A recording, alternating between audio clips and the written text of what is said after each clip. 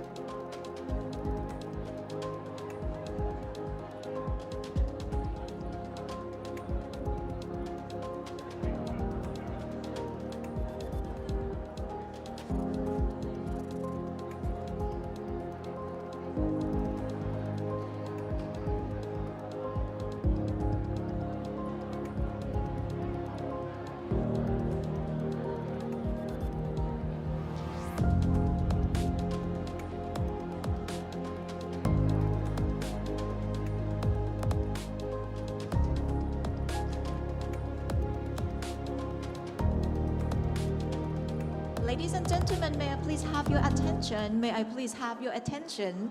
Please be seated as the event will begin in a few minutes. Thank you. We will be ready soon in a few minutes, so please be seated.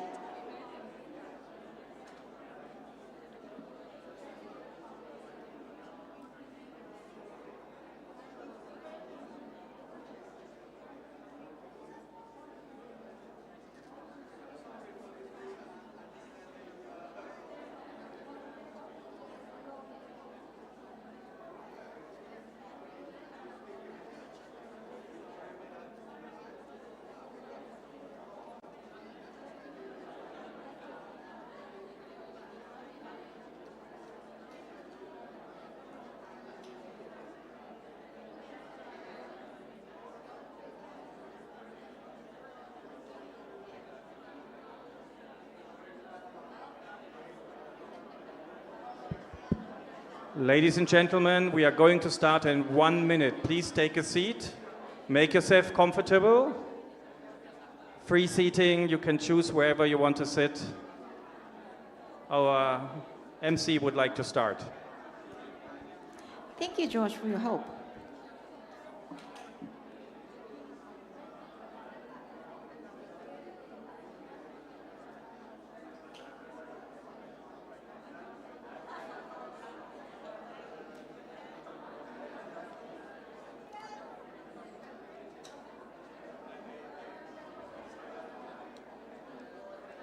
All right. Okay, it's time for us to start. So may I please have your attention? Okay. All right. So good morning. Good morning. Good morning, distinguished guests, esteemed speakers, and participants. So please be seated.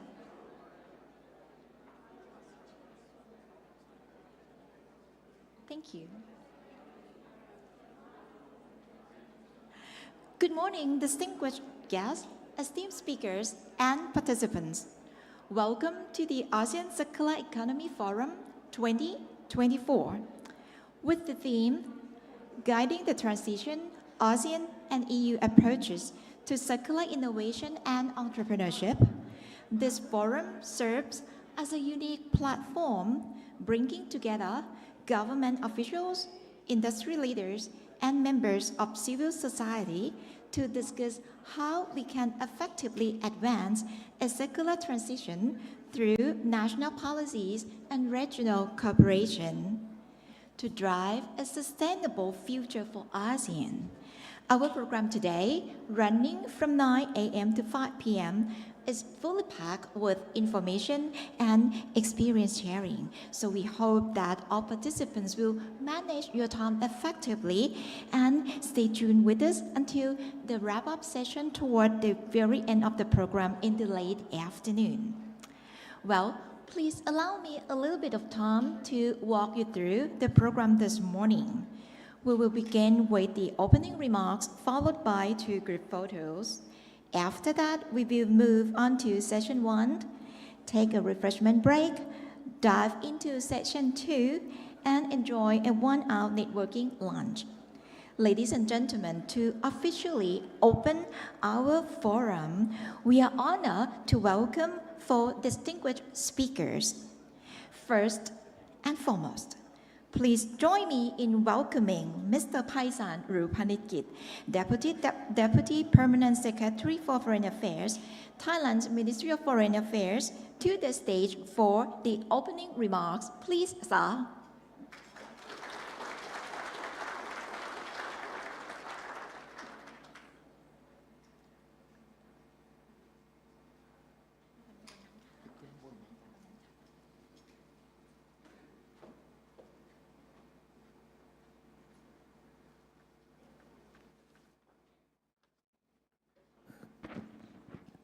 Good morning. Excellencies, distinguished participants, ladies and gentlemen, at the outset, allow me to extend my sincere gratitude to the co-organizer for inviting me to address this forum. I wish to thank all the participants for being here today. Your presence reflects our shared commitment to advancing the circular economy agenda in ASEAN, which is vital to our sustainable future. In the face of climate change and environmental challenges, circular is a sustainable development path for ASEAN, and the ASEAN framework for the circular economy for the AEC adopted since 2021 has served as a guide for ASEAN to scale up collaborations among stakeholders in the circular economy initiatives across the regions. This will help bring ASEAN closer to achieving sustainable development goals, especially as we have now passed the halfway point of the SDG 2030 timelines. While ASEAN has made a significant effort in promoting circular economy practices, much more remains to be done, especially in terms of policy framework, capacity building, and applications of digital technologies in business models. Circular economy practices require a holistic approach to address the opportunities and challenges from the supply and demand side. I hope that today's forum will serve as a platform to promote dialogue, collaborations, and action among policymakers and business leaders, academic and civil society from ASEAN and the EU. With greater collaborating among all stakeholders and support from our partner, we can work toward ASEAN transition to circular economy and enhance resource efficiencies, thereby promoting economic resilience and sustainable growth. Thailand welcomes the close collaboration between ASEAN and the EU in advancing circular economy agenda in the region through the establishment of ASEAN Circular Economy Stakeholder Platform at the ASEAN Center for Sustainable Development Study and Dialogue. With the support of the E-Ladies program, ASEAN and the EU have shared experience and knowledge on how to accelerate the adoption of circular economy practices. This cross-regional exchange have allowed us to learn from the EU Circular Economy Action Plans, which have set an excellent example for creating circular business model and aligns them with the Sustainable Development Goals. Just to share with you that I was involved in the negotiation of the 2030 agenda myself, and I'm so pleased that the 2030 agenda has become the global agenda, and the SDG has been adopted not only by the public, also by the private sector. Building on the last year forum in Jakarta, the second edition of the ACEF offer an excellent opportunity for deeper engagement in identification of challenges, knowledge exchange, policy advocacy, and the cooperation between stakeholders from ASEAN and the EU. Today we will showcase current circular economy practices in ASEAN, including repair, reuse, and innovative developments. Our discussion will focus on how to make circularities more inclusive and suitable for our regional context. We will also explore ways to overcome common challenges and stimulate circular economy across the regions, especially for the entrepreneurs and innovators from both ASEAN and the EU. Excellency, distinguished participants, the journey toward a circular economy requires cooperation across border, sector, communities. I hope that this forum will contribute to promoting new partnership, inspiring innovative solutions, and strengthening our commitments to concrete actions that will enhance ASEAN's resilience and drive our region toward a more sustainable future. Thank you very much. ขอบคุณครับ Thank you. Thank you, Mr. Paisan Rupanakit, and please return to your seat. Please.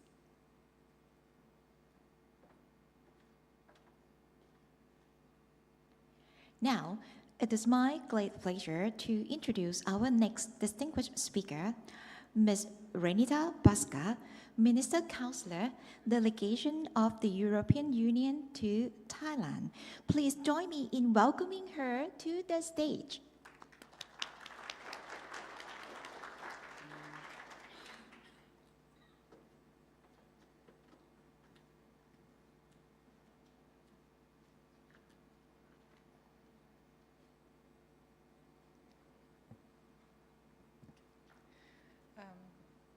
A very good morning to everybody.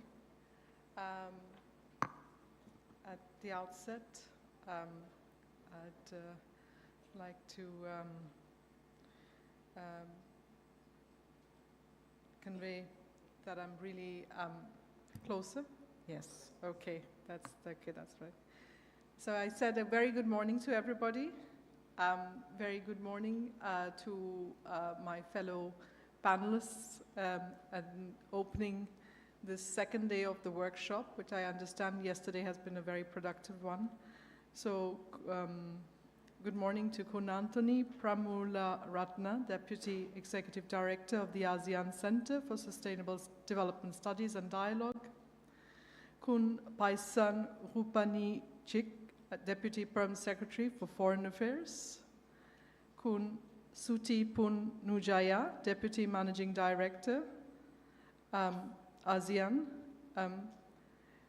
Stakeholders belonging to the platform of the ASEAN Circular Economy, ASEAN senior officials on environment, ASEAN working groups, the team of E-Ready, and all other distinguished participants in the workshop.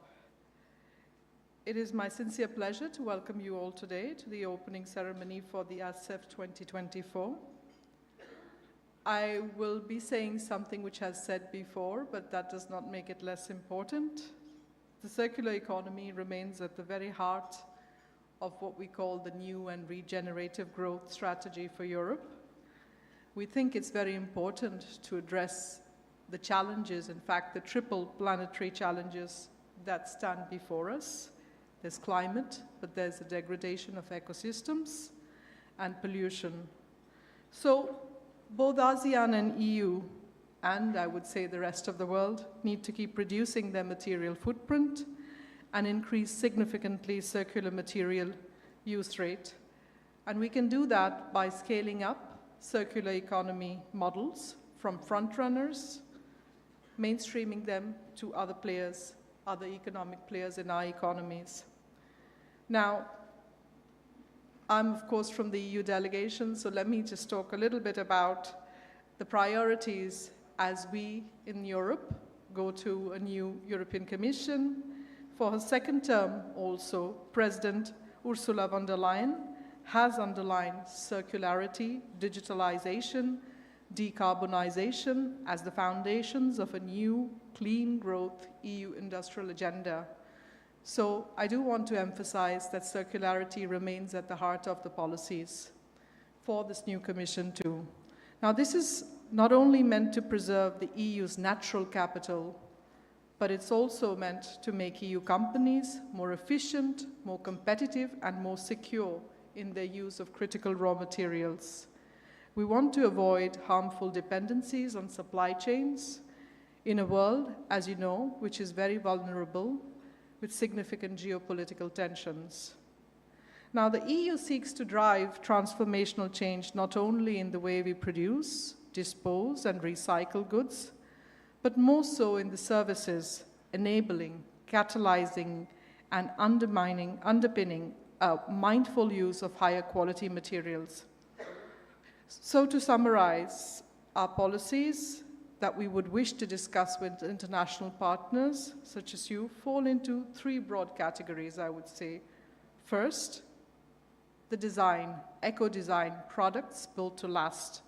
Second, key value chains in areas like critical raw materials, be it for products like electronics, ICT, batteries, vehicles, or products relating to packaging, plastics, textiles, or construction and buildings. Last but not the least, in the third category, we want to create markets for high quality, safe, and secondary raw materials.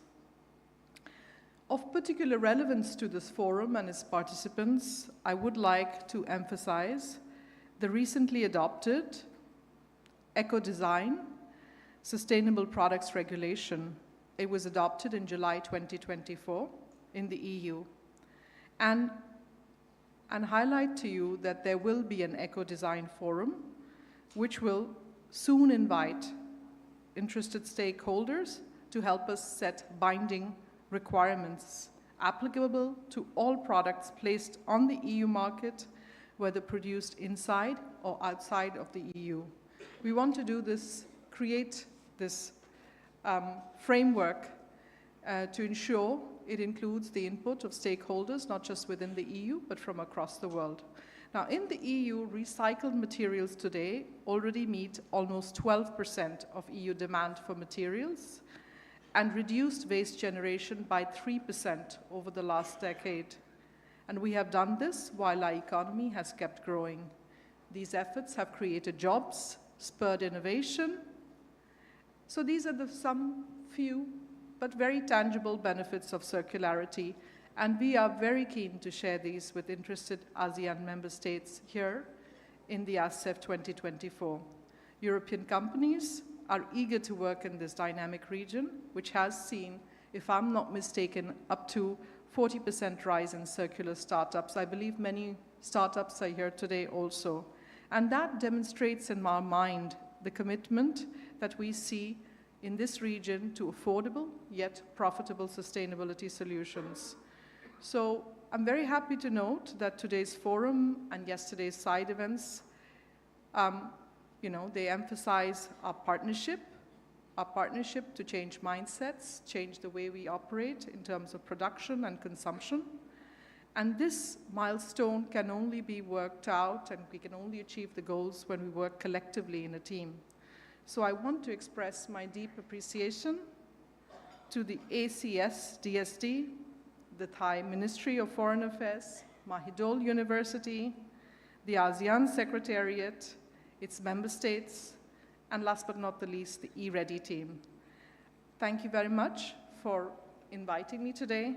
Thank you very much to all the participants who've come here today, not just from Thailand, but from across the region and beyond. I heard some other countries also while registering outside, and taking the time from your busy schedules, but to discuss an important matter. As an EU representative, as I said, I'm very happy to see such a broad participation from all ASEAN member states, and also from the different divisions of the ASEAN Secretariat. And that, in my mind, points to the cross-cutting dimension of this topic. I wish you all very successful and constructive deliberations today, and I hope they go a long way to help build a work plan towards next year's forum in Malaysia, which I hope will be equally successful. Thank you very much for your attention. Thank you very much, Ms. Renita Bhaskar. Kindly return to your seat. Thank you. Thank you so much for your insightful remarks. All right. Next, although we don't have the speaker with us, the next speaker is not with us, but we are honored to share his video recording of the opening remarks. And this speaker, may I please just announce his name? The next speaker is Mr. Ekapap Pantawong, Deputy Secretary General of ASEAN for Socio-Cultural Community. So let me just share his video recording of the opening remarks, please. Excellency Tan Paisan, Lupanikit, Deputy Permanent Secretary to Foreign Affairs of Thailand, Ms. Renita Bhaskar, Minister the Councillor, Delegation of the European Union to Thailand, Ms. Sutipan Nutchaya, Deputy Managing Director, ASEAN, distinguished guests, honorable the panelists, ladies and gentlemen. It is my pleasure to welcome you to the second ASEAN Circular Economy Forum today. My heartfelt appreciation goes to the European Union for the continuous support, and to the ASEAN member states for the unwavering commitment, as well as the relevant partners and the organizing team for the collaborative efforts in organizing this important forum on the circular economy. I wish to also to extend my gratitude to the ASEAN Center for the Sustainable Development Studies and Dialogue as the host of the ASEAN Circular Economy Stakeholders Platform for the leadership, and to the ASEAN for providing an avenue to ASEAN to contribute to the SX Sustainability Exhibition in Bangkok. Distinguished guests, ladies and gentlemen, ASEAN has long recognized the potential of the circular economy practices to drive the innovation and entrepreneurship within our region through the transformative pathway, one that prioritizes the sustainability, maximizes the resources efficiency, and fosters resilience in our economies. By embracing these principles, we can enhance our regional competitiveness and also to contribute to global sustainability goals. With support from the EU, a study on the gap analysis on the circular economy that was conducted and launched in 2019. Furthermore, in 2021, ASEAN adopted the framework for circular economy for the ASEAN Economic Community that creates a structured pathway for the region to transition to circular economy model. ASEAN has also developed a framework on sustainable consumption and production in 2022, which lay out the groundwork to promote sustainable lifestyle in urban and rural settings, as well as opportunities for the cooperation and the collaboration among the ASEAN member states and partners. With these studies and policy guidance in the background, the first ASEAN Circular Economy Forum that was successfully held in Jakarta in November 2023 The first ASEAN Circular Economy Forum engaged over 100 stakeholders in the region to share the circular economy theories and the practices, and importantly, to reflect where we were at and what would be next priorities for ASEAN and its member states. The event was resounding to the success and enthusiastic involvement from the government officials, industry to trailblazers, environmental champions, and the private sector. The groundbreaking forum set a stage for driving the progress and fostering the active participation in the ASEAN circular economy. Distinguished guests, ladies and gentlemen, today, the second ASEAN Circular Economy Forum is set to continue the success of the first forum, focusing on the ASEAN and EU approaches to circular innovation and entrepreneurship. The EU has been a pioneer in promoting the circular innovation, and their insights and experiences can serve as valuable lessons as we exchange our views and chart our own path. This forum is of the paramount importance for ASEAN member states, and our partners to showcase their remarkable progress, overcome the challenges, and seize the opportunity to drive forward and expedite the circular economy in the region. Through this forum, I would like to encourage each of you to engage openly, share your insights, and collaborate. The challenges that we face require collective action and innovative thinking. By working together, we can inspire new ideas, forge partnerships, and pave the way towards ASEAN community beyond 2025 and 2030 agenda for sustainable development. I wish this forum a great success. Thank you very much. Thank you. Thank you for your encouraging remarks. And finally, I am delighted to introduce Ms. Sutipan Nutchaya, Deputy Managing Director, the ASEAN Thailand. Let's give her a round of applause as she takes the stage. Please, Madam.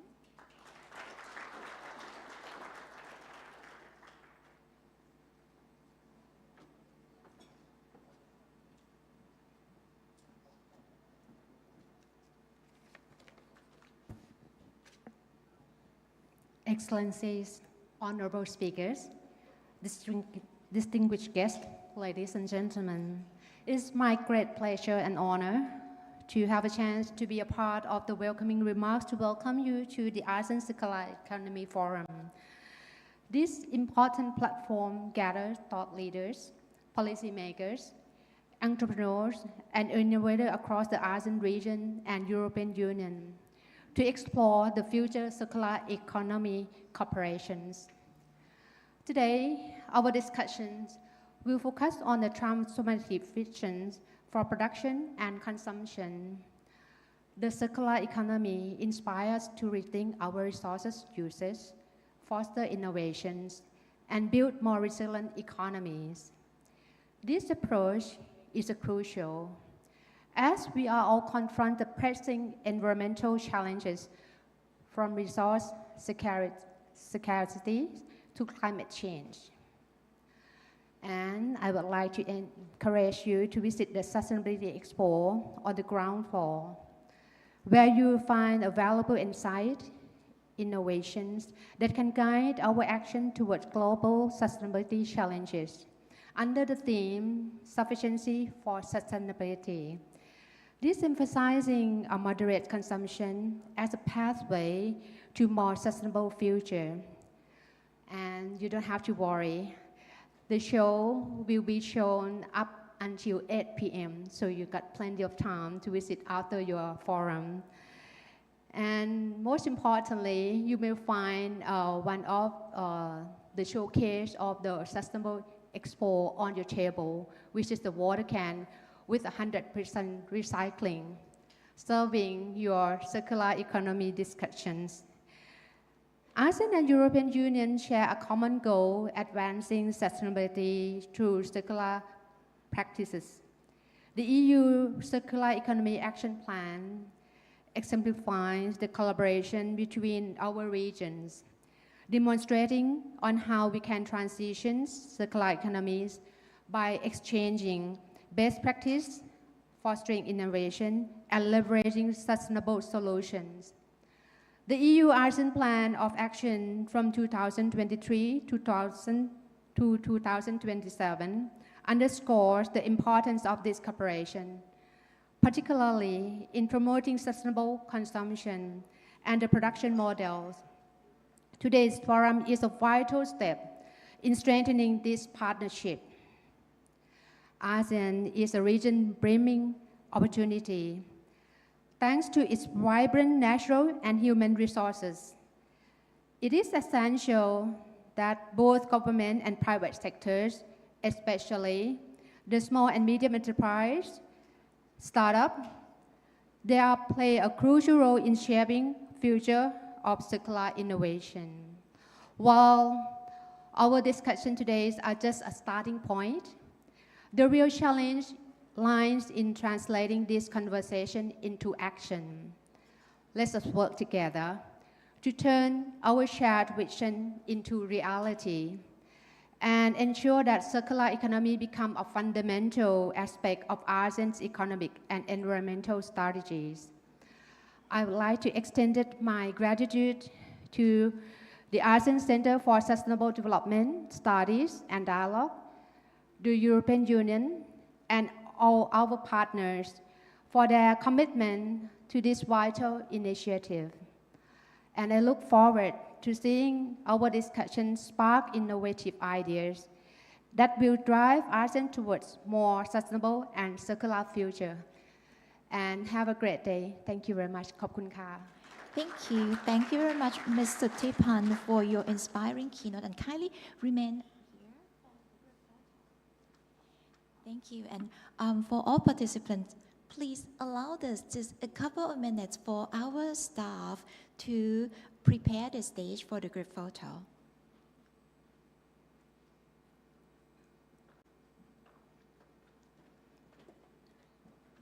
Please bear with us a little bit. The stage will be ready very soon. All right.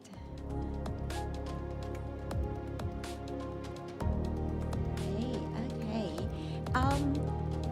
Thank you for your patience. And on this occasion, may I please invite Mr. Paisan Rupanithit, Ms. Renita Baska, Dr. Wong Sok, Ms. Latifa Haida Latif, Mr. Anthony Pramonrat, and Kun Aldo to be on the stage, joining Kun Sutipan for the first group photo.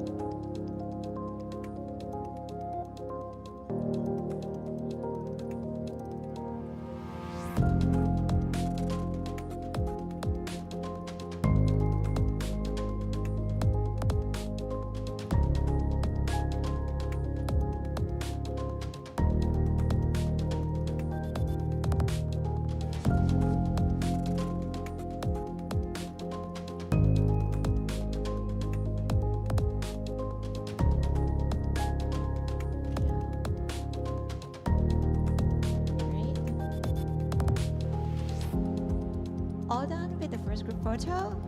All right, good. Thank you so much. Thank you, the keynote speakers and all the guests, and kindly return to your seat as we will proceed for the second group photo. Kindly return to your seat.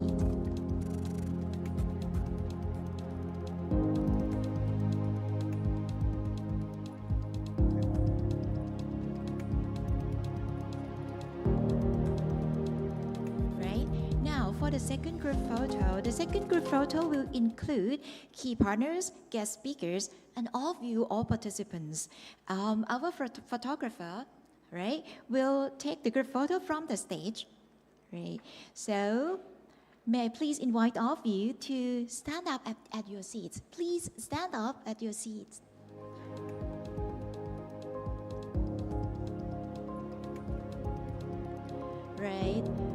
first shot will be formal.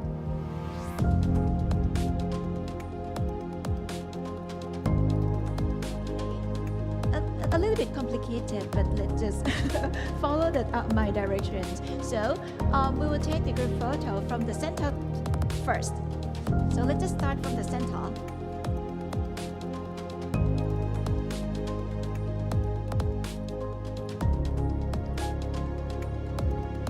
Right. Then the guests on the left-hand side, get yourself ready. Left-hand side. And then we have the right-hand side ready as well. Right, then the right hand side over here. Ready, 1, 2, 3. All right, is that all done? Do you need any thumbs up? No? All right. Okay, thank you so much, and please take your seats. Thank you very much. And ladies and gentlemen, after hearing our distinguished speakers set the stage for today's discussion, we will dive into our first section, Circular Economy in ASEAN, Harnessing the Potential of Regional Integration and Cooperation. This section will explore ASEAN's existing initiatives on circular economy, showcasing collaboration between national and local governments in the region. To ensure we stay on our schedule, I kindly ask all speakers to keep your presentations within the given allocated time. And more importantly, kindly accept my sincere apologies in case I mispronounce your names and surnames. Now, here we have two representatives from the ASEAN Secretariat on their diverse roles in advancing circular economy. Let us start with the first one. May I please invite on the stage Dr. Wong Sok, Head of Environment Division and Assistant Director, Sustainable Development Directorate, ASEAN Secretariat. Please, sir. Or it can be here. Thank you. I take your stage. Thank you very much, Excellency, ladies and gentlemen. It's my great honor to join you today. It's very delighted to see the circular economy at ASEAN growing from the first sort of just awareness raising back in 2019 and then 2021, and then the first circular economy, this is the second circular economy, growing significantly in terms of number of engagement, in terms of number of investment, as well as in terms of the key development in this sort of circle. I mean, ASEAN Secretariat have opportunity to present to you all from ASEAN sort of perspective, two levels. One is from a general sort of perspective on the ASEAN social cultural sort of pillar, but also my colleague from economic side will deep down on economic contribution from ASEAN, where we believe it is quite important to engage the economic sector to make a difference for our region. So next slide, please. Oh, I can press here. Upsells.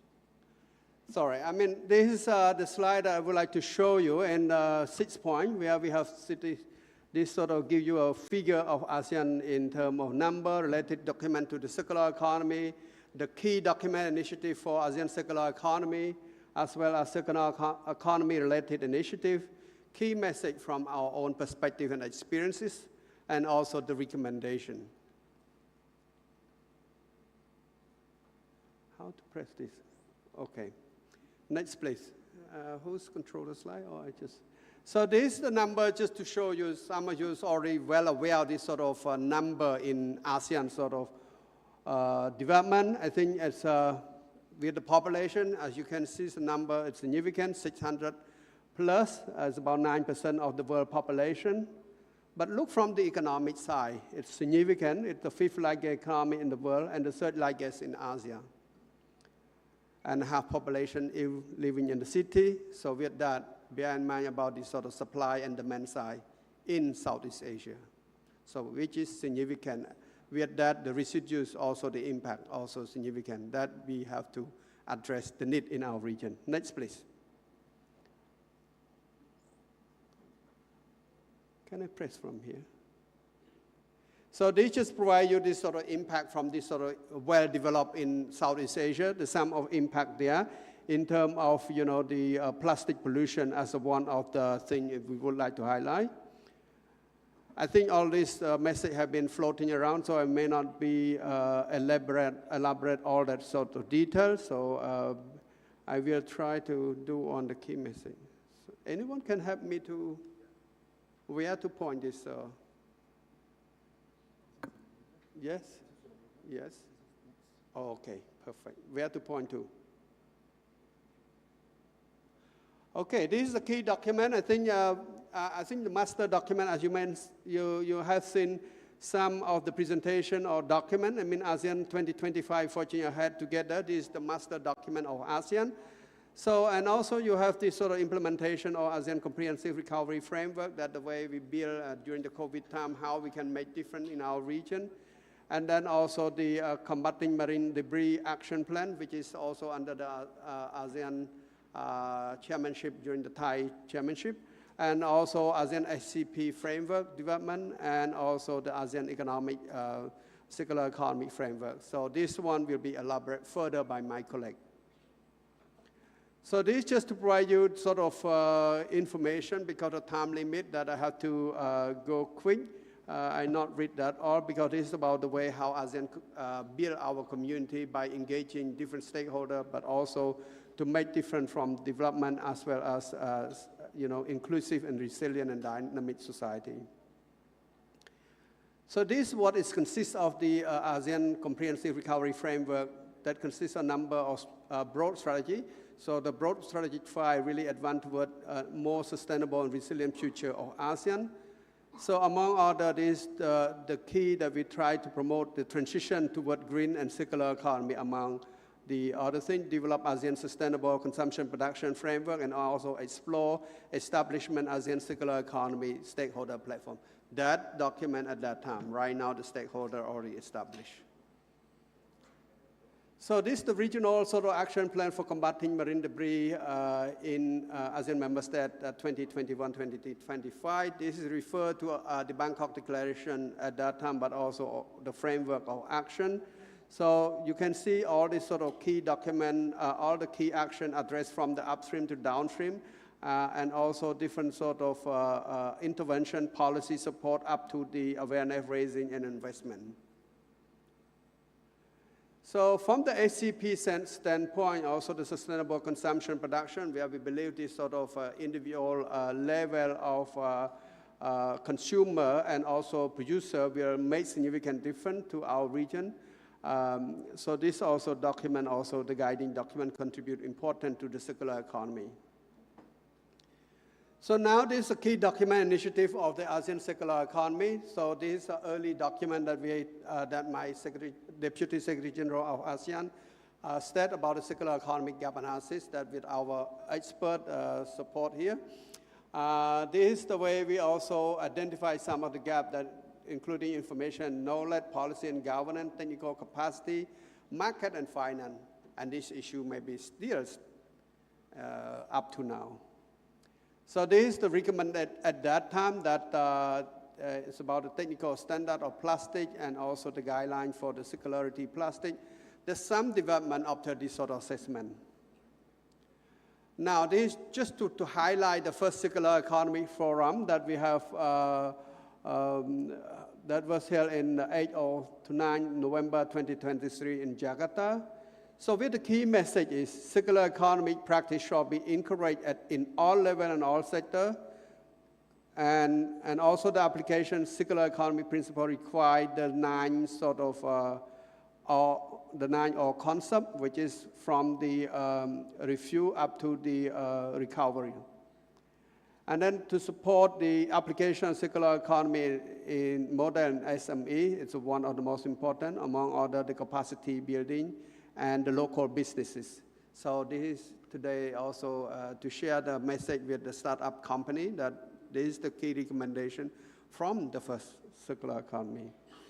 Energy efficiency plays a huge role in economic transition, and this is to achieve the waste to energy application and so on. So now this is the recommendation from the first circular economy, from the gap analysis about the circular economic stakeholder platform. Currently, have been launched in 2021. ASEAN Circular Economic Stakeholder Platform was established under the ACSDSD at the Mahidol University currently. And this is the key role and function of the ASEAN Circular Economy Stakeholder Platform, and the key player and key stakeholder of the platform. Here's not enough. I think we have also the ASEAN EU sort of Team Europe initiative. I mean, as a part of continued support of EU in terms of circular economy component. So these three sort of component, regional sort of policy dialogue, waste standard and data collection, and network and knowledge sharing. So the potential implementing partner have been identified, the Stockholm Environment Institute, GGGI, and also ACSDSD. So this is the thing with the marine plastic sort of debris, this contribution from World Bank to this sort of the RAP for your reference. This ASEAN-German project for reuse, recycle to protect the marine environment, coral reef. As you can see, some of the key objectives there to understand different approach to promote participatory and also implement or establish private sector sort of engagement. So this ASEAN-Norway cooperation project on local capacity building for reducing plastic pollution in the region. Among others, this is about the way to build the capacity to strengthen their monitoring and engagement in addressing those plastic pollution. So this ASEAN-Japan sort of contribution. So I may go to the key message. Again, I would like to reiterate from what the first Circular Economy Forum mentioned. This is the way several related circular economy initiatives have been initiated and applied in the region, including gap analysis, knowledge sharing, capacity building, even data information development, and establish operationalization of the platform and pilot some of the activity. Circular economy have progressed in AMS in various stages, including Singapore, Thailand. I not list all, but all have been progressed. In the member state, and also in public-private sector, in some industrial, and also in some of the stakeholders, including startup and SME and corporate level as well. The challenge and constraint here I would like to highlight is the too broad of circular economy. This creates some sort of talking different languages. When we have different stakeholders, different scale, different sector, and when the circular economy sort of concept is quite broad, this creates some sort of different languages have been communicated. I mean, from the scholar standpoint, we have 114 sort of definition of the circular economy. So this is one of the things that we may need to be simplified. We may need to find a way how to promote this sort of better understanding this to advance how the circular economy can be implemented. Secondly, I mean, we still focus on linear and downstream sort of approach. I am saying this, and I appreciate some of the country and some AMS, and also the partner that have been advanced in terms of midstream and upstream, but still limit from my observation. Second, lack of market and financial support, especially investment in circular economy. It's still business as usual, and limit data information and best practice, as well as limit harmonized policy institutional governance for the CE at the various level. My time's up. I'm just trying to see this sort of. The recommendation application of circular economy should not be limited to any sector, any industrial or level. The circular economy should be promoted various sector, level, and by all stakeholders. Research and development is very important to bring people closer to understand and share sort of vision and mission about the circular economy. So this should be both from theoretical and practice. For example, identify the scope and prioritize circular economy agenda in the region and also in AMS, including the cost benefit, cost opportunity, and investment opportunity as well. The circular economy, CEPA, communication, education, public awareness, and dialogue should be further improved at all levels, regional, national, sectoral, or city or local. Good practice need to be shared and also documented, and also network and partnership development is very crucial, particularly ASEAN and EU people to people, business to business, and with other partners. This is also involved the community of practice or the professional practice of circular economy should be in play to support, to work alongside with the ASEAN stakeholder platform on the circular economy. With that, I would like to thank you all for your attention. Well, thank you, Dr. Wong Sok, for your key messages and recommendations. Now, to see this from a different perspective, may I please invite Ms. Latifa Haidar Latif, Assistant Director, Analysis and Monitoring on Finance and Socio-Economic Division, ASEAN Secretariat, to share information either here at the podium or on the stage. Up to you. Okay, please welcome. Over here, please.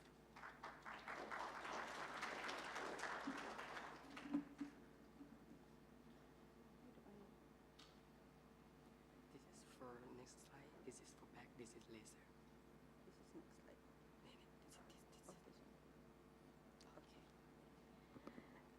Good morning, sorry. Good morning, everyone. I hope you can hear me clearly. It's a pleasure to be here, and I wish to thank Dr. Wong Sok, my colleague, for setting the stage in terms of what ASEAN is doing at the regional level, and where I come in is slightly a bit more specific. He did mention a few challenges earlier in terms of implementing circular economy or transitioning into circular economy practices for ASEAN. And I think this is where the economic sector plays a critical role. One of the things that we have noticed at the regional level in terms of the implementation or transition to a circular economy is the fragmentation.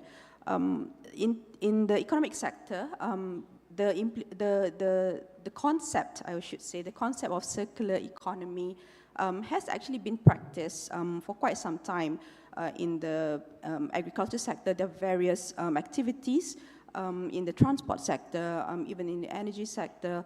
However, it is being done at the sectoral, very sector specific. So it's quite fragmented, and there's no structured pathway that guiding the entire industry. So this is where the framework for circular economy for ASEAN Economic Community was developed, and the purpose specifically to assist or to support the private sector, particularly the businesses and ASEAN MSMEs, to make the transition towards circular economy practices. And you can see that the goals is to actually provide structured pathway to adopt the circular economy model for the businesses. And the development of the framework was in line with ASEAN sustainability agenda. It also helps ASEAN. It was also designed to specifically support ASEAN member states and complement their national policy to meet the carbon emission target under the Paris Agreement.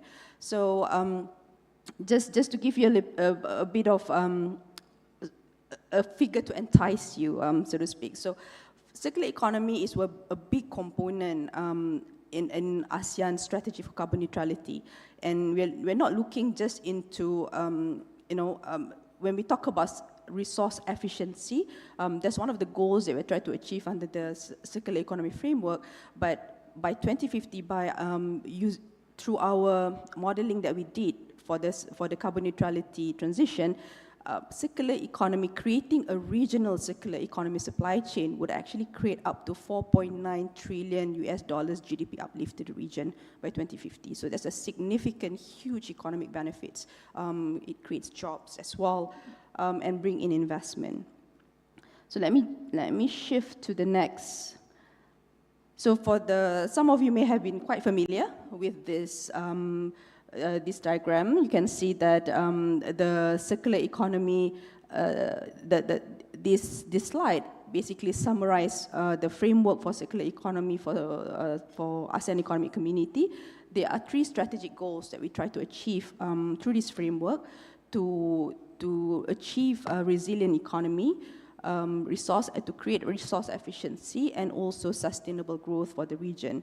There are 6 guiding principles that was that was used as the guardrails in developing the framework, and also 5 strategic priorities. So these strategic priorities are the entry points in terms of point of convergence and the point of departures for the region.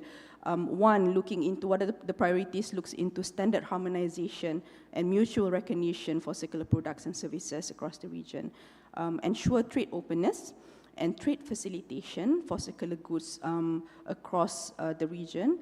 Enhance role of innovation, and also leveraging on digitalization and emerging technologies to support the transition. The 4th strategic priority is access to financing, sustainable finance and innovation investment. Innovative investment will play a key role. And if you look across globally, the cost of financing for sustainability-related project in this region is 7 times higher than everywhere else across the world. And there was a report, or there was a study done by McKinsey Institute, I think in 2021 or 2022, if I'm not mistaken. Sustainable projects, or in this part of the world, in ASEAN, mostly are not bankable. The only type of projects that are bankable are photovoltaic types of projects. Biomass, for example, waste to energy are not deemed as bankable, and that creates a hurdle to access financing. As we have seen a lot of good pilot projects in the agriculture sector, but the only investors so far that we've seen are interested are family offices and impact investors. So we want to be able to also attract global funds to our sustainable or circular economy project. And finally, the 5th one is the efficient use of energy. This was also highlighted earlier by Dr. Wong Sok, given that energy underlies all our economic activities. So these are the, briefly, what the framework is all about. I will quickly just go through. So the framework, the ASEAN economic ministers adopted the implementation plan last year, and the implementation plan runs from 2023 to 2030 for 3 high impact sectors. It covers agriculture, energy, and transport, and we have outlined 67 initiatives that falls within 4 major categories: standards, trade facilitation, access to financing, and capacity building. And in supporting the implementation of the framework, there's also a work program that runs for 5 years, and it's specifically looking at supporting, creating awareness, exchange of best practices, exchange of knowledge. It's focused on capacity building, but applicable to all sectors, unlike the implementation plan. I'm not going to dwell too much on this because I think the next few slides, again, 67 initiatives I've already shared earlier. I think what's more important is this slide here. So where we are since it was first adopted. So out of the 67 initiatives, about 15% has been completed.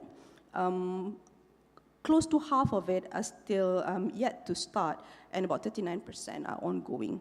And 3 key ongoing initiatives that I wish to highlight is first, the establishment of ASEAN Center of Excellence for Green Transition. So the Center of Excellence for Green Transitions, the aim is actually to provide a platform, a regional platform for capacity building that will support our ASEAN producers, more the upstream side, ASEAN producers to be able to transition into a more sustainable way of production and consumption. And not only focusing on manufacturers, for example, but we're also looking at the entire business ecosystem. So what it means is also we are looking into supporting our legal sector, for example, to understand the impact of CBAM on their exports to Europe, to also support the entire ecosystem of center of businesses in ASEAN. So for the first phase of implementation, we have the support of EU to help us with the gap analysis. And right now, this is still ongoing. We are still seeking the approval for the formalization of this Center of Excellence. And second, ASEAN Sustainable Finance Support Hub. Again, like I mentioned earlier, bankability is a huge issue, and we plan to actually, so this Sustainable Finance Support Hub is being led by Working Committee for Capital Market Development at the ASEAN level, and it is intended to provide capacity building and to handhold project owners or project developer to enhance the bankability of their project. And at the end of the main goal, or at the end of the day, what we want to see is would be a pipeline of projects where we will be able to attract global investors to this part of the world. And the third one, inclusion of circular economy elements in the ASEAN trade in goods upgrade negotiations. So we talk about creating a regional supply chain. We talk about, creating economies of scale for circular economy, and this is one of the pathways of doing so. We want to be able to create regional circular economy supply chain for ASEAN, and right now, the ASEAN member states have agreed to include circular economy as one of the elements in our trade in goods agreement upgrade negotiation. So the negotiation is currently ongoing and expected to conclude by the end of next year. And right now the focus will be on remanufacturing. But the goal is to look into beyond manufacturing at one point, and we wanted to be able to identify what would be the product streams for ASEAN. And this is a legally binding agreement and something that would actually move forward and support the businesses in terms of creating a new emerging areas of growth. And I just want to bring your attention, I know that my time has run out, just quickly to also highlight that the challenges is when we talk about circular economy, it's cross-sectoral in nature. And we're not used to bringing down the walls, if I can be frank. So what we've tried to do in ensuring the implementation of the framework will be able to be delivered in an impactful and timely manner is we have set up a focal group on circular economy, and the focal group actually consists of 10 sectoral bodies in ASEAN that are responsible for the delivery of the 67 initiatives. And the first meeting convened last year in November 2023, and the next meeting would actually look into the current status and what are the challenges, what are the which sectoral body that's facing problems, and what are the potential way forward in resolving those issues. The focal group has also agreed to invite or to set up industry advisory panel where the focal group will be advised or will get inputs from the industry in terms of the effectiveness of this initiative. So the initiative will be a living document and it will be readjusted throughout the implementation period to ensure that it is actually effective, pragmatic, and useful in supporting the industry. So I think I shall stop here, and during coffee break, I'm happy to be approached if you have any further questions on this. Thank you very much. Thank you for sharing your consolidated plan and implementation. Ladies and gentlemen, to carry on and ignite further ideas, we have 3 spotlight presentations showcasing good practices from across the region.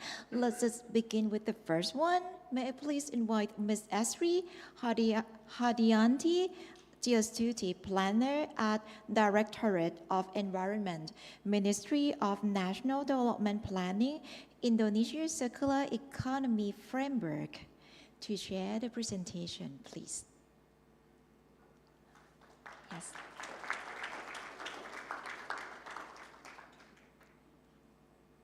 Over at the podium.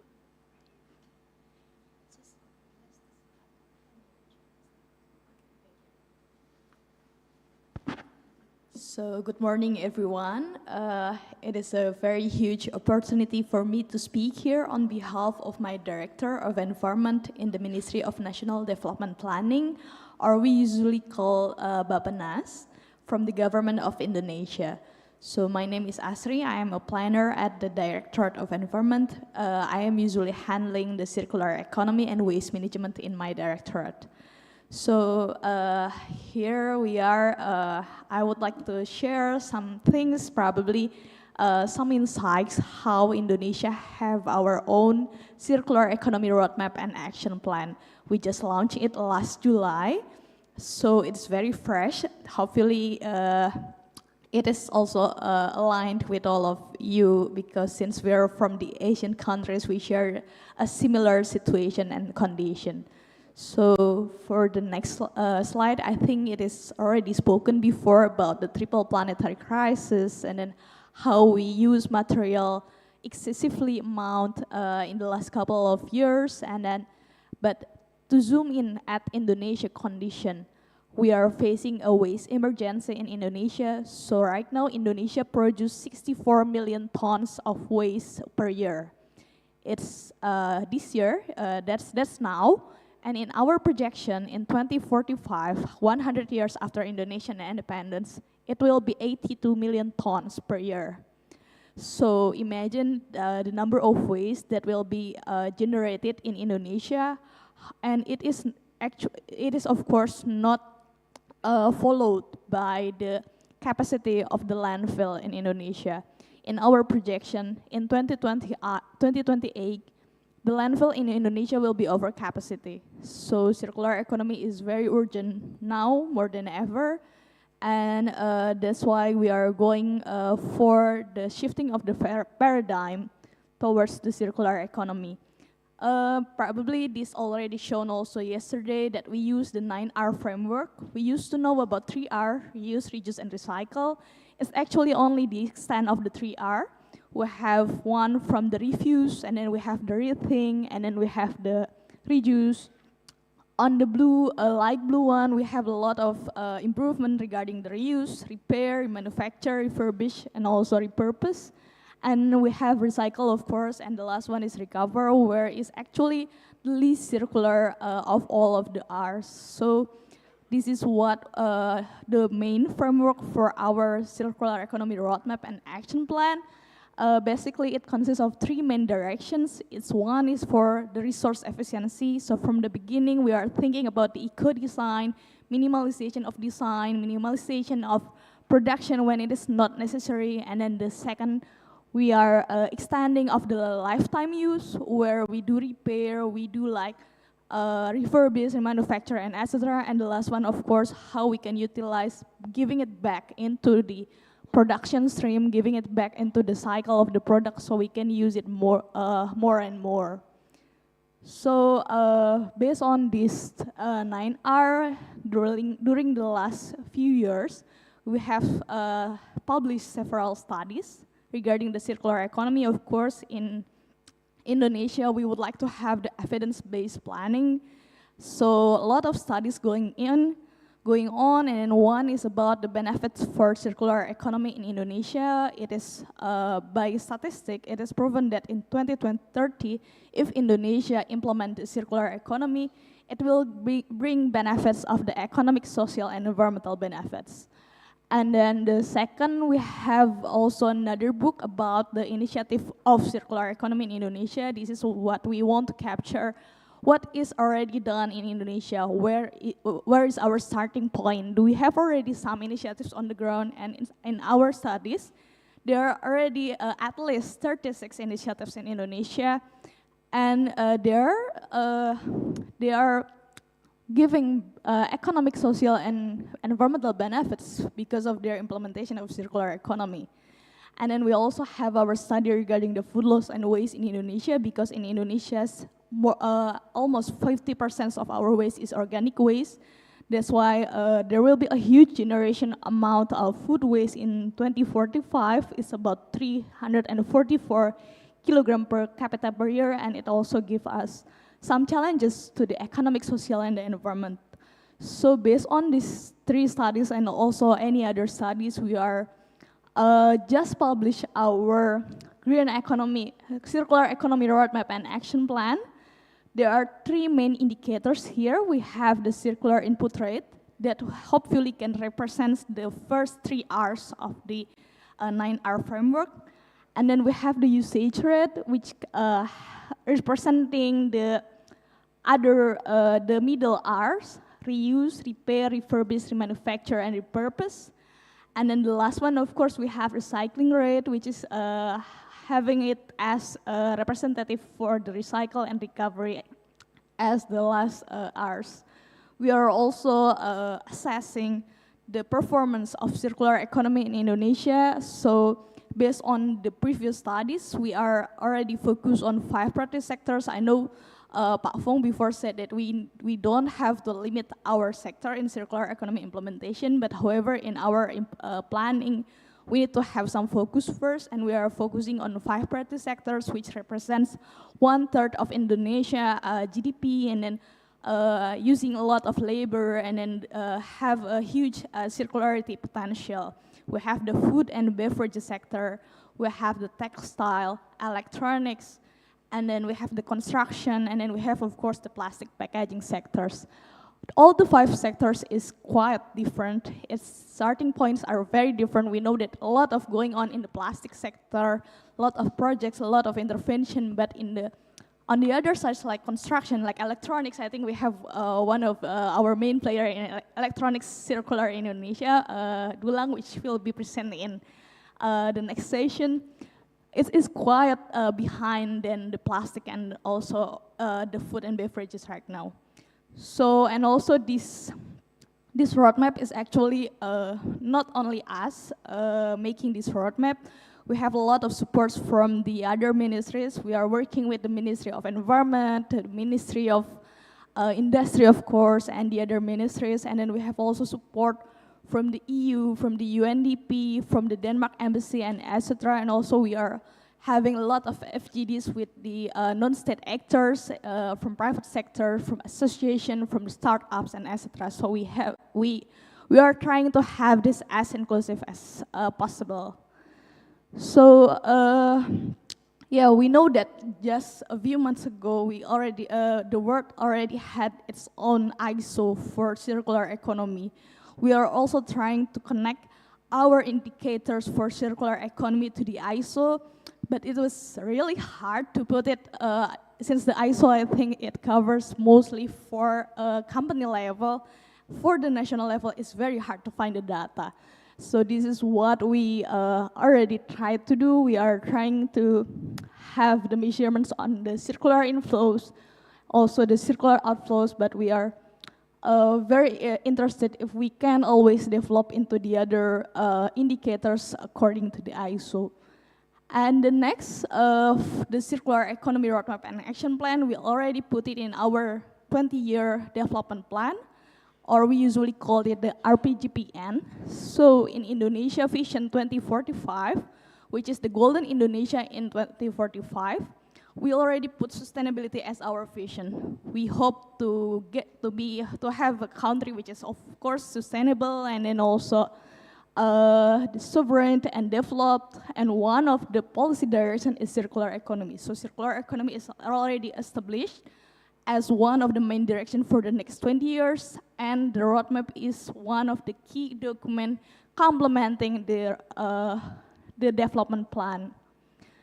And this is quite detailed on the roadmap. So we have the 5 sectors here, and then in each sectors has several strategies complementing the implementation of circular economy, and also each strategy consists of several actions, and it is also already mapped what stakeholders already related to that action. So for example, in the food sector, we have the food loss and waste, we have also the organic farm, and then a lot of them also mentioned about EPR as one of the key strategy regarding data, infrastructure, and etc. So this is one just, I think we all know that it is very important to keep all of the stakeholders in the loop in the circular economy. So, and it hopes to be that in our roadmap and action plan, it already reflected that we are trying to be as inclusive as possible. I think that's the end of my presentation. Thank you. Good morning, everyone. Thank you so much. Thank you so much. And that's the best practice from Indonesia. Now, let's shift a little bit to Thailand.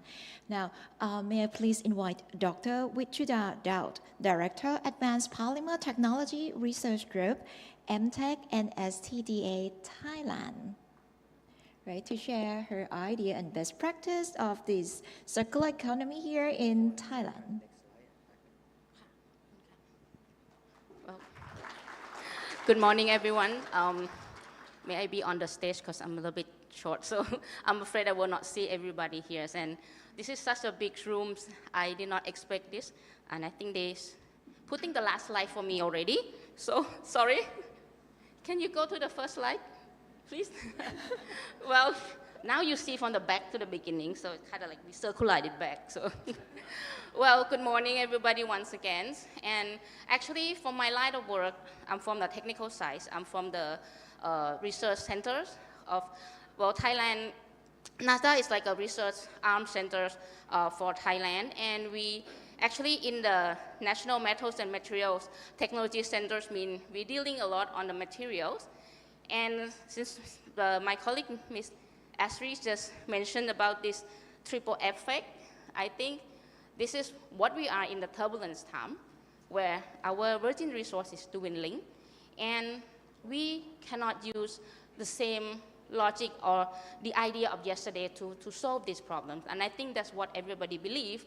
So you are here to talk about circular economy. In our work early on, we also think about how do we put this idea and concept of circular economy into the industry and the private sectors.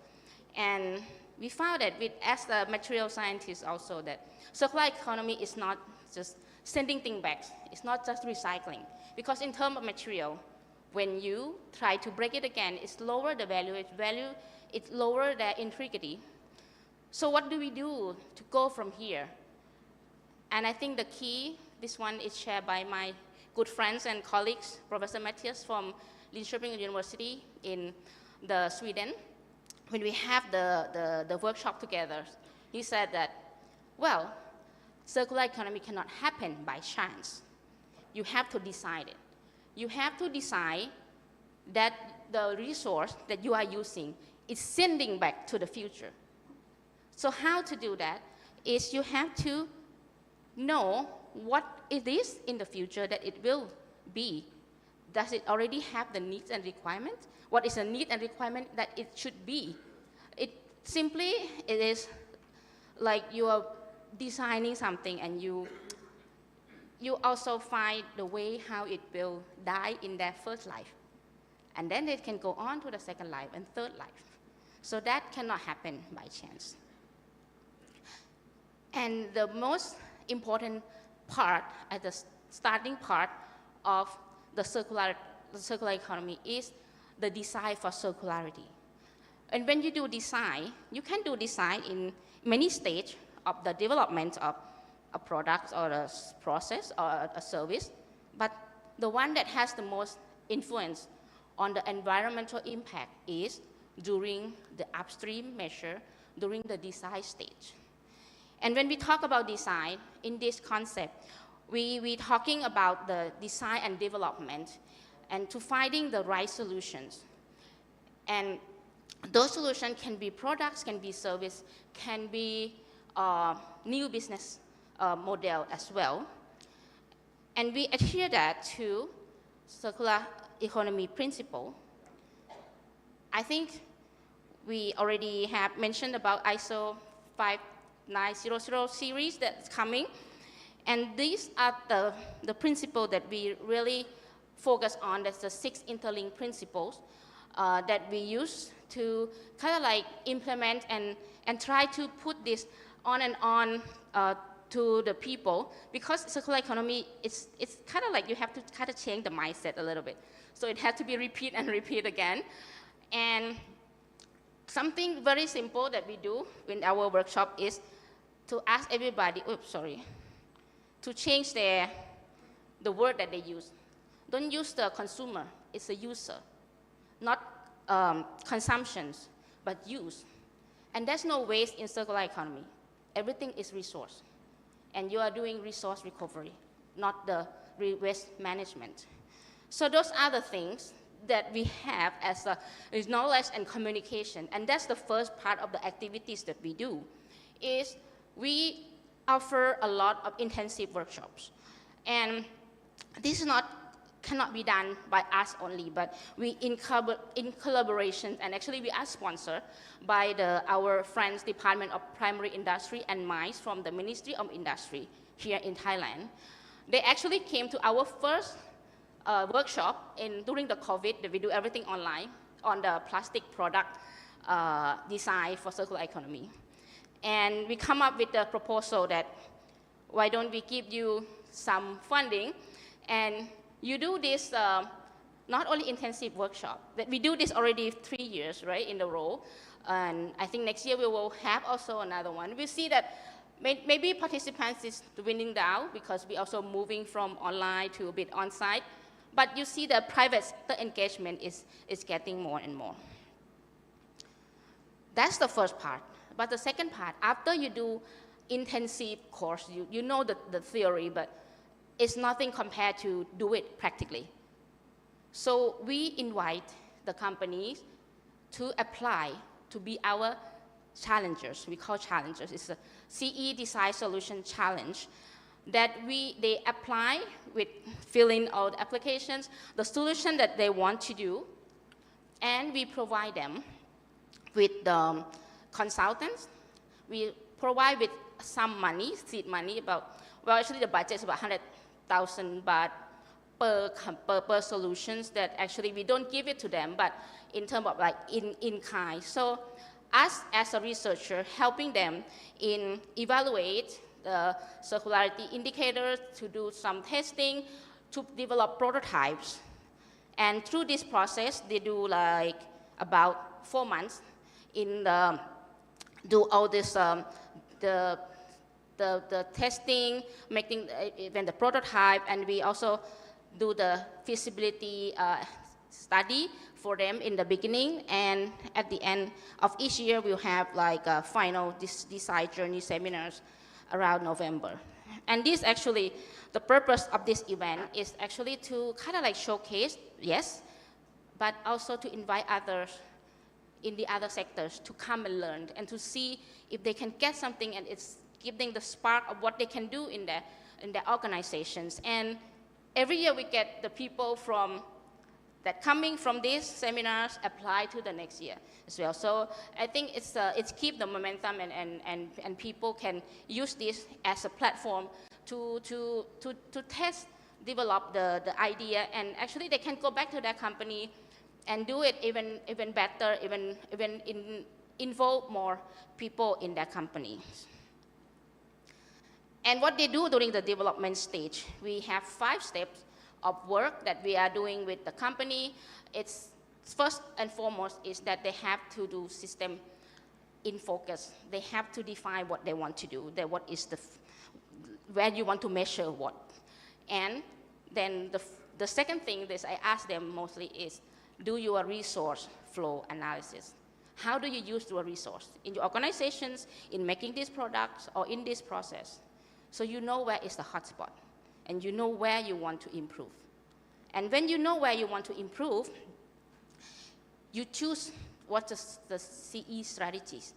You want to increase their value, you want to retain the value, or you want to share this value to the next stakeholders, so that you can decide and evaluate these solutions, do some of the prototype, collect some data, just do some calculations, and at the end, like I said, we assess feasibility in terms of technical aspect, financial, and economic aspect as well.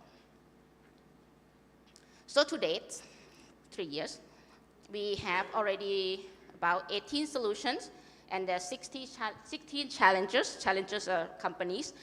It's a less than number of solutions because some come back the second year because it's not enough for them. They want to learn more, so which is nice. And then they can also kind of like helping the friends in the same year to further develop their idea. And we have across different different people from the different part of the value chain. So actually it's nicely to see this number come together, that we can interpret penetrate this into a lot of the sectors in this value chain as well. So, and these are some of the samples of the design solution that we have done so far. And we actually, that's an insight that I have. I have 20 seconds. I have a lot of slides, but this one, I will finish it here, that the insight we have is that they cannot change what they cannot measure. The important thing to do circular economy is to have data. A lot of companies I work with have data, but doesn't know how to use the data, or never collect the data, so don't know how they will improve from there. So that's very important. And when you have this meaningful data, it's not only numbers, but those numbers should tell quality, should tell also if it's safe, and that is very important to send the resource forward into the future. Thank you. Right. Thank you so much for your inspiring presentation and for shedding some light on data collection. Now, moving on to the next one, Vietnam. May I please invite Professor Dr. Hong Quan Nguyen, Director at the Institute for Circular Economy Development, Vietnam National University, for your presentation. Please, sir.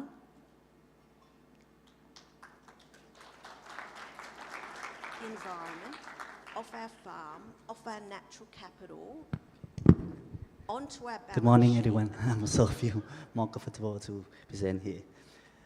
Thank you so much, organizer, for having me today, and really pleasure to be here. It seems really a lot of interest of many people, and yeah. So my slide, my talk is we will going. I try to give you some current policy in Vietnam, and then some case study, which is mainly based on what we are working as our university. I will skip this. Just to give you information about our university, with an eco-ministry university. So because of that, we are not only research, teaching across different disciplines, we have a strong mandate to support the countries in terms of policy development at the national level and also local levels. I think we all agree with the set from JNS, the future is green, the future is circular. Otherwise, we have no futures. There's some recent report, I think, especially just recently, September, I want to share with you about circular future 2050s. And yeah, I think I will skip the definition, but just to emphasize that when we're looking at circular economy, that we try to look at it as multiple benefits. So because of that, we need to design the business models that can target to different stakeholders.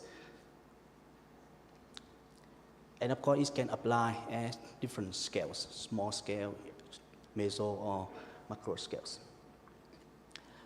I like very much this study because it not only reveals the history of circular economy, especially developed a lot from the West, but also emphasize that there are a lot also coming from the South, in the East, especially looking at the religions, Taoist, Buddhist, or fusions. So people, the principle of this, for example, partnership, how people are working together, how we look at the natures, it can be applied very well in circular economy. Skip this one. Also the reason, study global security protocols. I hope you can also find valuable resources to look at. Another important thing that I like to emphasize importance of the university. Sustainability or circular economy is a very cross-sectoral and complexities. So universities still need a play very important roles for this. There are quite a number of initiatives working on this. Now come to circular economy in Vietnam. It's now already in the top political agenda of Vietnam from the parties, but also at the COP26, where we try to link circular economy with the net zero by 2050s. We have implemented in the environmental protection law and also circular economy plans.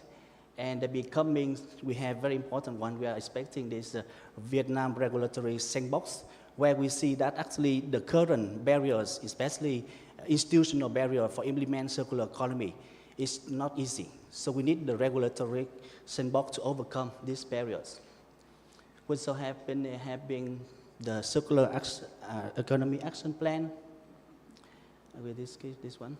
So what we are doing in circular economy, we look at the different areas. Urban, industry, agriculture, plastic, renewable energies, and others. So I will give you some example.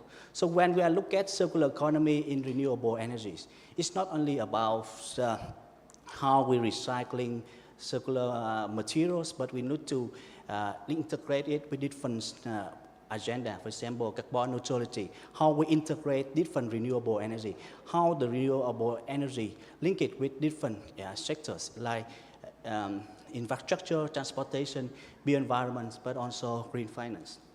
So we look at it based on understanding the perspective from different stakeholders, from renewable energy suppliers to consumers and other relevant stakeholders.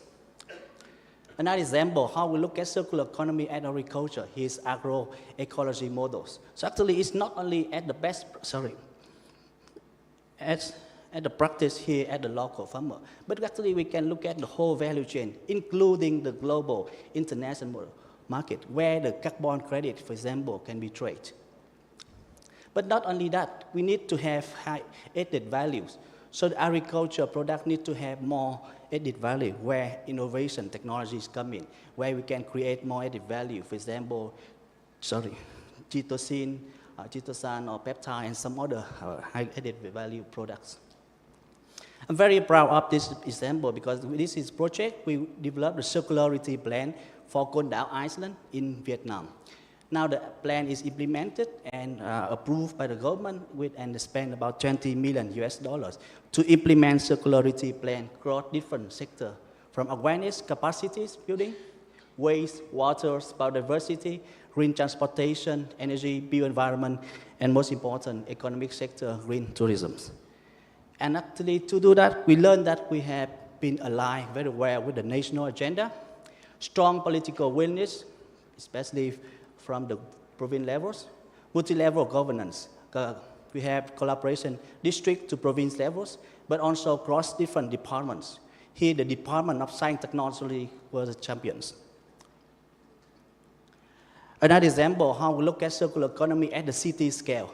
Here we look at it, Ho Chi Minh City, the mega city, taking into account the twin transition, green and digital economy, and integrate with different infrastructures developments, especially transportation now, for example, EVs, bus, or taxi or developed, and also renewable energies.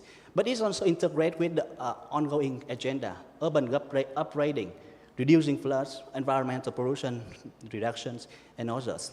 And also the interlinkage between rural agriculture industries and urban health.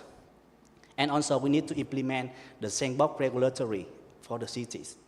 And of course we need living labs, open community innovations, startup, talent attachments. Yeah, so skip this one where we have the regional collaboration last year. The last example is we developed the living lab.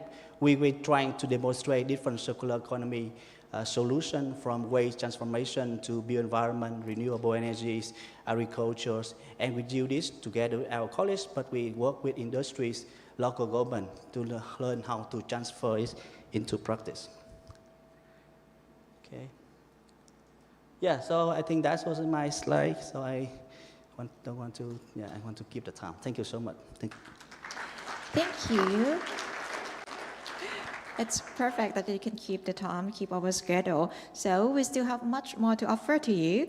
To conclude this session, we will now transition to a moderated panel discussion on how ASEAN-level initiatives can be leveraged to accelerate circular economy policies and practices. So let us welcome on the stage our moderator, Mr. Chris Humphrey, Executive Director of the EU ASEAN Business Council. Right. And next, please also welcome our 4 esteemed panelists. Right. So we have Mr. Juni Lutian, Southeast Asia General Secretary from Danone. Right. Then the second speaker, the panelist, Mr. Sudip Ranjan Basu, Chief of the Sustainable Business Network and the Trade Investment and Innovation Division, UNSCAP. And the third one, Ms. Evelyn B. Taboada, Circular Economy TVET for the private and informal sector. And the last one, please welcome on the stage Dr. Saravani Singh Thong, Division Director from NXPO, Thailand. Right, so now the stage is about to ready. And Mr. Humphrey, the floor is yours. Thank you very much. Good morning, everybody. Thank you to the organisers for setting this up, and thank you for finding some chairs for us, because I was getting a bit worried for a moment. I think we need one more on stage, please. We have a great panel here. We're going to look at how we can harness what's going on in the region, see how we can make it a lot more harmonised across the region as well. I have a good mix of panellists from government, with Concerta, from Juni, from industry, Evelyn from academia, and then finally Sudip from a multilateral viewpoint as well. I'm still waiting for another chair, or I'm going to dance for the whole of this panel. So we're going to try and take a look and see what we can do about harnessing what's going on already, make it a bit more broader across the region, how we can drive deeper on circular economy concepts across Southeast Asia. Concerta, let's start with you. From the government point of view, perhaps you can just give us an overview of the ecosystems that are being worked on here in Thailand, and how perhaps then try and translate those as to how we can move to a more regional setting. Thanks, Chris. I am Saravani Singh Thong from Thailand, NXPO. We call us like policy level and CE, Circular Economy Ecosystem Builder, because we launched CE Vision to 2030 around 2 years ago to create what Thailand ecosystem for circular economy driving look like. We design 5 enablers like regulation, like standardization, R&D, research and development, and incentive, and finally market creation, and divide 3 group key driver like government, private sector, and population like consumer to drive the CE product. Every key player different functions to drive the circular economy in the ecosystem, but the same goal to drive circular economy in Thailand. We already know circular economy is very important to drive in the climate change issues, and now we have to do because the trade, like material trade, we change the final goods to the secondary material to substance, and globalization also. In Thailand, in CE Vision 2030, like a white paper for driving circular economy in Thailand, look like a common circular economy ecosystem like the previous presentation in the morning section. We designed many intervention programs like Sandbox to drive the supply chain, because circular economy, the main issue is in the supply chain and market also. How to leverage the best practice in Thailand to the ASEAN regional. We find that ASEAN countries are different active of the CE implementation in the national level, like we see in the present in the morning, with different terminology, goals of circular economy, and key driver. We see the enabler and key driver various in the ecosystem, but CE can happen even it wouldn't be completely ecosystem. We must choose what element in ecosystem is high impact. ASEAN countries have been set up some enabler to do together, like now I think ASEAN countries have a Circular Economy Act and EPR already. That is a basic to drive circular economy happen. But in Thailand, we don't have a regulation about circular economy, in especially. But we have a strong engagement of the private sector, like a voluntary EPR.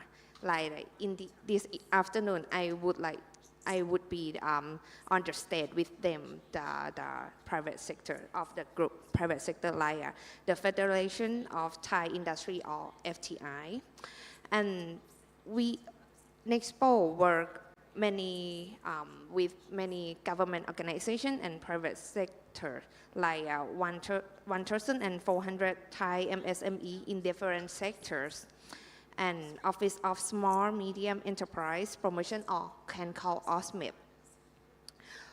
We try to drive the circular economy, not just only white paper, but we would like to draw how to action in the private sector, because it look like in Thailand, private sector is like a key driver to drive everything happen in the circular economy, and government organization like a facilitator to draw the infrastructure to support them to do it.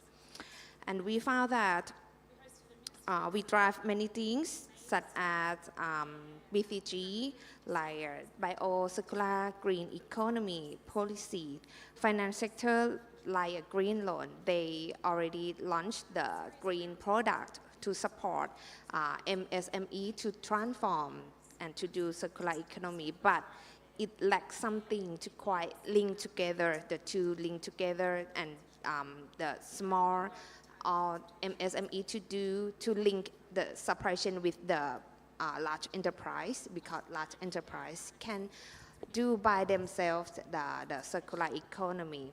And Nexpo work with the Thai Industry Standard Institute, or TISI, OSMEP, FTI to design and develop the circular economy indicator like a national level, and link with other tools and incentive to support the MSME can transform and to be in the supply chain in the large enterprise, and link with capital market also.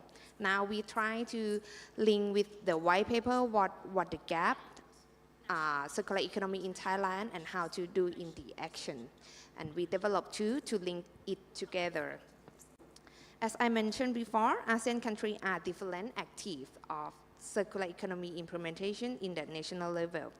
Then set up the concrete activity amongst ASEAN countries, like a platform to share experience. We know we have a different, the starting to drive the circular economy, and have different element or enabler to drive it. And this platform will help us to share experience and what we connect together and learning together. And I think the second one is develop a strong commitment in the ASEAN regional to drive the circular economy, and set up the monitoring and evaluation system in further. The most things important in circular economy is market creation. We can set up in our regional together to what supply chain or sector is we can do together. And the next one in to big intervention about circular economy in ASEAN through the platform, to the market creation, and the strong commitment together. We can start with the technical assistance such as mentorship, consultancies, training on transition plans, legal support, and certification of product and service. That's all in my idea to share in this panel, and I think we can do together. Thank you. Thank you. That's a pretty comprehensive overview. Can I just ask quickly, when you're developing policies and ideas for here in Thailand, how much do you consult your neighbors in ASEAN to try and achieve some kind of alignment? On your ideas on developing circular economy principles here in Thailand, how much do you consult your colleagues in other ASEAN member states? Actually, I think we designed this white paper before the ASEAN decided the paper, the circular economy framework. But we already share with ASEAN country like last year, we present this white paper in the ASEAN Secretariat in the economic issue with the, I think, SME committee, ASEAN committee. And GIZ also in deep interview how to adopt this white paper in the ASEAN country also. Now, I think they don't publish it yet. Yeah, in the edict, the white paper. Yeah. Okay. Thank you. Julie, let's turn to the private sector. You work for a large MNC. Perhaps you can give us some examples of where you see best practice on circular economy within your industry, or indeed in industry in general, and how some of those might be translated to a more regional setting. Good morning, and thank you, Chris, for having me in this panel and also for inviting me to this event. I'm conscious that I'm probably the only private sector company representative in the panels. So first, a disclaimer, I'm a lawyer by training, so therefore that's my first disclaimer, is that I do not speak for the whole of the industry. I speak for my company, and definitely I speak for myself. Yeah? And I would like to be bold, if not necessarily bright, in my comments. Yeah? So the first one is, just that I don't forget, Dr. Bongsok, I think, fantastic presentation, and I would like to really endorse to everybody, if you can just look at the recommendations and challenges, adopt wholeheartedly, we will be on our way to actually acting on it. Huh? And relative to that, I think to comment on the 9R that was presented by Indonesia, I want to do a 10R. I do not want to add to the many Rs that we already have, right? But my 1R is in a negative sense. Redo, do not redo, do not rethink, stop talking only about your country or your department or your industry. There is a lot of data going around already. There's a lot of thinking. Let's go to implementing. So my suggestion, in fact, Chris, that has really been, I think, very important to apply to Madam's comment here, a platform. Can we just please get all our data and activities and projects in one platform that is accessible to everybody? Yeah? There are so many acronyms that we don't no longer know how many letters of the alphabet are we going to use. We put them together, we have a telephone directory. Yeah? So can we please stop inventing more names, more acronyms, more projects, etc. Use the platform, put them all together, and can we also therefore act on them and study them? Yeah? So to me, the us, and I think the one that's very important for us in the private sector now is, what do we do tomorrow that will have on Thursday that will have an impact on Friday? Yeah? Because the urgency in the private sector is super big, such that if we continue on discussing, talking without acting, will be too late in helping resolve our sustainability and circularity problems in the region. Number one. And number two, it becomes too expensive to execute it in the future. Yeah? And if it's expensive and we expect the private sector to put the bill, the cost will be distributed and it will come to pricing and commodities and prices. And can we, in fact, afford it? Yeah? Lastly, Chris, I think there will be winners and losers in the circular economy. We need to identify and help those who are winning. We need to support those who are losing. And we need to put a safety net. One particular idea that I think we should not forget is that there's a very big informal sector that is affected by the work that we are doing. They will be either driven out of their livelihood or they could be enabled and we could help them move forward. Yeah? If we do not consider the informal sector in this, we will have social issues as we implement. We clean the environment. Perhaps we're happy that we have recycling, we have landfills, etc., but we'll have a social issue that we need to contend with. In all our Southeast Asian countries, there is a big informal sector that is involved in here. So if I may repeat, the first one, let's just please endorse Dr. Bongsok's recommendations and challenges, adopt, hook, like, and sinker, and then implement very clearly. It's already the best thinking there is. Yeah? Second one, let's get a platform to get all our alphabet soup into this particular platform, all our studies, etc., available to everybody.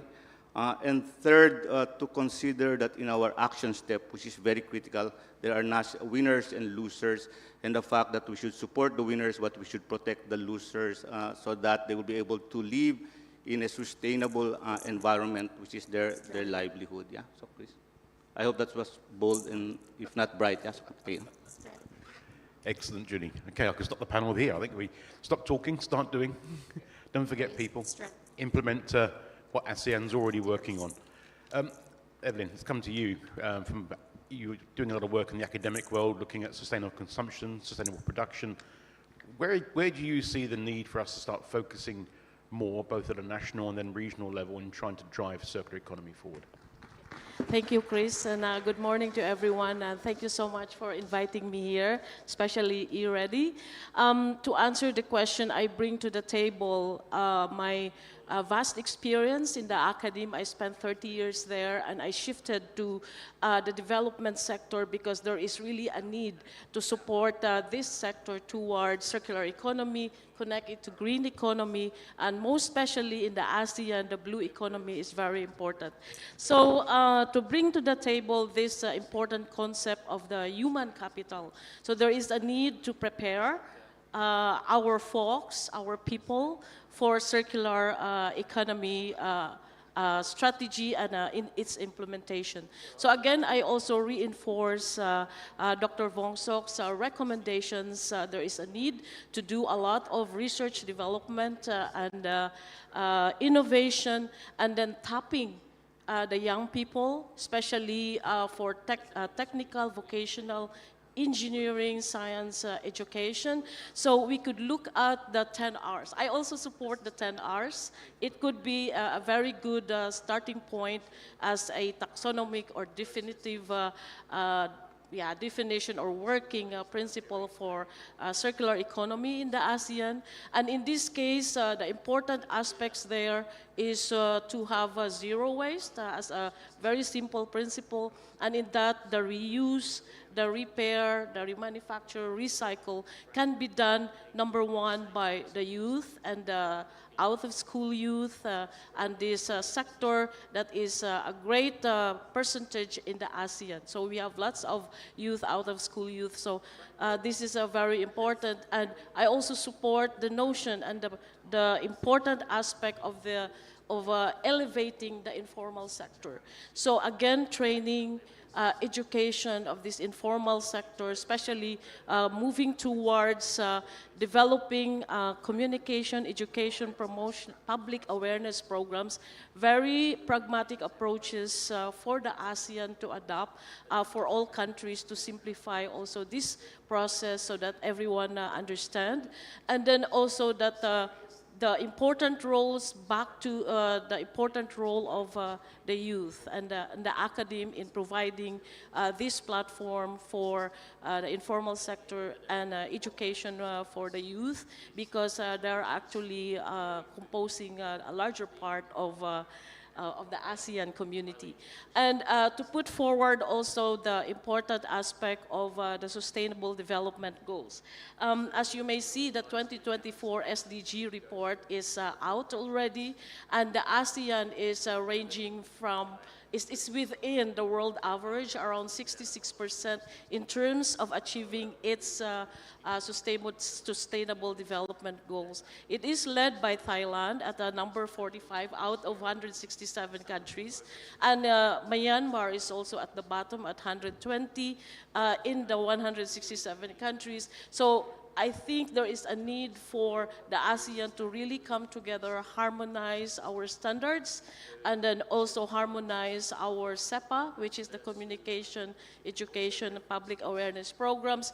We do not forget our youth and our informal sector in the process of achieving circular economy in this region, and at the same time, looking forward to our SDG targets as a country. So I think that would be very important in this forum. Thank you, Chris. Thanks, Evan. So let's come to you now. The UN obviously plays a key role when we're talking about sustainability in general. Circular economy naturally is going to have to transcend borders because of the way we manufacture and the way we consume or use, as an earlier speaker was saying. Can you about how a multilateral agency such as yourselves can help drive circular economy concepts at a more regional level and bring in the best of national practice to the fore? Swadikap, very good morning, colleagues. Thank you, Chris, for moderating this, and a very distinguished panel members from diverse groups. And much appreciation to Kun Anthony here and other colleagues, the center, who is really supporting this whole idea as to how we bring more collaboration and cooperation. As you can see, that world we are really going through, as our Secretary General says, very turbulent times. We have to really come together at all aspects of our development. And our panel already talked about our blueprint is SDGs, 2030 Agenda. And as you know, for our Asia-Pacific region, we're really only 1/5 of what we've achieved now. And it's very difficult for us by 2030 to achieve that, all the 17 goals. So the situation, in a way, if you really be very pessimistic, it can give you what you call the dark times, but we don't want to do that. We have a very good opportunity for transformation, to revisit some of the things that we have done, not adding any more arts, but we need to revisit, I think, whatever we do, because there's an opportunity for us to understand the areas where I have gaps, and opportunities for us to also rethink in a way that we can take this transformation forward. Just to come back to what Chris mentioned, we kind of see three kind of broader areas from the UN perspective in the Asia-Pacific region. Number one is in terms of policy alignment. We have really seen some exciting ways of understanding the framework of circular economy from the ASEAN Secretariat, our friends and colleagues from Indonesia, from Thailand, a bit of the Philippines as well, Vietnam. What we really need to understand is that the policies are all there. I mean, we are just doing a study now with Indorama Ventures here and SCAP together under what we call the SCAP's Sustainable Business Network, which I lead now, to really understand what are the policies which are all around in the region. And according to our study at the moment, which will be launching very soon, we have 76 policies all around the Asia-Pacific region. But the issue here is not that we don't have policies, but as we were all talking about in the first session, is that how we can take these policies to implementation. How we take these policies to an alignment across the national level, the sub-regional level, which is what we call in the UN, the ASEAN, the Pacific, South Asia, Central Asia in our case, and East Asia. How we can align these policies and to really rejuvenate in a way that there is a pathway for implementation. I think that's the one thing we want to look at. The number two issue for us is to really understand the integration of data. I think we talked about it, but what we're really missing is that how to get this information. And I think the presentation from Thailand, I think, is very, very eye-opener, because number one, if you have data, we don't know how to really use it. And number two is how to collect the information and then how to use it further. So data integration is very critical. And I can tell you that in SCAP already, we have now been working with a tool called ESGpedia. And this tool already have 400 companies who are actually imputing data in the ESGpedia, and we're analyzing it to really showcase as to how we can take to the next level of action. So I welcome colleagues, for the discussion. If you wish, I can share more information on that. So this is what we feel very important, that whatever data we have, how we can put it together and to see how we can measure and track and monitor the progress. And if we don't have it, we can also provide the support. So that's the cooperation we're trying to forge across the Asia-Pacific region. And number three is very important. Again, I think Ghaffari mentioned that the platform, and also Kunsara, you talked about it. What we're really trying to do is to advance the knowledge. And this is where we need this kind of platform. Chris, with your council, for example, how we can bring all the Asia-Pacific countries, private sector, all the stakeholders together, and to take this to the next level. To advancing knowledge still is something that we are very much missing. And the work with the EU switch, I can see our very good colleagues, friends are here. and all other agencies and organizations. So this is the role of the UN and NSCAP is playing in the region to bring all the best practices together and then advance the knowledge. That's the cooperation. Cooperation is about the solidarity, knowing each other and advancing the knowledge. So this is the three ways we're trying to put together the work broadly around sustainability and specifically around the circular economy.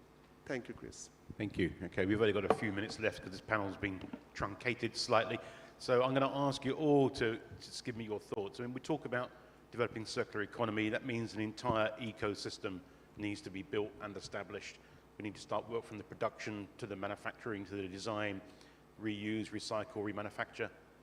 But how important is it to change mindsets of people, mindsets of manufacturers, mindsets of the consumers as well, so that we do start to really embed circular economy across the region?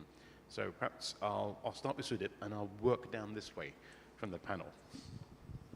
No, thank you, Chris. I think, so this is an important sort of, what you call the melting pot, where you see the consumers, the producers, and advocates are coming together. And of course, at the government, at all different levels, we have the sort of multilateral in the region like ASEAN and globally the UN. I think there's a huge opportunity for all of us to come together. So I focus on three things where I think we can look at its circularity in a way. Number one is about the business model. How we can really infuse that idea of circularity across the corporate sector. So the business model is going to be a number one, the way we can see. Number two is about the innovation. And I think we're talking about circularity and innovation entrepreneurship. We're really looking at how we can bring technology, how we can bring the new digital applications to the idea of circularity. And this is where, again, the huge opportunity for business and the government and the stakeholders to come together.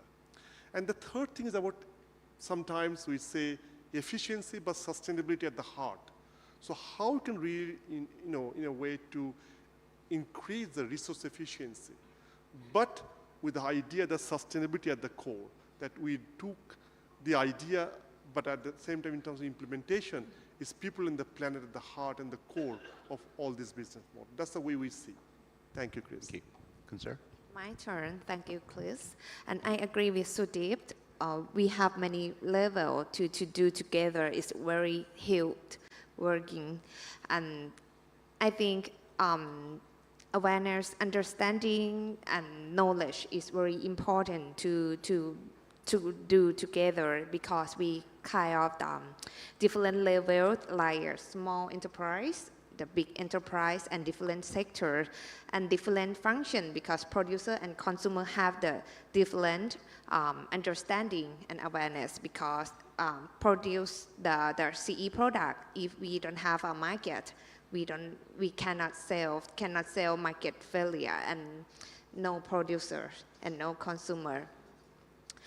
I think to do together is the first thing is to create the mechanism together in the parallel. The understanding in different functions have to do, maybe the platform maybe have many functions like a matching platform, knowledge sharing, and different to support different function of producer and consumer. And the second things, I think the big enterprise or large enterprise or in capital market may be the leader, because they can change. They have enough resource to change the supply chain. The small one can change, align with them, and maybe can create a stick and carrot mechanism through the supply chain. And that's all. I think we can change the ecosystem together through the action, not just through the like a cooperation or talk together, but action is very important. Thank you. Sorry, before we go to Junie, when you spoke earlier, you mentioned about having sandboxes. Sudip mentioned about innovation. How important do you think it is to have sandboxes to test out new ideas, to develop these concepts further? Is it very vital?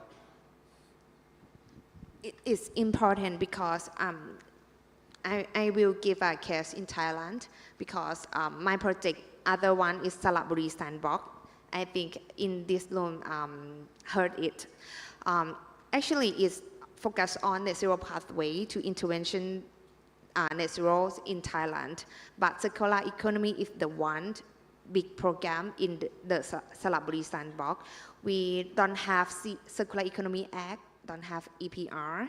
We just strong engagement with private sector and government sector and community sector. And we don't have regulation support and incentive. And that's why we have to develop the sandbox to waive everything, to get the resource, and how to concrete, encourage cooperation together, that we have a commitment, the big commitment, the strong commitment to do together, and that's why we develop the sandbox to do in this area. Yeah. Thank you. Junie, your thoughts on changing mindsets and actually moving this thing forward? Yes, thank you. I think the first one will be on consumers and people outside of the academe, the science bodies, and our own corporate world, etc. I think we need to find a way to simplify this topic and talk to them in a way that they do understand. I'm looking to Dr. Anthony, who is an expert on communications. Yeah? And I think the only way for people to really understand and be part of this discussion, if it's simple enough for them to understand, that's how we work on age, that's how we work on all other topics. So simplify, communicate very clearly to the others. Yeah? That's the first one. The second one, I think, is to also help in the education mindset of the companies themselves. And I think to make them understand that this is a need for us to do, but it is costly. And therefore, we need investment and finance to come in to say, we are going to invest money on X, Y, Z because it makes a difference and you better be there, or we are not investing on you. Yeah? We're going to rate you and grade you if you are going to do this. When it's money, the companies will immediately understand, I think, the impact, and I think that education is necessary. Yeah? And thirdly, I think even among ourselves who are already doing this work, the way to change the mindset is to continue this platform idea of sharing information and others, right? I believe in Singapore for 20 plus years, yeah? And we have always been taught how to segregate. Today, we are still not segregating. Yeah?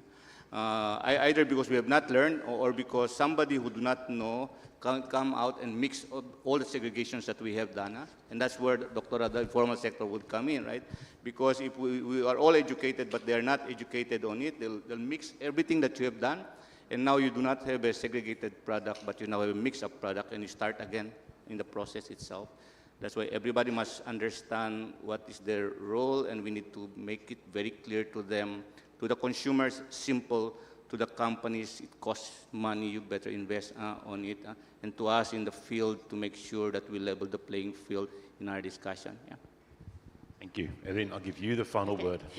Last but not the least. Okay, so of course, it is very important to have this change in mindset, and as opposed to having a fixed mindset and a growth mindset. And the important point there is to promote lifelong learning for everyone, and most especially for, of course, the senior ones and the youth. I'm really very particular with the youth because that is where our future is, but at the same time, it is our responsibility to really fully educate the youth towards green economy. Circular economy for me is a tool, as an approach towards green economy for ASEAN. Green economy would mean that we operate at low carbon, we operate with efficient use of resources, and also that we are socially inclusive.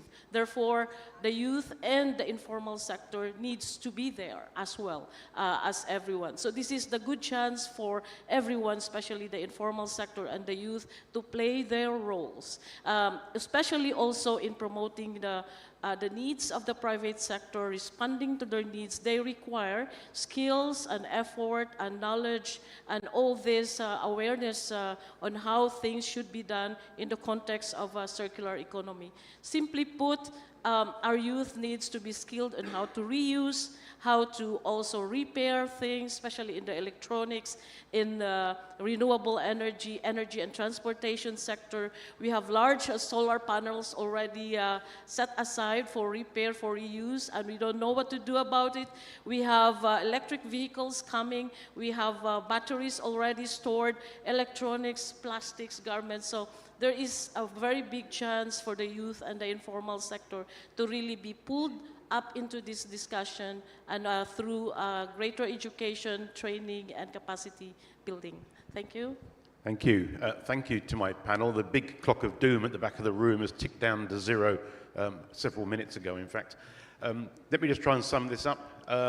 Start doing, stop talking, reduce the alphabet soup of acronyms. That was a great one, but we'll add another R. Thank you, Ginny, for that.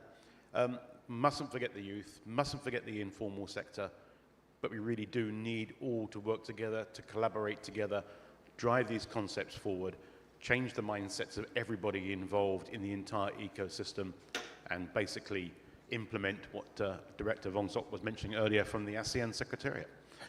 Please, round of applause for my panel. Thank you.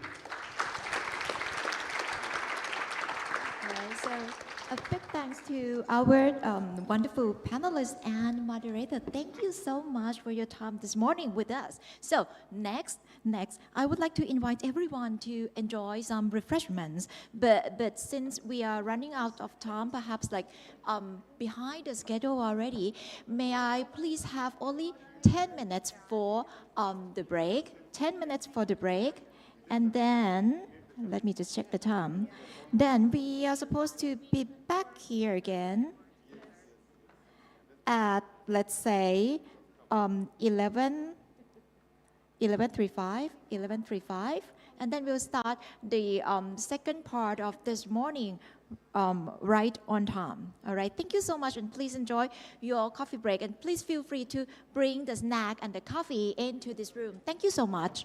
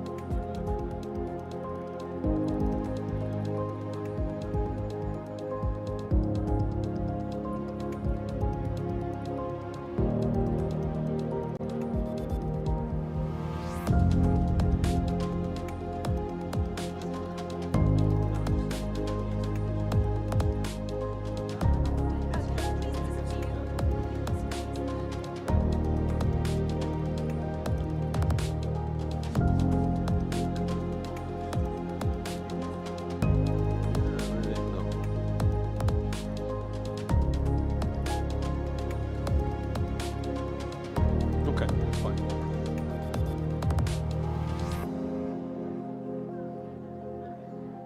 Ladies and gentlemen, we will start the next session very soon. And I have heard the ringing the bells outside, so get yourself ready.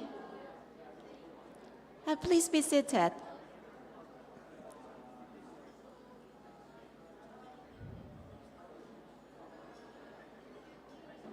Please feel free to bring your break, the snacks and the coffee here in this room.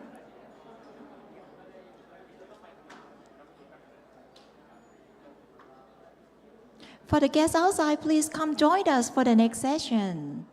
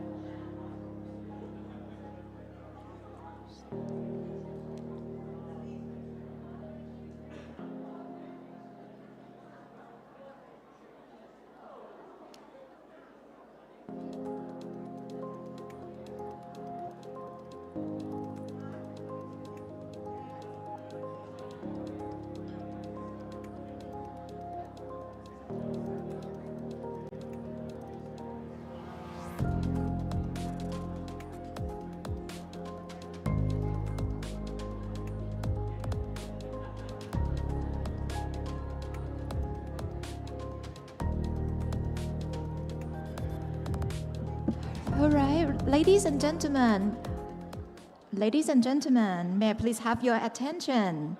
Right? Welcome back, and I hope you are refreshed and recharged after the coffee break. Now all right? May I please have your attention?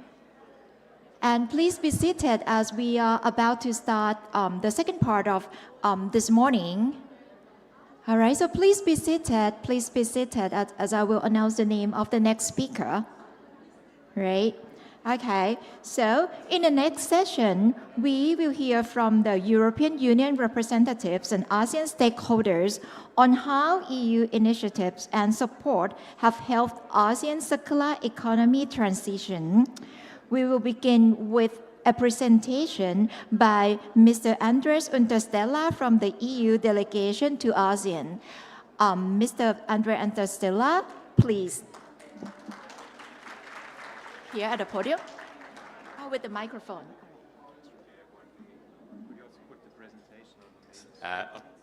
Or mention activities that we're trying to achieve. So we've heard a little bit about some of the additives or some of the feed supplements that are available and they've been tested over many years now. So we've got a few key, not sure what that was, but which has grown. Seems to be a different event being live streamed here into the room on additives, but my presentation today, could we also have it on the main screen? Is that possible? The presentation also.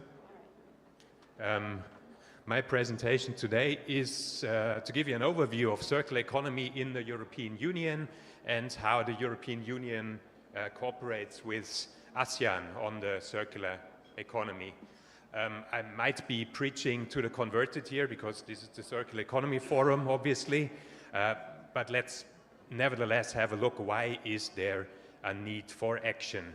I mean, these might be not the most recent figures, but they make abundantly clear why we need to act, moving from a linear to a more circular model of consumption and production.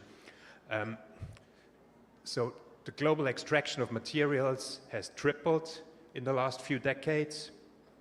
Annual waste generation is set to increase by 70% up to 2050. About 50% of our greenhouse gas emissions are related to resource extraction and processing, and so are 90% of biodiversity loss and also of water stress. And currently only a minority of the materials used come from recycling. So what is the European Union doing about it? You probably heard about the European Green Deal at some point already, because it's been there for a while. It was adopted in 2020, and mobilizing industry for a clean and circular economy is one of the key components of it. Now, you might ask yourself, the European Green Deal 2020, didn't we have another commission then? You know, the von der Leyen one commission. Is it still recent? Is it still the main priority? And I can assure you, under the current mandate of the upcoming commission, circular economy remains firmly anchored in the portfolios of key commissioners.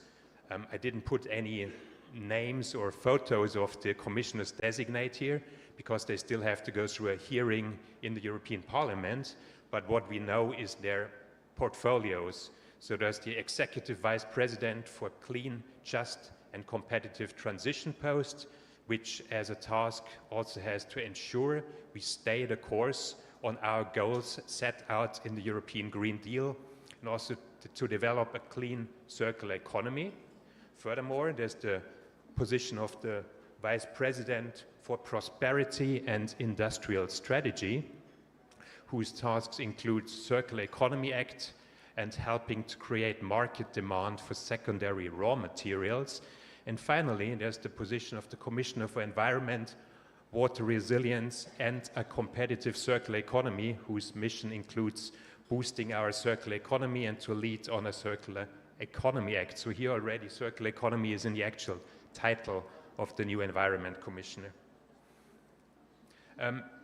Now let's look what the European Union has already done on circular economy.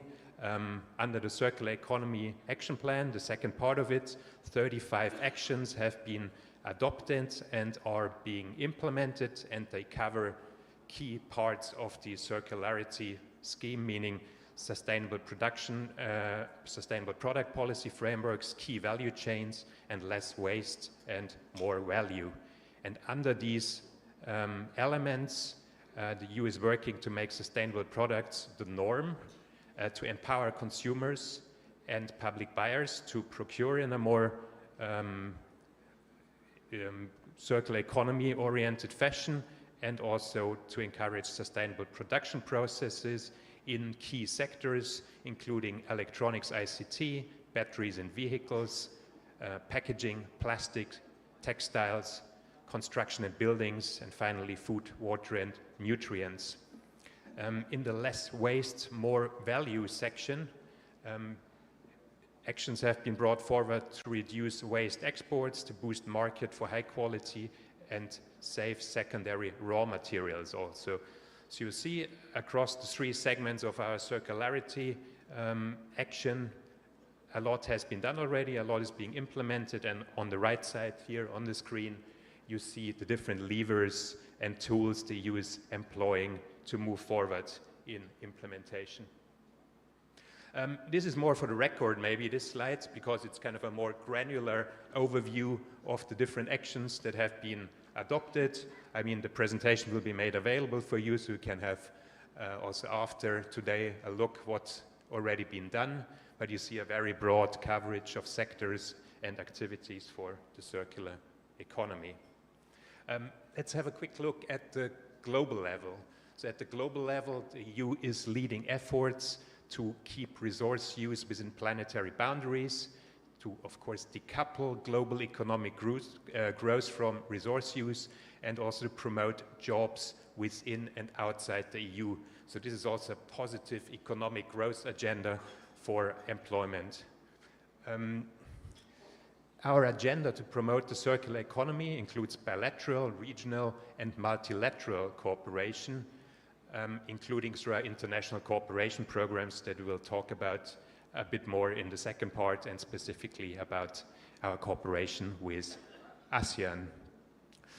Maybe a bit more on the policy level. I mean, the EU has been working hard to move forward with a global agreement on plastics.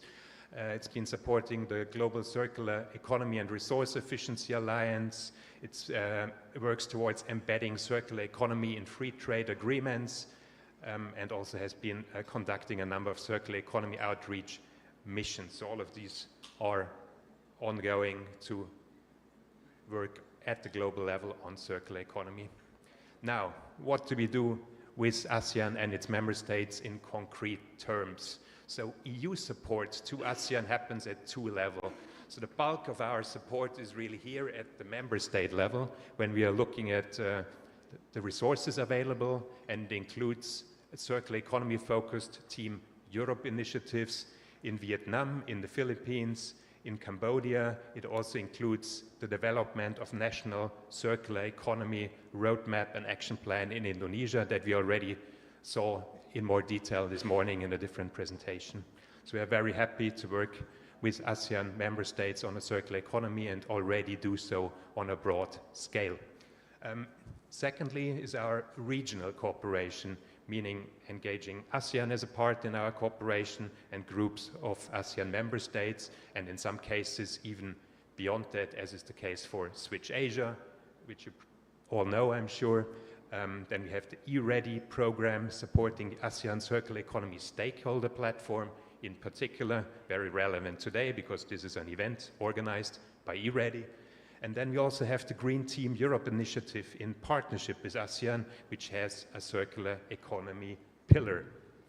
Alongside these projects, we have a regular policy dialogue with ASEAN at senior officials level, including on energy, including on environment and climate change, and sustainable development. So this kind of is an interlinked kind of activity that informs our cooperation and ensures we consult, we take up, and we respond to the needs of ASEAN and its member states. A quick overview in all brevity of the individual regional cooperation programs which I showed you. So there's Switch Asia, which covers 42 countries presently across Asia, the Pacific, and the Middle East. And it's really a program that focuses on key polluting industries and export-led value chains in the region, meaning food systems, textiles, leather and plastics, sustainable tourism, and also construction. Switch Asia has a policy support component also, and currently, sorry, this is a bit messed up here on the screen, has 24 ongoing grants in 7 ASEAN member states. So it's a program that is broader than ASEAN, but also very active in ASEAN, more precisely in 7 of the ASEAN member states. Here a quick rundown of current activities, including ASEBA, which you heard about yesterday. Switch Asia also supports the ASEAN Circular Economy Stakeholder Platform with specific activities. It's been working on and supporting the ASEAN Sustainable Consumption and Production Framework, Sustainable Green Procurement, EPR, and also the ASEAN +3 Leadership Program, specifically to support and strengthen leadership for SCP and circular economy. Just for the record, here an overview of current publications. You've already seen some of them in the previous presentation by Dr. Wong Sok. We also have 2 events coming up. Please, this presentation will be available, and you can get more information using the QR code here. Now let's go to the ASEAN Circular Economy Platform, supported by eReady, whose mission is to help achieve sustainable consumption and production in the ASEAN region by accelerating the transition to circular economy. Here, the role of the platform is to support the exchange of good practices and the development of a circular economy, to facilitate dialogue on public policies, to showcase successes and also challenges encountered, and to connect experts in different sectors across Southeast Asia and beyond, which is very much also what we are trying to do today with the ASEAN Circular Economy Forum. The main funding sources of the Circular Economy Stakeholder Platform are the European Union through eReady, as said, until the end of next year, and the government of Thailand as ASEAN coordinator on sustainable development cooperation, also Switch Asia to a more specific part. Main activities, I hope you're all familiar with the platform. It's to make available relevant publications, government strategies and policies, business case studies, very importantly for the concrete application of the circular economy, to let everyone know about upcoming events and to also summarize past events. It has regular newsletters, online and in-person meetings, seminars and learning events, surveys and studies, and also our annual flagship event, the ASEAN Circular Economy Forum, of which the 2nd edition is on today. The final program I would like to mention to you is our Green Team Europe initiative, our regional Green Team Europe initiative, which has circular economy as one of its 5 thematic pillars, which brings together 7 European member states at present and the European Investment Bank. Here we've highlighted some of the key circular economy related projects to you. There's a technical assistance facility, a rather large one, which supports the implementation of the Team Europe initiative. We have the team leader here with us, so please reach out to her if you want to know more about it. We're also working with Denmark, which was already shown in the presentation of Dr. Wong Sok, on circular economy at the regional level. And Germany has 2 ongoing projects on waste and on marine perspective on the circular economy called 3R Promar. So you see also here a pretty broad bundle of circular economy relevant action, and I'm very happy that they were already reflected also in previous presentations.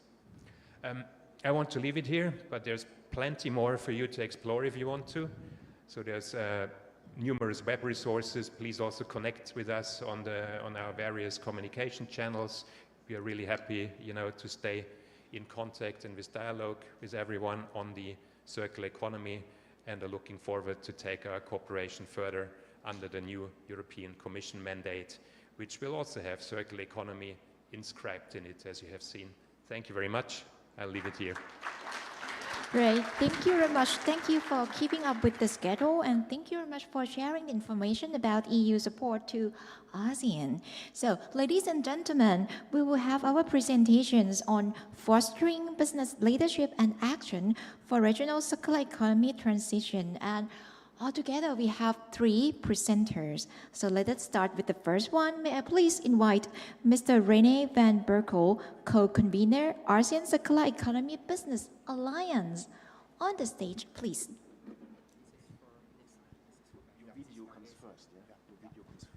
Okay, thank you very much. And let's liven up the presentations by intercepting first a video. So may I please see the video on business cases for circular economy in ASEAN? Can we hear the video, please? We all share one planet that supports our lives. Clean air, water, food, and a habitable climate are at risk due to the overconsumption of materials.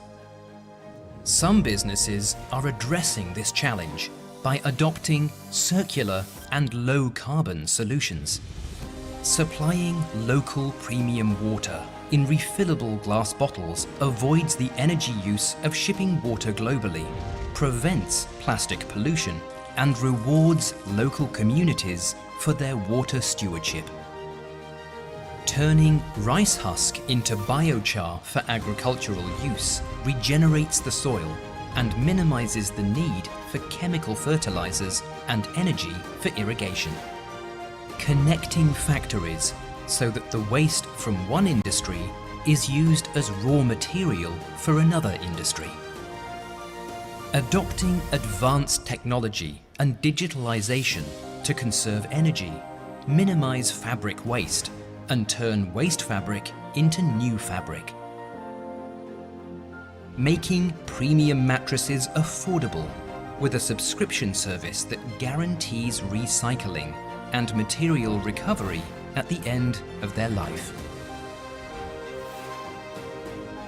By changing the way things are designed, produced, consumed, and returned for repeat use, we switch to a circular economy where natural systems are regenerated. Southeast Asia is home to 70 million businesses. Some are taking action, yet more are needed for the circular economy transition. Play your part. Share your business story.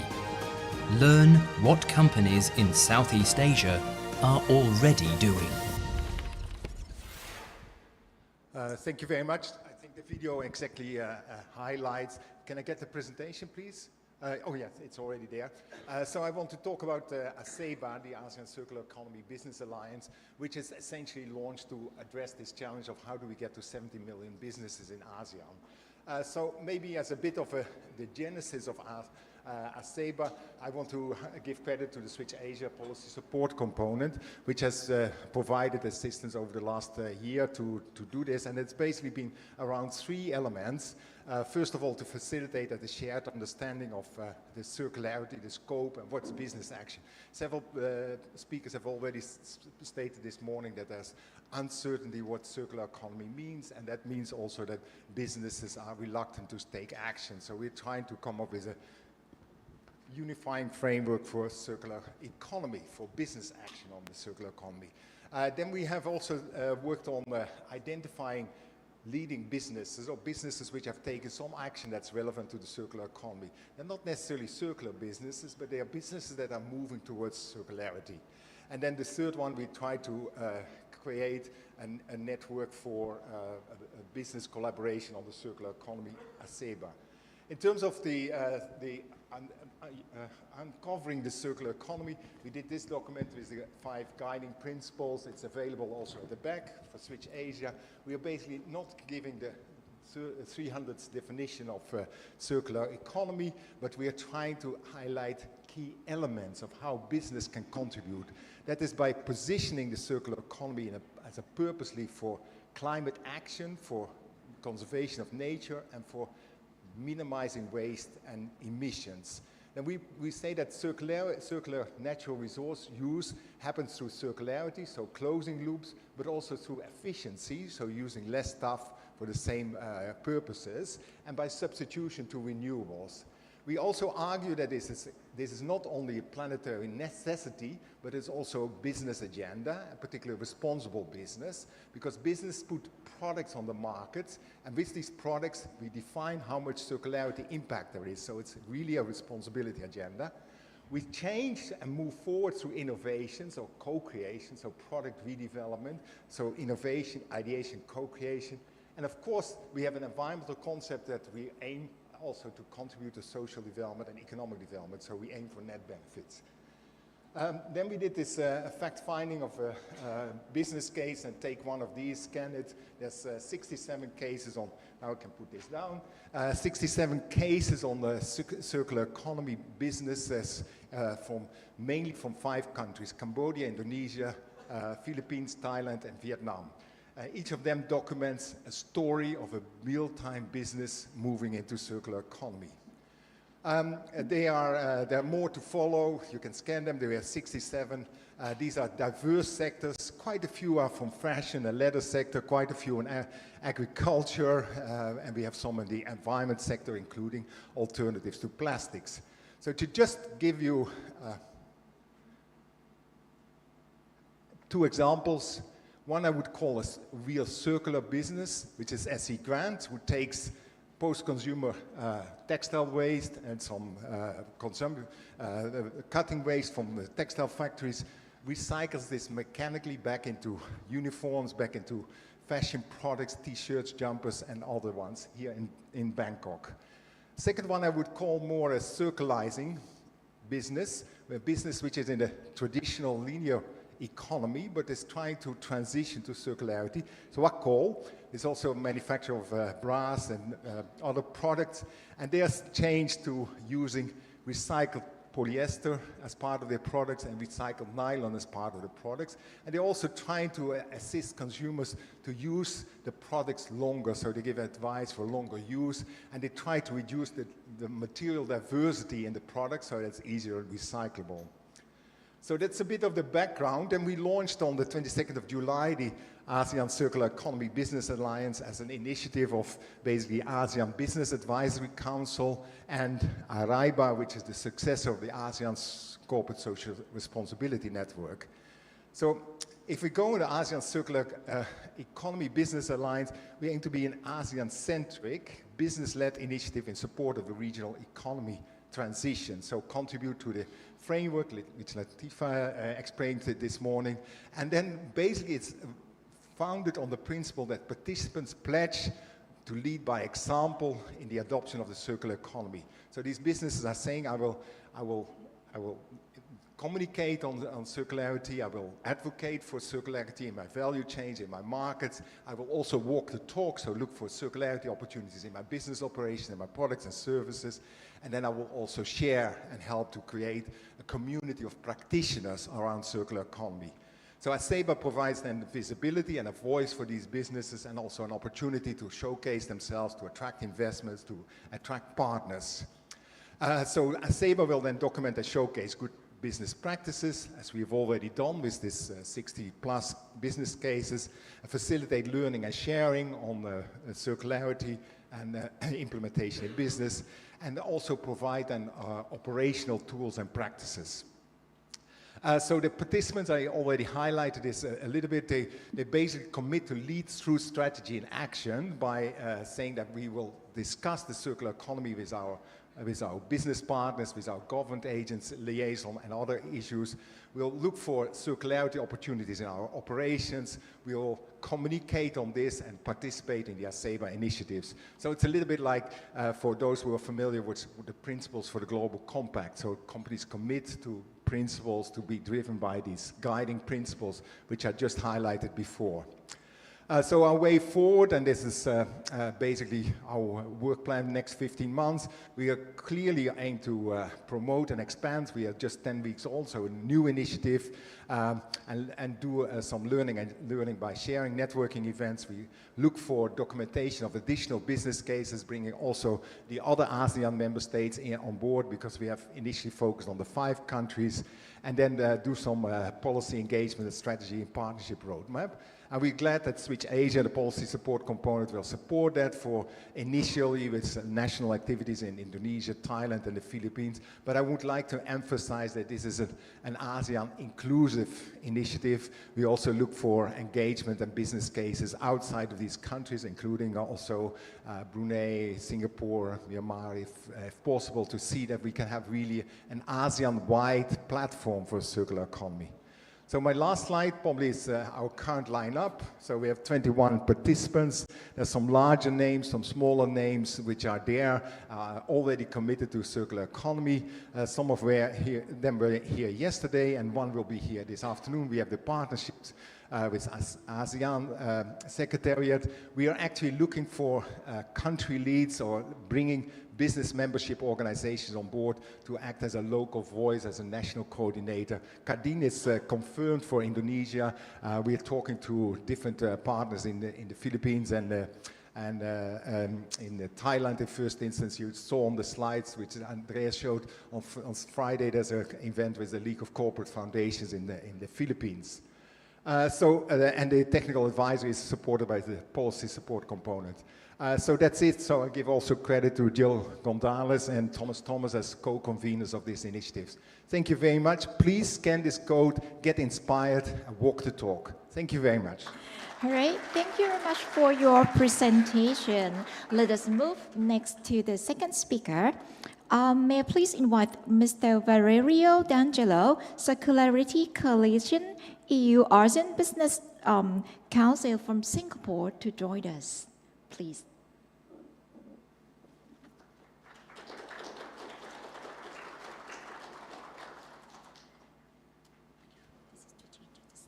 Which one? This one?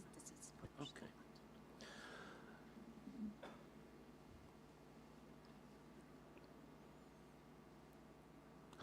Sawadee.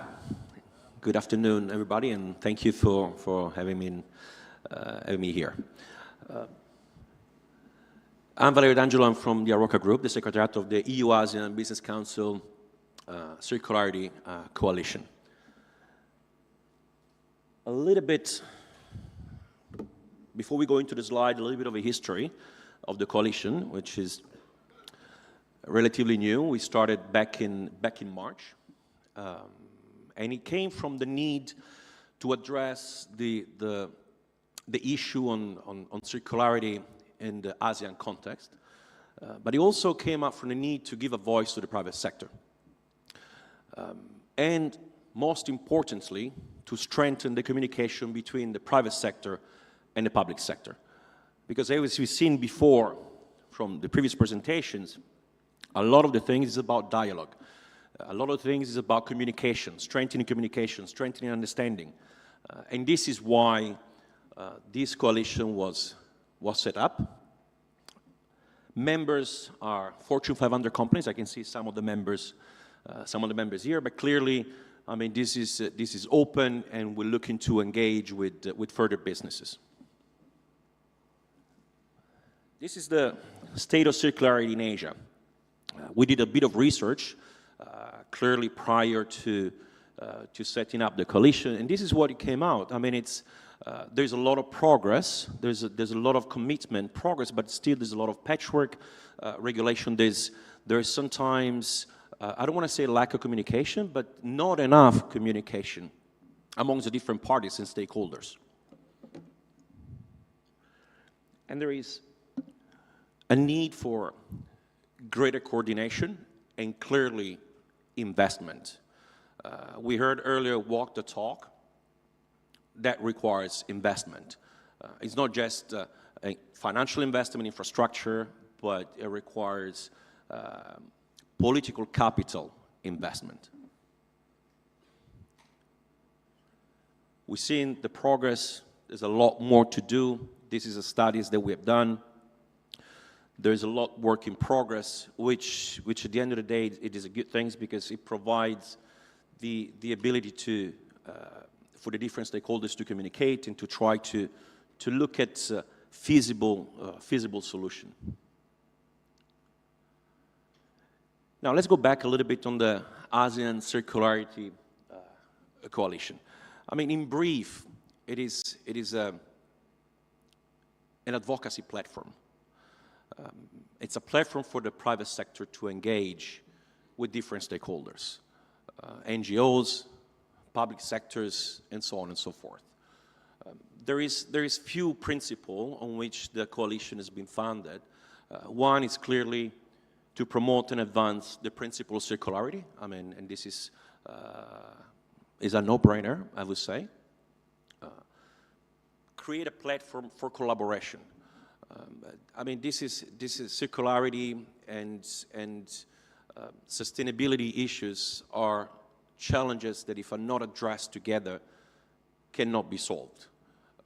Hence, collaboration is paramount. And collaboration, again, I will never be tired to stress the fact that collaboration has to be between the private sector, the public sector, and civil society as well. This is absolutely critical. And then, clearly, the private sector voice. I mean, this is something that it's undisputable. It's important to have, again, communication. I would like to quote one of my previous bosses. He used to say to me when I was a junior analyst, I wish I was still junior, but I'm not. When I was a junior analyst, he used to say to me, but I remember one thing, it's like 90% of the issue, they come from communication. If there's no communication, that's when the issue comes. And again, this is a great setting today because this is a way to improve communication. This is also one of the reasons that the coalition was set up. And I will give you a little bit more details at the end of the founders, of the members, and the plan for 2025. But this was critical. It's literally critical to have strengthening and to strengthen the communication. There are three key areas, which is not limited to, actually. I mean, one is clearly waste management, product design, and education. I mean, those are three umbrella areas that the coalition is focused on, which we believe capture some of the issues related, if not all of the issues related to circularity. Now, what are the objectives? I mean, this is, I can talk over, I mean, and this is very, very important because it's not just about raising awareness. Raising awareness is a continuous effort. It's not a one-off. It is something that needs to require efforts and exercise throughout. This is a great conference, and it's great to be here, but we need more of this. We need more of this. We need more of this at different levels. I will not go in order, but I mean, clearly there is education. Education, it's not about educating different stakeholders, but it's about starting in the schools, civil society, educating at all levels. That is critical. It needs to be an intrinsic part of our life. And this is what the coalition wants to work on as well. Clearly, capacity building. I mean, it goes without saying that we need profiles, we need effort, infrastructure, and investments in people in order to drive it, and we need focus. Absolutely. Innovation. I mean, innovation. We talk about innovation at all different levels, from AI, from different polymers in plastics. I mean, this is critical, and this goes back to the investment that we were discussing earlier. meaning that we require investment, not just in infrastructure, but we require investment in innovation as well. This is a critical element. And of course, I wanted to end with advocacy, because that's what the coalition is aiming for. It's aiming for advocacy. It's a platform for the private sector to touch base and to work together with different stakeholders from the private sector, academia, civil society. This is critical. And again, it's all about enhancing communication. Now, this is some of the activities that the coalition has been performing in the last few months. We started in March, so we've been able to engage with different stakeholders, both at public sector level as well as private sector level. We have a plan until year end, and we are working on the 2025 plan. But before we go into that, I would like to thank very much also the founding members, which is Coca-Cola Company, is Danone. We also have CCEP as members. We have Philip Morris International as members as well. And we're looking forward to actually grow and to strengthen the platform, to strengthen the communication. Now, we have a lot of work to do. I mean, this is a journey that just, for the coalition, just started, but also for the world. I mean, this is something that goes back in the last 7-8 years. So it's a relatively young journey. And this is a journey that the coalition wants to go with the right stakeholders, advance and advocate and work together for solutions. 2025 will be a critical year. It's going to be the birthday of the coalition. So it's like we're looking at expanding the scope. We're looking at working further together with the different stakeholders. We're also looking at potentially expanding the regional coverage, given the fact that ASEAN is key, is important, but this is a regional, if not a global, challenge that has to be undertaken. I don't want to be in between you and the next break, but first of all, I would like to thank everybody again here. I would like to thank the coalition members. We're very much willing to engage and talk to anybody who wants to come and talk to us. We are on LinkedIn under ASEAN Circularity Coalition, and we are on the EU-ASEAN Business Council website if you want to have more information. And I will be glad to engage and talk to anybody that wants to know more about the coalition and how we can work together. So thank you very much, and grazie. I'm Italian, so.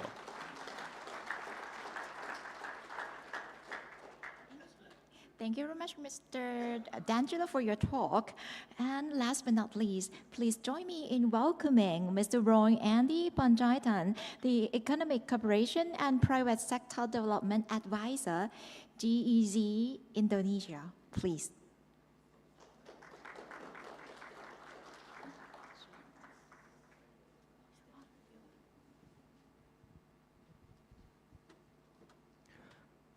Good afternoon, everyone.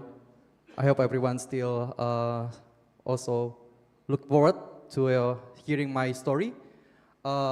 This time I will be taking another different angle. I want to invite us to a big story of a grand narrative of how to create circular economy from the perspective of private sector engagement with the international government organizations. My name is Roy Andi Panjaitan. I'm from GIZ Tria Promar Indonesia, representing GIZ in ASEAN, and here to tell a story about how the private sector engagement moving forward to implement circular economy initiatives and also the lesson learned.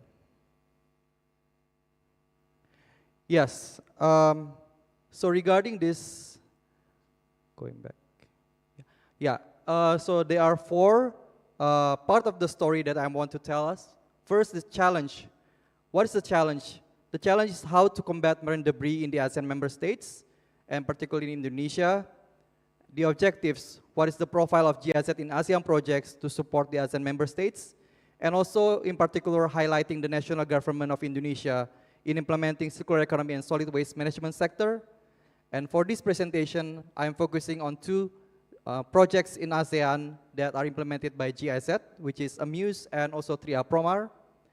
The approach is what's the private sector engagement approach from GIZ in driving collaboration and impact.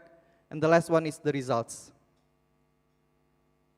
Yes, as we know, marine debris is a transboundary issue which requires integrated regional cooperations, including in the ASEAN region. So from the previous presentations this morning, including from Dr. Fong Sok, we already learned about what's the big policy objectives in the ASEAN region. However, these are the challenges that we still found until to date, because ASEAN is also one of the fastest growing regions that has still problems in the marine debris, and 8 of the 10 most polluted rivers transporting plastic waste are found in Asia. Also, there is insufficient knowledge of the potential of the circular economy. There's still lacking of insufficient cooperation, and also few innovative projects are not sufficiently being supported. As we know, in 2019, ASEAN member states have recognized the importance of making the Bangkok Declaration, combating marine debris in the ASEAN, also framework of ASEAN of action on marine debris, and as a follow-up in May 2021, the ASEAN Regional Action Plan for combating was launched. And as we know, the Regional Action Plan has from integrated approach through 4 different actors or different value chains, reduce inputs, enhance collections, and create value for waste reuse.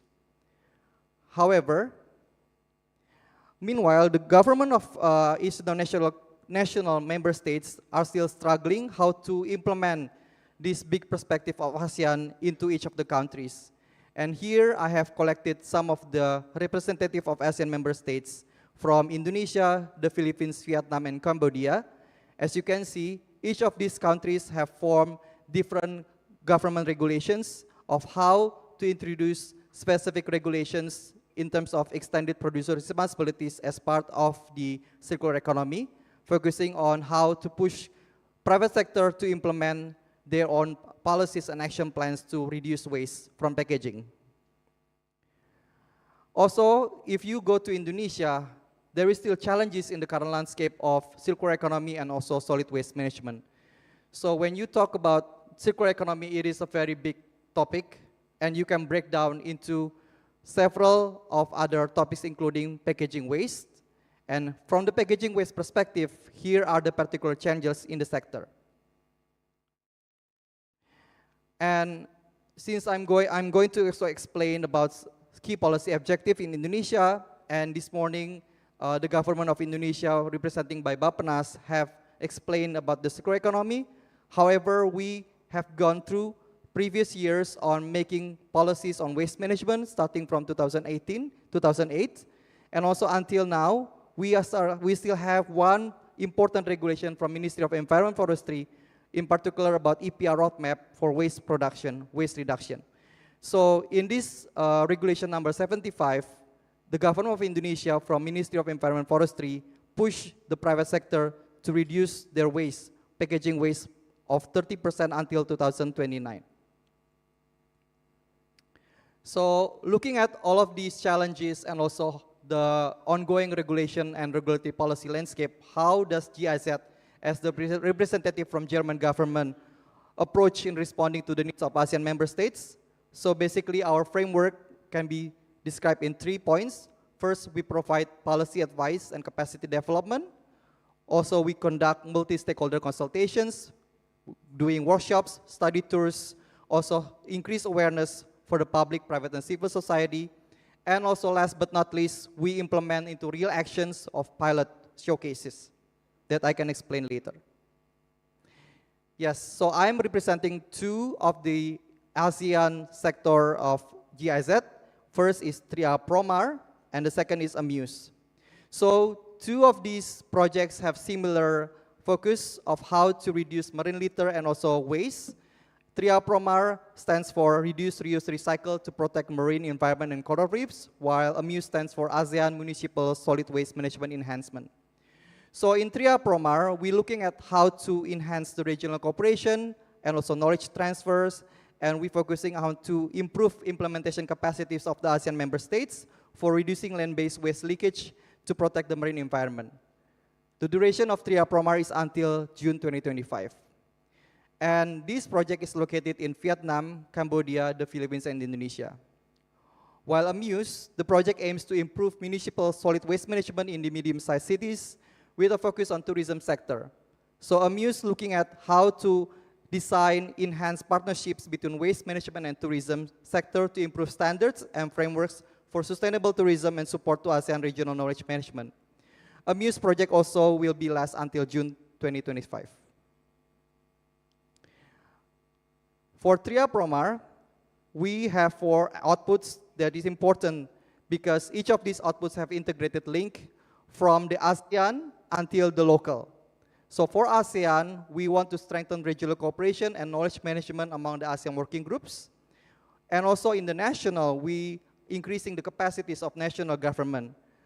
And in the private sector, we involve companies, business associations, and also another private sector to develop approach how to reduce waste in terms of the value chain, also the packaging waste. And we conduct pilot projects in the local level in selected municipalities. And we also collaborate with different type of stakeholders, including Ministry of Environment, Forestry, private sectors, and local government.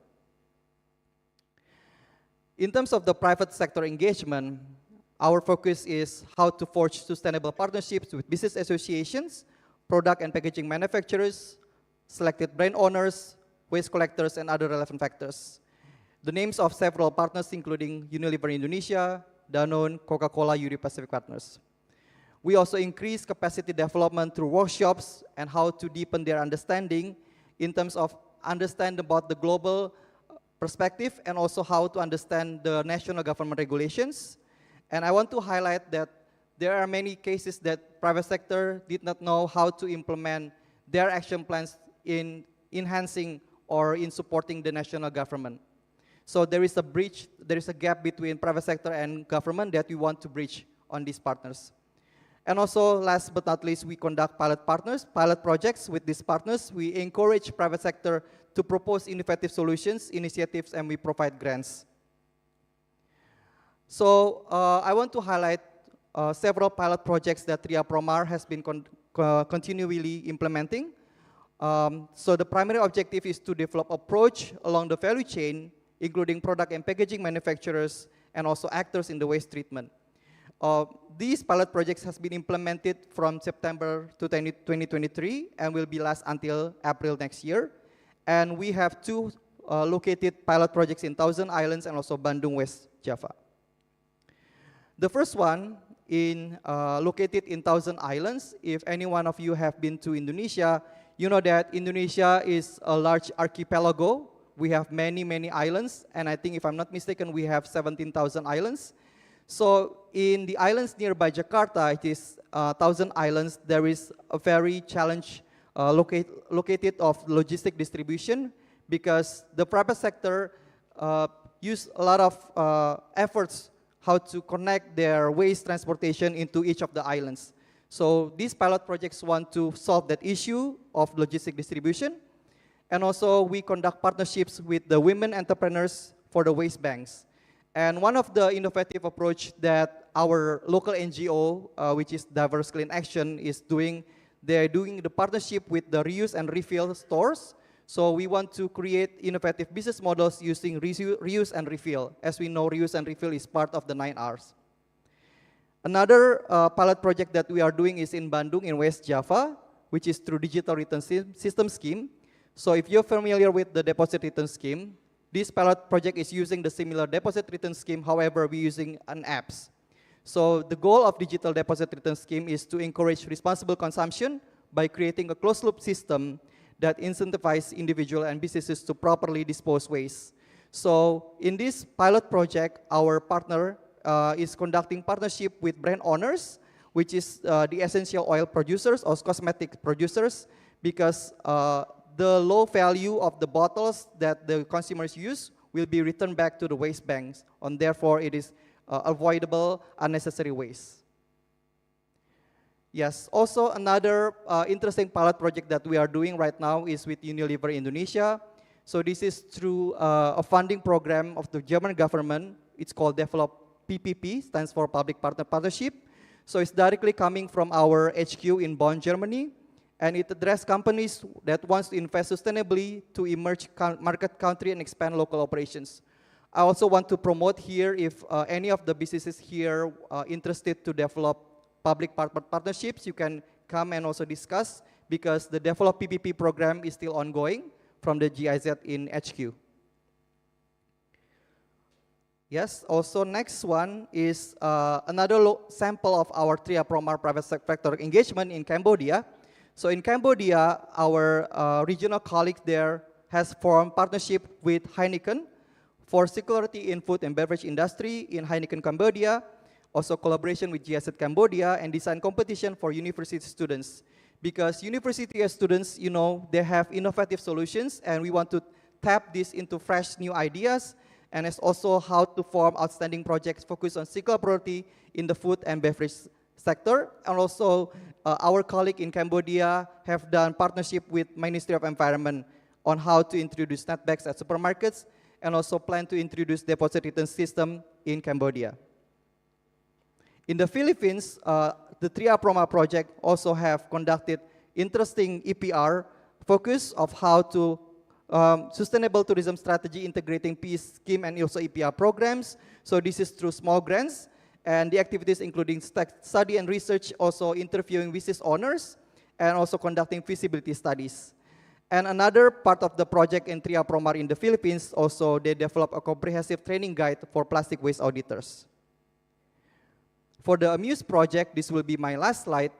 Our Amuse project, this is a sister project of GIZ, TRIA Promar. The intervention is including enhanced sustainable waste management by integrating local actors and focusing on the tourism side. So if you look at the map here, we have located project locations in Laos, Thailand, Vietnam, and Cambodia. And we work with local businesses and develop concept for cleaner neighborhoods, tourism, and also how to train separate waste collection points, including how to sort recycling waste. And in Thailand, because we are located here in Bangkok, also our local project is collaborating with the University Chulalongkorn to develop waste management curriculum for tourism. So yes, that's all my presentation. I hope that I can collaborate and also we'll look forward to network later for making a sustainable partnerships here. Thank you very much. All right, thank you. Thank you for sharing your perspective and experience. Ladies and gentlemen, we still have a little bit of food for thought before we are going to take our late lunch. So next, we will discuss ASEAN stakeholders reflecting on EU assistance. And may I please invite on the stage our moderator, Ms. Liana Othman, Advocacy Director from the EU-ASEAN Business Council. Along with our panelists, we have Mr. David Trisuwit, Communication and Engagement Specialist, ASEAN Circular Economy Stakeholders Platform, ACSDSD Thailand. And next, Mr. Walter Acosta, EU-funded Green Economy Program from the Philippines.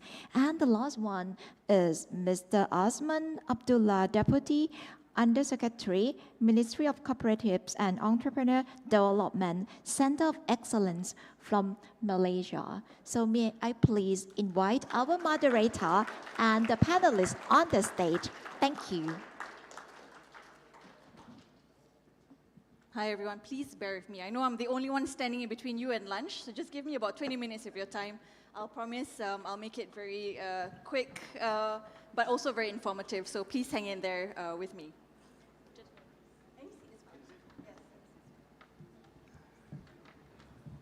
Okay, I see the countdown clock. I have 20 minutes. I promise you 20 minutes. I'll give you 20 minutes.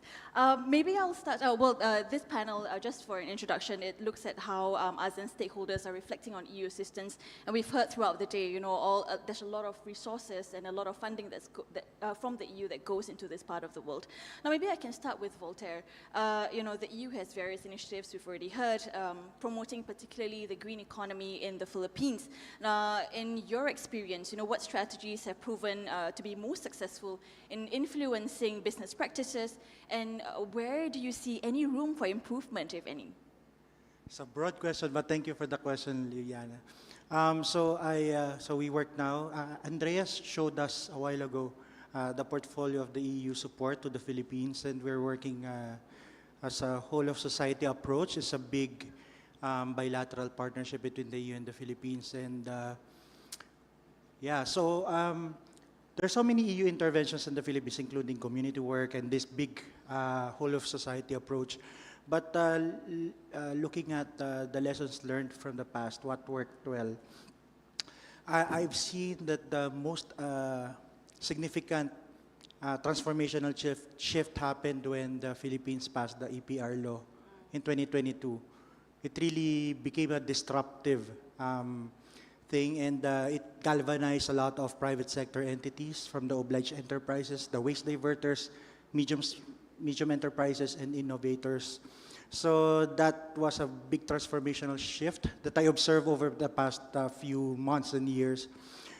There's just a recent policy now that I think will drive another change, which is the enactment of the new Government Procurement Act, which happened, which was recently passed in July 20th, just fresh off the oven.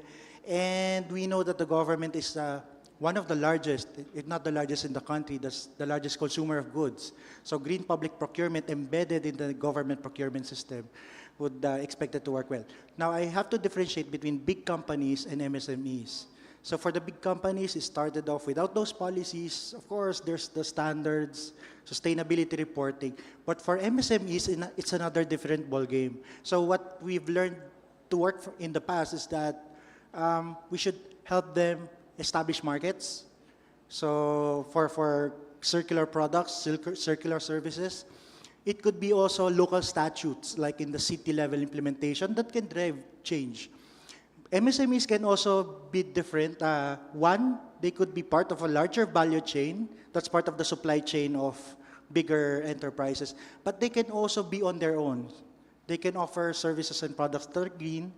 And usually the most important parameters there is the support of the cities and municipalities, markets, and I think on your last question about what needs to be done, I think technology choices. A lot of circular solutions that we've found, there's lots of questions. So say, for example, bioplastics. Are they good? Are they circular in the first place? And what are the nuanced differentiation between biosourced, biodegradable, and stuff? Are they really good? So they would need to be properly supported in the technology choices, and also financing. The circular economy taxonomy that was discussed a while ago, that's really valuable. It just sounds, it's general suggestion, but even financing institutions who would want to support financially the private sector, how can they give incentives or priority to circular economy services or products or investments if they don't know exactly what constitutes circular economy? It sounds that we know, everybody here knows about circular economy, but at that level, that has to be really defined. So those are just the things. You touched on a very important point, I think, with the definition of circular economy. Who do you think should set it then? Good question. So right now, the initiative would be coming from our Trade and Industry Ministry in cooperation with the Environment Ministry. Although we don't yet we have pending bills in Congress about the Circular Economy Framework and Act. But right now, without those bills yet, it's the Trade and Industry and the Environment Ministry that are working closely together. All right. So it's more of a top-down approach, in your opinion? Yeah. Yeah. So it is. It is. But because at the end of the day, everybody has to speak the same language. We have some ideas about what circular solutions could be, but at the end of the day, there should be something that cuts across the board. And start simple and then probably expand the definition later on. Yeah, but I think this is also food for thought for everybody, right? The definition of circular economy. Maybe this is something that we could discuss over lunch later. Now, speaking of top-down, we have with us today Mr. Azman Abdullah. You are the Deputy Undersecretary at the Ministry of Cooperatives and Entrepreneur Development in Malaysia. My question to you is, from Malaysia's perspective, we heard from the Philippines already, what role do you see the government in fostering an environment that encourages businesses to adopt circular economy practices That's my first question. And secondly, how can the EU support? How can EU support be more aligned with Malaysia's efforts? Okay, thank you, Liana. Assalamualaikum, Sawadee a very good afternoon to everyone. My name is Azman. I'm part of the ITING Global Delegation. Can you guys make some noise? So actually, I arrived in Bangkok. This is my second time in Bangkok. I arrived here on the 29th, on Sunday. So they don't provide airport transfer from the airport to the hotel. So when I arrived in the afternoon, I have to look for transportation to come here. So I saw this EV taxi. So I took the EV taxi, not because that I'm a circular economy enthusiast, but because I don't know how to buy tickets from at the counter.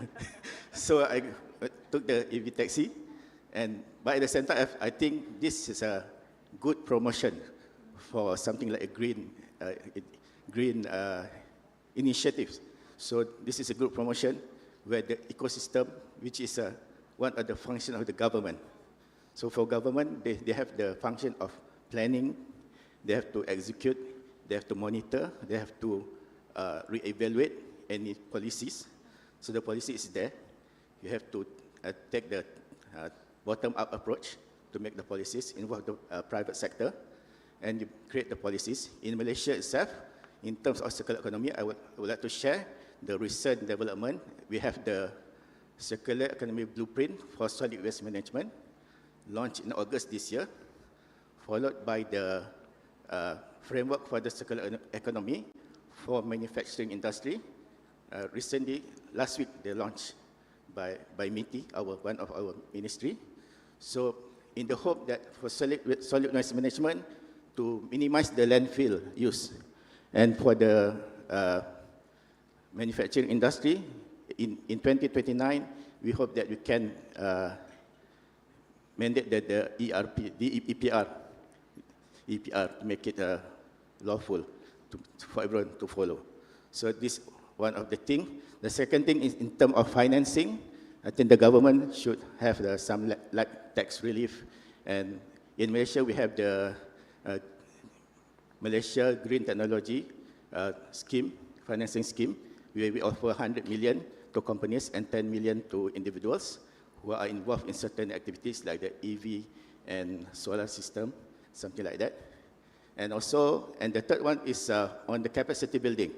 Capacity building, which means we have to, I'm talking in the perspective of MSMEs, since MSMEs is about 97% in Malaysia of total businesses, and I think about almost the same in ASEAN countries.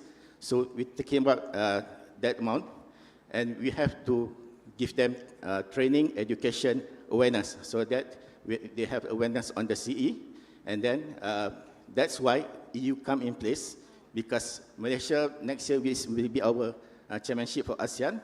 We would like to launch the Center of Excellence for Green Transition for MSMEs with the help and assistance of EU. So we will launch this center for MSMEs to get the training in order for them to do their business in the CE ways. I think that's all. Well, you mentioned quite a lot of initiatives from Malaysia. Yeah. I'm just wondering, how have the businesses reacted to it, both big and small? We did some survey on the, actually the survey is more on ESG. So the awareness, I think, is there more than 50% for SMEs. But still, because I think due to the pandemic, very much influence how the business sees where they're going. It's like more like a surviving skills rather than thinking of the environment thing. So we're still going to create awareness to them, educate, and give the training. Thank you. I think this is a perfect segue for me to turn to David. David, you are at the ASEAN Circular Economy Stakeholder Platform based here in Bangkok. My question to you is, based on your experience with the platform, where do you see are the main barriers for businesses in ASEAN in adopting circular economy practices? And again, the difference between big companies and MSMEs, the bulk of companies in ASEAN are MSMEs anyway. And, how can the EU support be more effectively structured to address these challenges? Okay. So maybe one at a time. Okay, thank you, Yana. So let me address your questions in two parts. So firstly, it's about the barriers for business in ASEAN adopting circular economy practice. As our esteemed panelists mentioned earlier, there are so many numbers of challenges for businesses adopting circular economy practices regardless of the size. And actually in recent years, there are numbers of surveys, research study, a comprehensive study to assess the current stage of circular economy practices, opportunity, as well as challenges. And the challenges can be broadly categorized into three to four main types, like ranging from knowledge gap, lack of awareness and understanding, financial constraints, regulatory inconsistencies, as well as the technology barriers. But let me touch upon the, one of the most pressing issue, which is the knowledge gap, the lack of awareness and understanding, as well as the misconception of the concept of circular economy. This knowledge gap is one of the most pressing issues, especially for MSME, because from one of the recent studies on ASEAN MSME participation on circular economy led by GIZ ASEAN Affairs, like one of the key statistics revealed that less than 40% of ASEAN MSME are aware of the concept, which, with this lack of awareness and understanding, it's hindered their willingness to adopt these models. And okay, for the second part of your question, how can EU support possibly more effective or be designed in a more structured manner to help ASEAN accelerate its circular economy transition? As our center have a chance to work on one EU co-funded project, the ASEAN Circular Economy Stakeholder Platform, we have had a great opportunity to learn about different types of enormous and generous EU support to ASEAN and ASEAN member states. But allow me to share my sincere observation regarding the EU support. I have one keyword: synergy. Synergy and synergy. To be frank, as of today, in ASEAN there are over 30 to 40 circular economy related projects supported by the EU. This is not yet including those projects on national level. And what's most intriguing is that oftentimes we hardly know about each other, and there is little coordination or no coordination among EU supported projects. So allow me to humbly propose to our European Union friend is that you could consider like a evaluation criteria for synergy creation amongst EU projects in ASEAN.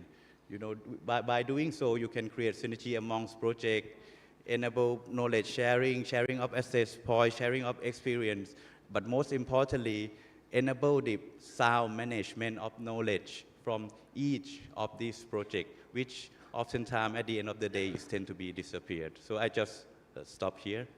Fantastic point. I think that's some food for thought for our EU friends to take away from, because this is exactly my observation, right? There are a lot of things going on, and then you mentioned one thing, all of you actually mentioned the lack of awareness in businesses as well as MSMEs. I think it's quite mind-boggling because there's so much going on, but still in the private sector, people still don't know about it. So what can we do to, I guess, improve, the understanding of circular economy and also to bridge the gap in understanding? So I know I promised you 20 minutes. I'm 5 minutes away, so I have one last question for all of you. If you have one wish, what is the one area in which you think the EU could invest more resources in to accelerate the circular economy transition in ASEAN? So just one wish. I think you have about a minute and a half to wrap up. Maybe we can start with you, Encik Azman. Okay, thank you. Interesting question. So, from my opinion, since EU is going for carbon neutrality by 2050, and Malaysia is going for net zero emission on the same year, 2050, I would like to see EU invest more on the R&D, research and development, and technology transfer to Malaysia and also to other ASEAN countries. So we should have working together to maybe the EU, they already have the certain technology that can apply to Malaysia or other ASEAN countries that can be tailored to the condition in the Malaysia and other ASEAN countries. So that's my view on this. Since we are talking about the private sector, can I negotiate two? So very quickly, one, upstream solutions. Working with the government, national or local, we usually get suggestions that recycling is the circular economy solution. And we cannot blame, for example, cities and municipalities, because for decentralized approaches in waste management, that's what they're supposed to do. However, the bringing in the private sector into the fore of the priority of the government, that requires the upstream part of the 10 Rs or the 9 Rs are really heavily influenced by the private sector, much more than the government. The government in that particular case is enablers. So upstream solutions are quite unexplored territory as far as partnership with the government is concerned. Two ecosystems, well, UNDP calls it portfolio approach. We don't just go to a city municipality or private sector, okay, what equipment do you need? Because there's so many white elephants. We donated an equipment, nobody uses, it's because that particular component is the only component that exists. So even in our case with the EU-funded Green Economy Program in the Philippines, we want to explore first if the ecosystem does. We call that portfolio. Sorry, I'm still. UNDP calls it a portfolio approach. Is the system ready? Is the feedstock to get the materials that can be processed in that particular equipment or facility ready? Is there a market for those products? Is there financing? Is there capacity building? Are we inclusive of the GEDC group, gender equality, disability, and social inclusion groups? We have to consider all those things. Otherwise, it will just be an equipment nobody uses, photo opportunity at the groundbreaking ceremony. After 1 week, nobody's there.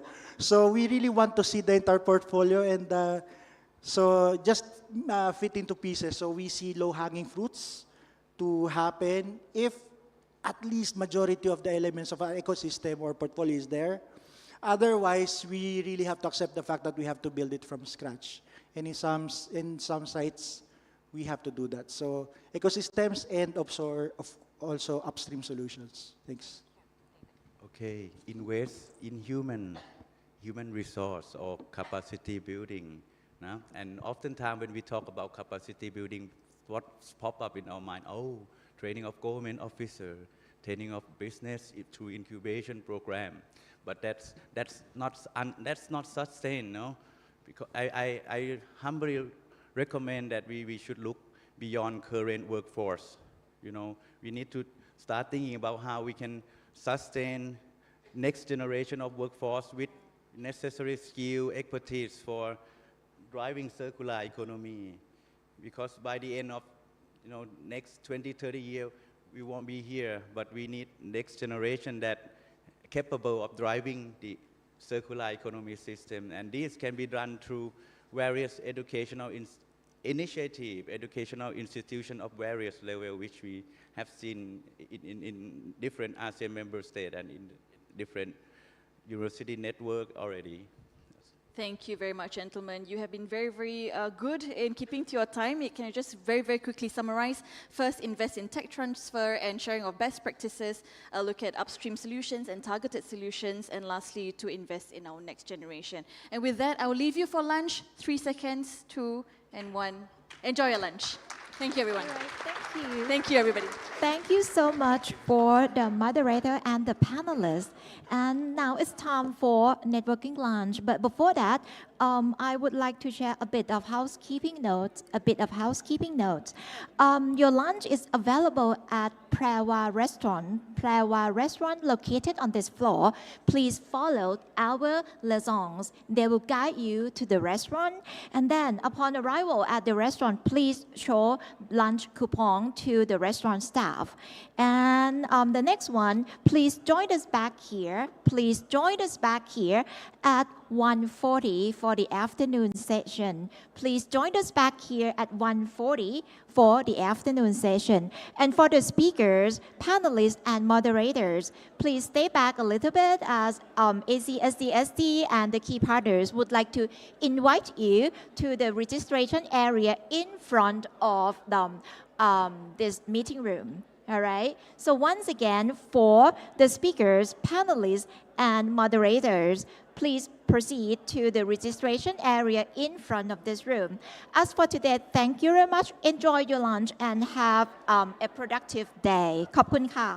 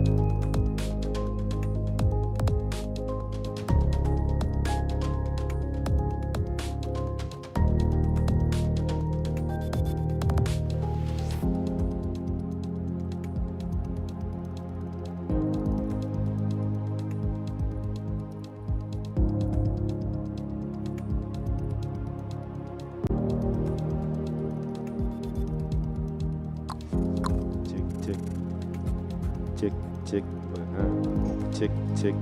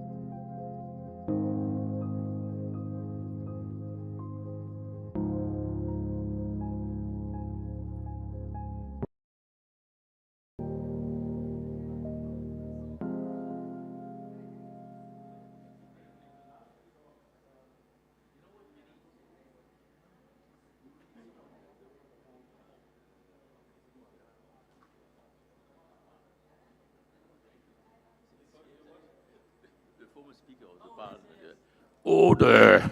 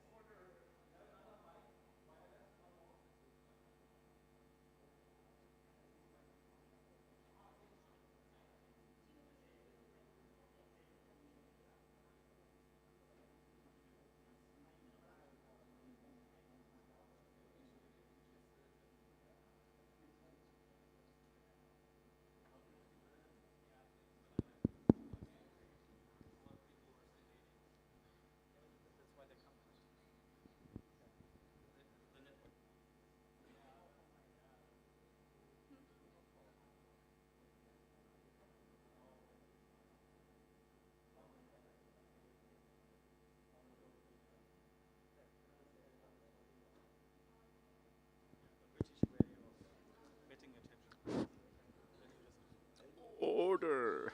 Yes. It's Italian. Not yet.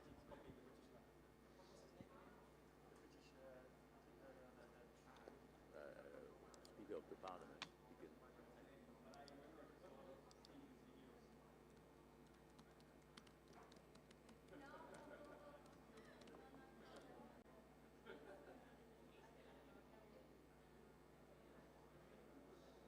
What are you doing? Ready after lunch to wake all the people up again?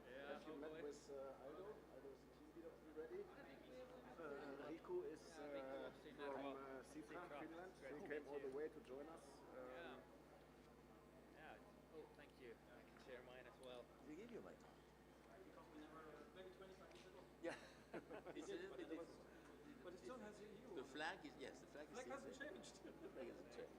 Yeah, good to meet you. So this is my... No, yes, we did. How's the day been? Yeah, so far so good. Of course, we're running a little bit late now. Yeah. Because people came a bit late which in the looks like morning. this. They were chatting, and then they were taking all the pictures in front, which caused some delays. So you have to make up for that in your presentation in 10 or 13 minutes. You have to speak very fast. I'll try to cut a couple of minutes. Is it one? So Lindsay Yeah, Hoyle, I mean, the one who so was saying far that? no negative feedback. Okay, we had some small glitches like with the shares, there was misunderstanding. But that's or John the guys, Berko. the students doing this for the first time. Yes, they this one. thought there would be Yeah. the coffee John break. Berko. So that's why they didn't put shares. I just give you an intro and you do your thing, and then hopefully we get a laugh and some setting the tone a little bit more relaxed.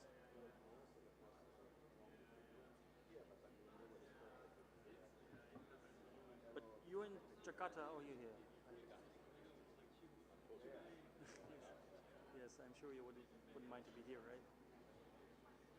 I'm living now in Jomtien behind Pattaya, and I commute a lot. We bought a house before COVID, and then the lockdown accelerated trying out the house for later. My family didn't want to come back.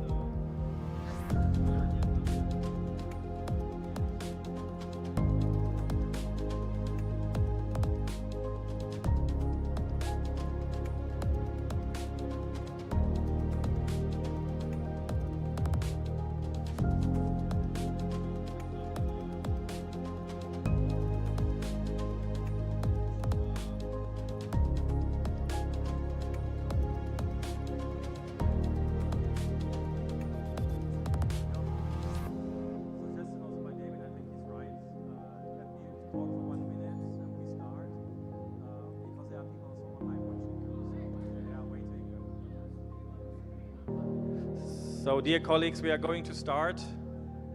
There are still many people who are on the way back from the faraway restaurant. Please take a seat.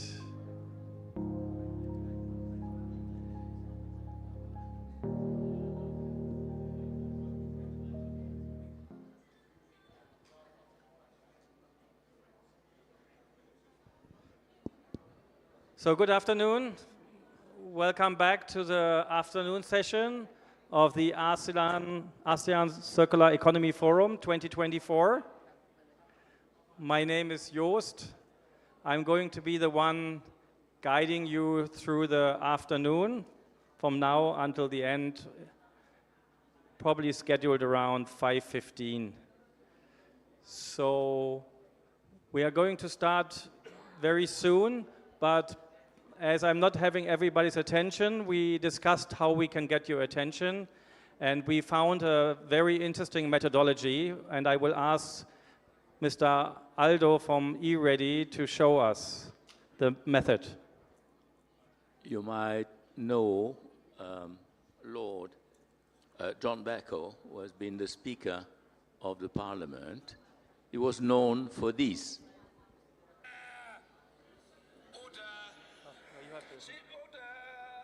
Maybe you copy that. So, order! Order! Please! Order! Take your seats. We are about to start. Thank you very much. So if you don't know who is copying, that's John Bercow, the Speaker of the British Parliament, when he doesn't get the attention he needs. So I incorporated Mr. Aldo from eReady to to use his skills. Yes, you can give him a hand. Although you still try to recover from, you might still try to recover from the shock. So we're going to start right away. We are still in actually the block number 3, experiences from advancing the circular economy in the EU and EU support to ASEAN. There was one small bit missing. We actually have a colleague here from Sitra.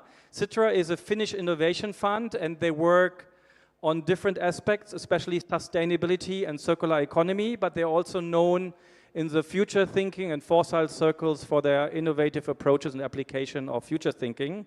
So you might know that there was recently the World Circular Economy Forum in Brussels in April 2024, and our speaker was there, and there he will speak a little bit about global trends in circular economy and insights from this forum.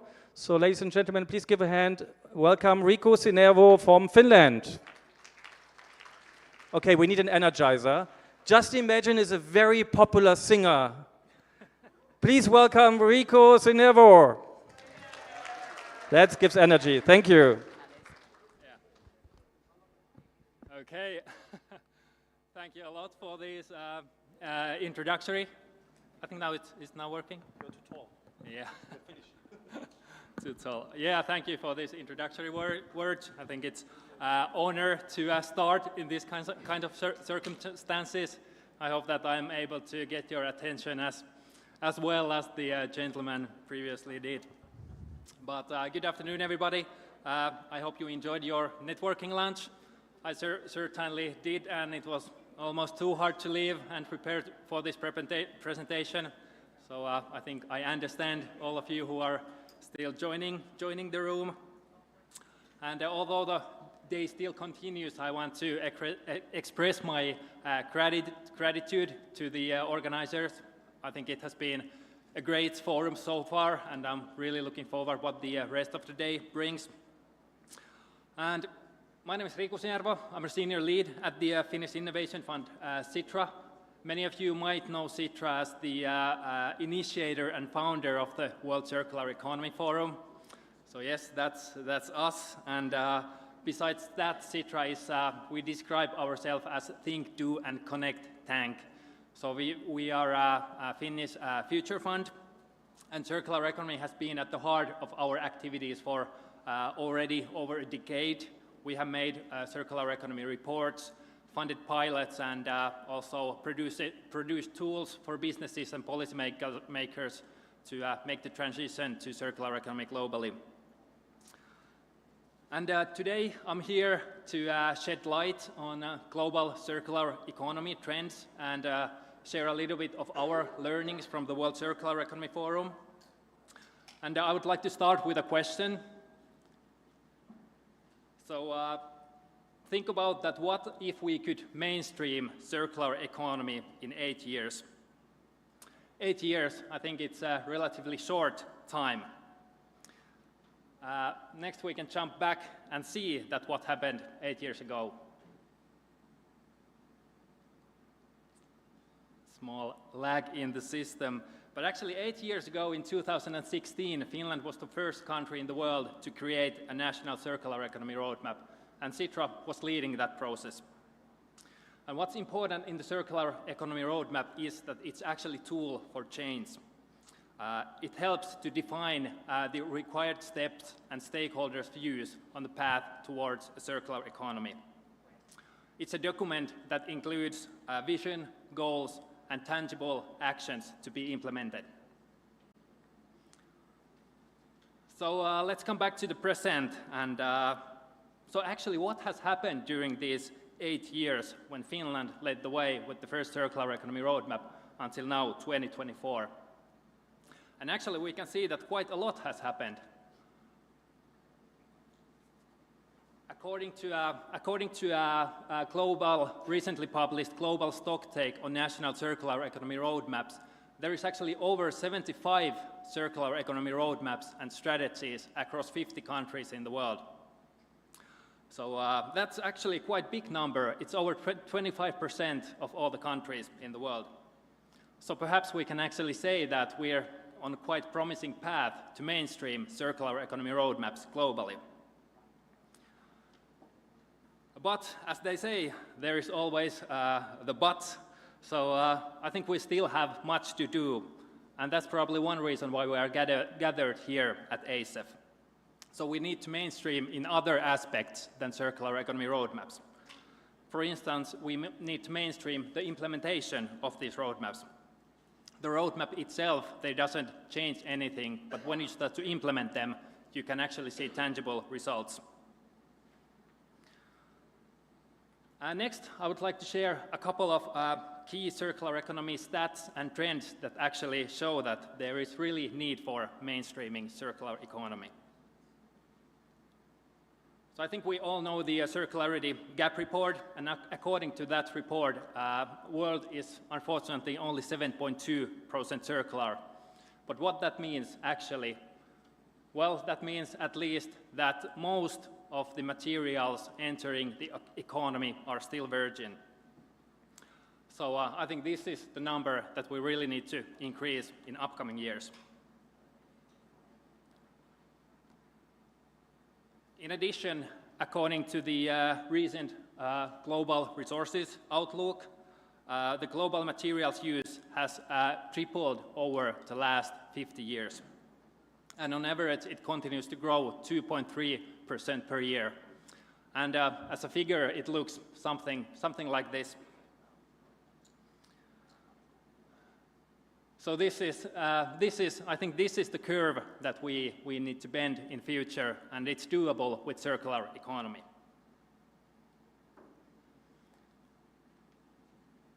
There is the second but, and I would also, because these numbers might seem a little bit daunting every now and then, so I would also like to show that there is good progress happening as well in the world.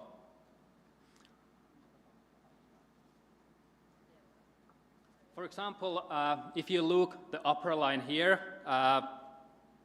we can see that actually the resource productivity in Europe has increased quite significantly compared, for example, in early 2000s. We can also see that it has modestly increased in the global level as well. And I think that these findings demonstrate that actually circular economy is a way to get more value out from resources, so it's not just a hype. And if we take a little bit closer look to the Europe, based on recent report by European Environment Agency, we can actually see that while the resource productivity in Europe has increased, as stated in the previous slide, the domestic material consumption has actually, the trend is decreasing in Europe at the moment. Moreover, as we also know that Europe's GDP has grown during this period, we can actually make an argument that that the findings of these reports and these statistics actually show that growth without increasing use of resources, it's actually possible and it's happening already. And I think that's quite a positive sign, and that's something that circular economy is a major enabler in that development.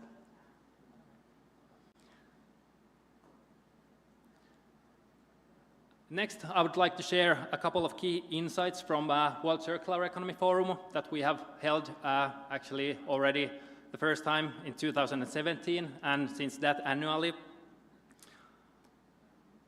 And firstly, I would like to highlight the importance of regional alliances. Like now here when we are gathered at ASEF, established by e-reading and the ASEAN Circular Economy Platform. So I think that these hubs, they play a really key and crucial role in accelerating the regional development and connecting players in the field. Secondly, at least our observation is that we actually need CE brokers to match the demand and supply between circular economy. While we have seen that there is circular economy knowledge and expertise existing globally, they might not always be accessible to the right policymakers and business leaders in need of that.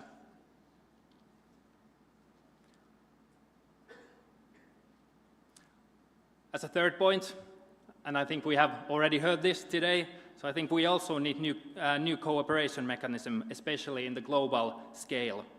So the circular economy requires collaborative approaches throughout the value chain.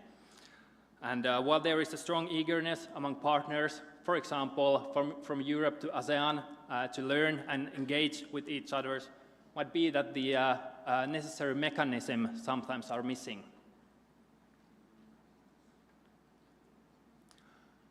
And finally, I think we need to have the ability to actually imagine what is our preferred future. So the future is not something that is out of our reach. We actually make it with all the decisions that we make today. So actually that's also really essential, that we are able to have the vision that where we want to go in the future and base our current decisions on that.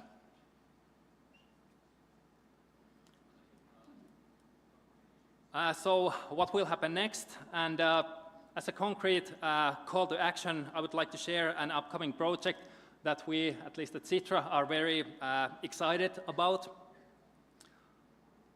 So actually with support and funding from European Union, EU Circular Economy Resource Center will be established. And this center, the aim of that is to support the uptake of circular economy policies and business models between EU and partner countries. It's funded by EU with 15 million euros under the Global Gateway Strategy, and in addition, Finnish Ministry for Foreign Affairs co-funds the initiative with 2 million euros. The project is implemented by the Citra, Finnish Ministry for Foreign Affairs, and Belgium Development Agency, ENABEL. And the 5-year project will start in early 2025, and at the moment we are finalizing the preparations for this project.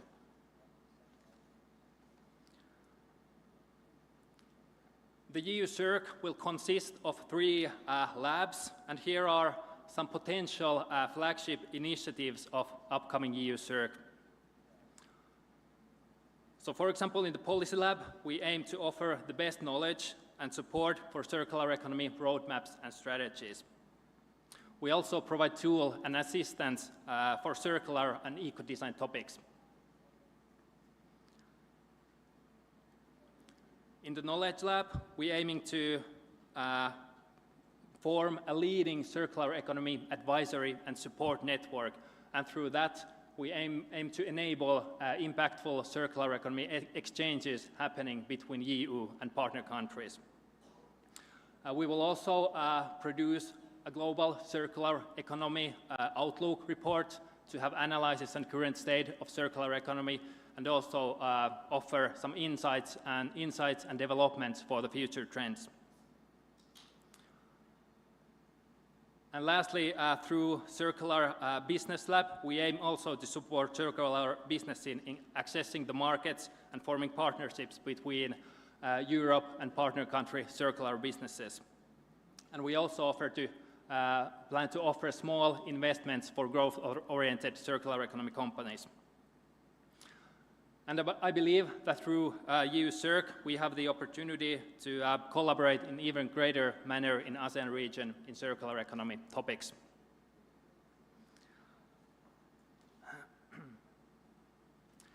I think my time is nearly up, and as a final note, I would like to invite all of you to the next World Circular Economy Forum, which will take place in Brazil, in Sao Paulo, next year, May. So hope to see many of you there. And actually, this is the first time when the forum will take place in Latin America. And what is really interesting is that actually the global climate and biodiversity negotiation between 24 and 25 are also taking place in Latin America. So we think that it's also a good opportunity for the forum to bring circular economy on the agenda of this global negotiation as well. But thank you so much for the opportunity to speak here. Enjoy the rest of the forum, and looking forward to continue the discussions later today. Thank you very much, Rico. Do you have a month or a week where we all have to be in Brazil? First week of May, so mark your calendars. Yes, that's part of the funding, I guess. Yes. Thank you for the invitation, Finland. Okay, thank you very much, Rico. And I think that was a great start into our afternoon session. We are starting now with thematic deep dives. And Rico, you mentioned not only that in 8 years, a lot of things have happened from the first roadmap today. So we are maybe on a not so bad track. However, you mentioned also in one of the insights from the World Circular Economy Forum that we should connect to players, and you were talking about regional alliances. And I think we're going to start with strengthening the regional ecosystem for circular startups. Can I see how many startup representatives are in the room? There were a few, I saw a few people at lunch. Are they still there? Are you defining yourself 1, 2, 3? Yeah, so a few representative startups are still there. And I'm going to hand over this session now to René van Berkel. You saw him already as a presenter and also as a panelist. So one more time to give a little bit energy also to ourselves and to the speakers. Please welcome René van Berkel. Okay, can we get some chairs on the podium? We need the chairs for the panelists. Yes. Let me. Yeah, but we need chairs for the people, the panelists. Yeah. Okay, thank you very much for the introduction, and welcome back to this session topic. So circular economy comes into motion when business successfully commercializes a circular product or service that makes circular and efficient use of materials and other resources, and or it switches to renewable materials and energy. The new circular product or service is then embedded in a business, and in many cases we see that it's then embedded in a circular startup, a startup business, and new business ventures. The new business creation is a challenge. We saw this as sometimes referred as the valley of death, or the valley of opportunity, or the valley of challenges which are out there. And the business creation this is a challenge, and that's not unique to circular economy. We see the same in health sciences or information and communication technology, that there is a landscape to navigate. These challenges could be regulatory, market, technology, financing, and others, as we will explore in this session. Some of these sessions were discussed yesterday in a pre-event hosted by the Hans Seidel Foundation. Today's session is therefore split in 2 parts. First, we will ask a brief summary of the key discussion points from yesterday's event, pre-event, and then second, a panel discussion with some of the circular innovation ecosystem partners. So maybe I can, while the stage is still being set up, I can invite Ashish Budhyati. There. Ashish is the team leader of the the Green Team Europe Initiative Technical Assistance Facility. Did I get it more or less right? Okay, so maybe you can sum in 5 minutes or so, is that possible? Yes. Okay. Thank you. Good afternoon, everyone. So first of all, on behalf of all participants yesterday, I would like to thank European Union, Hans Seidel Foundation, IREDI, and the ASEAN Center for Sustainable Development Studies and Dialogue for their facilitation. Yesterday, we had a very great discussion on the importance of fostering innovation and scaling circular economy startups in ASEAN. Initially, we target 60 participants, but we end up into more than 120 participants, which showing great interest in exploring the best strategic approach on this topic. The first session was started by sharing the ASEAN Micro, Small, Medium Enterprise Business Survey 2024 conducted by the ASEAN Secretariat.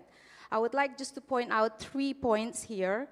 Apparently, MSMEs make up over 97% of total establishment in AMS, contributing significantly to employment and economic output. The second one is 70% of MSMEs familiar already with the concept of circular economy, while 30% admitted that they have limited or no familiarity. Go to the next slide, please. And the third one is 48% cited lack of technical assistance in implementing circular economy practices. These findings highlights the need for targeted policy interventions, capacity buildings, and financial support to enable MSMEs in ASEAN to transition effectively into circular economy model. Based on that business survey, we continue to the first panel discussion featuring insight from Europe, Singapore, and Thailand. We discussed the topic of how to facilitate effective mentoring, advisory, and capacity building. The European Institute of Innovation and Technology, they share their circular economy innovative initiative in textile for entrepreneurial Europe. Go to the next slide, please.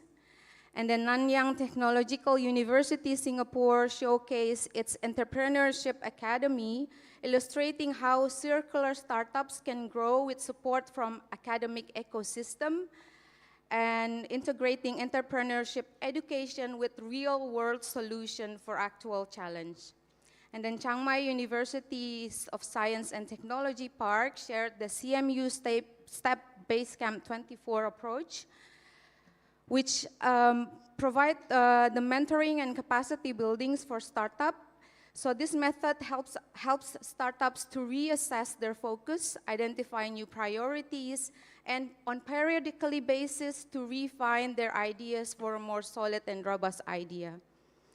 There's an interesting question raised by one participant focused on startup education, specifically asking how universities can intervene to transform startups into a successful businesses. The discussion emphasized the importance of understanding the root causes of social and environmental issues and rethinking process from the upstream. So starting with redesigning products at the beginning. The second panel then goes to the next slide, please. Discuss how to ensure access to networking events, competition, and study trips. Okay, yes. So Climate Launchpad shared their challenge, including also limited budget, lack of awareness, but then success come through partnership and targeted training. There's ASEAN Ecoton also shared their lesson learned on the importance of networking for startups across ASEAN. And finally, presentation on the role of ASEAN Circular Economy Business Alliance by Renee here in promoting circular economy practices. The key takeaway on the second panel highlight the crucial role of partners and government institutions in strengthening the startup ecosystem within ASEAN member states, emphasize the need for stronger collaboration with universities, research institutions, and intermediary technical bodies to facilitate connections, as well as the importance of mentors and supporting entrepreneurship development. Finally, the last session was a discussion. So we divided into 6 different groups. Can you go to the next slide? Okay. We discussed different questions, and then I have already summarized in here 6 key points, key takeaways. So the first one is to enhance mentoring, providing tailored support, and ensuring consistent engagement from the beginning until the end, not only from the first idea discussion or formulation, but also up to the implementation, including peer-to-peer learnings. The participants also emphasized the need for support from both policymakers and implementers to design platforms to engage SMEs and startups effectively. There was a discussion also on the bottom-up policy approach to identify gaps in current policies through discussion with startups. From a business perspective, they also mentioned the focus should be on technical assistance, especially including the insight from successful partners, particularly in proposal development process. There was also a comment from Latin America who mentioned that their startups ecosystem not as advanced as those in ASEAN, indicating a need for collaboration between countries in both global north and south. And then the ASEAN Circular Economy platform was identified as a means to facilitate this exchange. Finland was cited as an example of a strong startup ecosystem where public-private partnership work collaboratively to nurture startup, provide incubation activities, supported by organizations like Hans Seidel Foundation and EcoTown, which play a vital role in developing business models.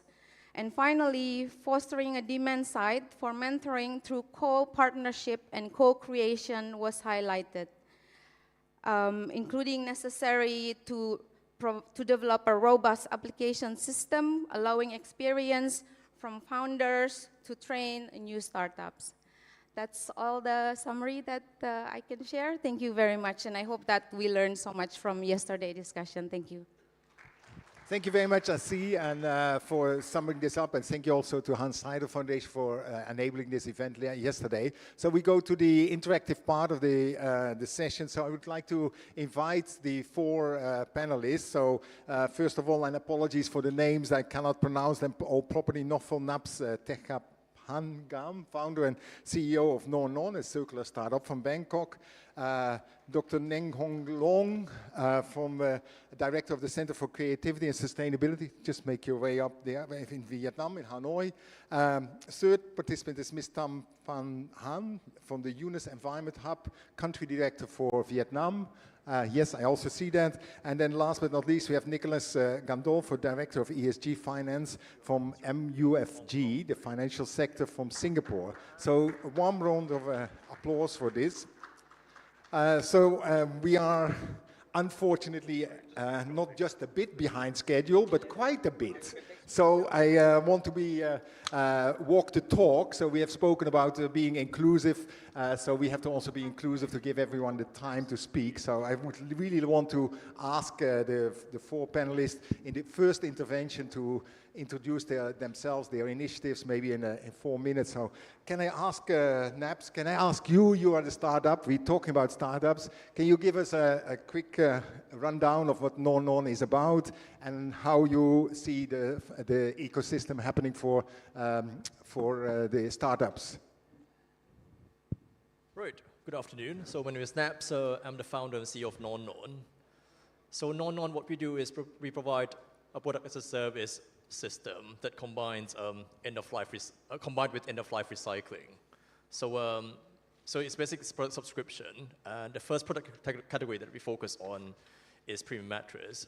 So our customers can come and subscribe for good mattresses, and these are long-term subscriptions lasting between 1 to 10 years. So they pay monthly to use of service. And at the end of every subscription, we collect back the mattresses, disassemble them, and recycle each component free of charge. And since the recycling process is expected to be loss-making, we use a part of the profit from these subscriptions to subsidize it, and also to invest in recycling R&D. So that's what we do. And I think regarding the ecosystem here in Thailand, I think it's been pretty challenging over the past 5 years. And particularly now that the VC money has pretty much dried up. So that's the current situation, yeah. How did you manage then to, maybe you can elaborate a bit on how you managed to raise funds for your business to actually be able to operate as a product for service as product business? So our business relies on debt financing, so this is a key part of the business. So every month when you have orders coming in, we need to have the ability to raise the money with which to buy the product that then gets subscribed for. So we first experimented with issuing green bonds back in December 2021, and that didn't quite match the business model. So at the end, we moved towards issuing investment tokens. So these are digital investment tokens issued in fiat currency, so nothing to do with crypto. So every month when we have orders coming in, let's say if you need $100 worth of mattresses, we would just issue the tokens and raise $100. And with these $100 worth of mattresses, we would have subscribers who will pay us monthly fees. So we use these fees to pay back the debt that is raised by the tokens. So that's the mechanism. Okay, thank you very much, and it really shows that we have a change of business model, but we need also different financial products. You need to basically fund your inventory of mattresses, which you can provide to the customers rather than a factory in that sense. So thank you. So I'll go for the service providers. We have two service providers, technical side. So Dr. Long, can you elaborate on a bit of the experiences of CCS, Center for Creativity and Sustainability, sorry, I got them mixed up, on what your work is doing with startups in Vietnam and elsewhere in the region? Actually, we are also a startup ourselves, so we know the problem. So, but then the chance come. We were invited to be the national hub for the Climate Launchpad competition. So as you know, Climate Launchpad itself is the biggest climate innovation startup competition in the world. So the way we do is that we invite the startups to join to send application form first, and then we do pre-screening. We invite them for the boot camp. So at first we have only one boot camp, but then because of the population of the newcomers become more and more, so we have 2 boot camp every year. In that boot camp, we have the international coach to teach them for about 3 days about the fundamental issue that they need to target. And then we have 3-month coach directly, face-to-face, into like different fields. And by that way, we build the capacity for them, like the crucial skill, which is pitching to the sponsor or to the investors. Knowing the minimum viable product, heading to the beachhead market, those kind of things, and especially quantifiable the CO2 reduction for each of them. So this is the way we do with them, and then we send them to the final contest in Vietnam. After that, another coach for the international regional competition. And finally, they go for the global competition. But I think that's also something that we add more, which is the networking and the additional support. So it's not only about the competition every year, it's about having the constant ties among each other to inspire each other, to bring the opportunities to each other. This is the way. Yeah, I think that's what you're saying. I would sum it up as maybe also as improving basically your business plan. So you help, you coach them, you improve, and then they get a business plan. But let me, because you said I'm also a bit of a startup. So what's your startup? Can you just share 1 minute, 1.5 minutes? And I would ask you the question, what's the impact? Yeah. We spent 14 years continuously into the thing we call biomass gasification. The reason is that we have plenty of biomass waste, and that creates huge problem for the pollution of air. And at the same time, the poorest people link directly with the biomass waste. So we can improve their life by making it into the green and clean energy access for everybody in Vietnam. The problem for the biomass is that it's green, but it's not clean yet. but converting it into the syngas and burn it safely is the best way. So this is actually what we did before. So the impact, right now there are a few thousand people access it. Our plan for the next year is that we will reach out to some 100,000, and in next 5 years will be some millions people. So this is, I know, ambitious, but this is our target. Yeah, but our mission and a startup entrepreneur is also ambitious and creates then the opportunity. So great that you're advancing on this. I know you have been working on that for a long time. So thank you very much. So maybe I go to Ms. Tam to ask about the basically the UNIS Environment Hub and your engagement with the CIRCO, the Circular Economy Innovation Program. So the floor is yours. Yes, so thank you very much for the question, and good afternoon, everyone. I think before I answer to your question, I just want to say thank you to the organizers, my friends from ACASP, and especially E-Ready for giving me the chance to present UNOS Environment Hub's activities. And thanks to everyone in this room. Yeah. Talking about UNOS Environment Hub's activity, for your information, we are social business, global social business network, and I represent UNOS Environment Hub in Vietnam in Southeast Asia. And Mr. Rene just mentioned CIRCO Hub Vietnam. So for years, as you see, the name says it all. UNOS Environment Hub, we focus on supporting and developing social business solutions, addressing environmental issues in a financially viable, sustainable, and socially inclusive way. And our focus in ASEAN is to incubate and accelerate startups, MSMEs, including social businesses and traditional businesses with environmental and social commitments. So this year we established the CIRCO Hub Vietnam in partnership with CIRCO International from Netherlands, headquartered in Netherlands, and GIZ Go Circular program.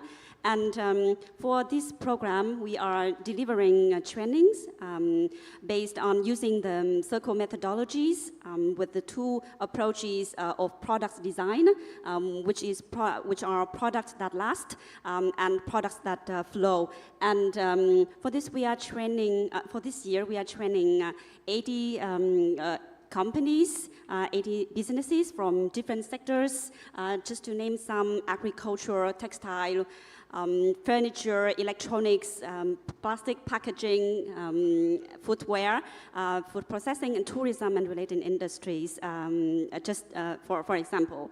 And what we do is to provide a series of trainings, capacity trainings for those companies, and using CIRCO methodologies.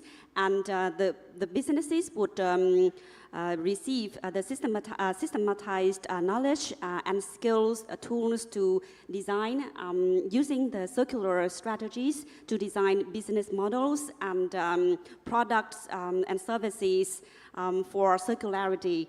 And after participating in a series of 3 workshops, 3 full-day workshops, we would follow up with the companies. They would become alumni in the CIRCO Hub network, and the activities will be continued to support them with the value chain implementation phase. And with this, we collaborate with many stakeholders, including associations of different business sectors and policymakers in Vietnam. And also, we are working with partners in the region to organize collaborations, cross-border collaborations.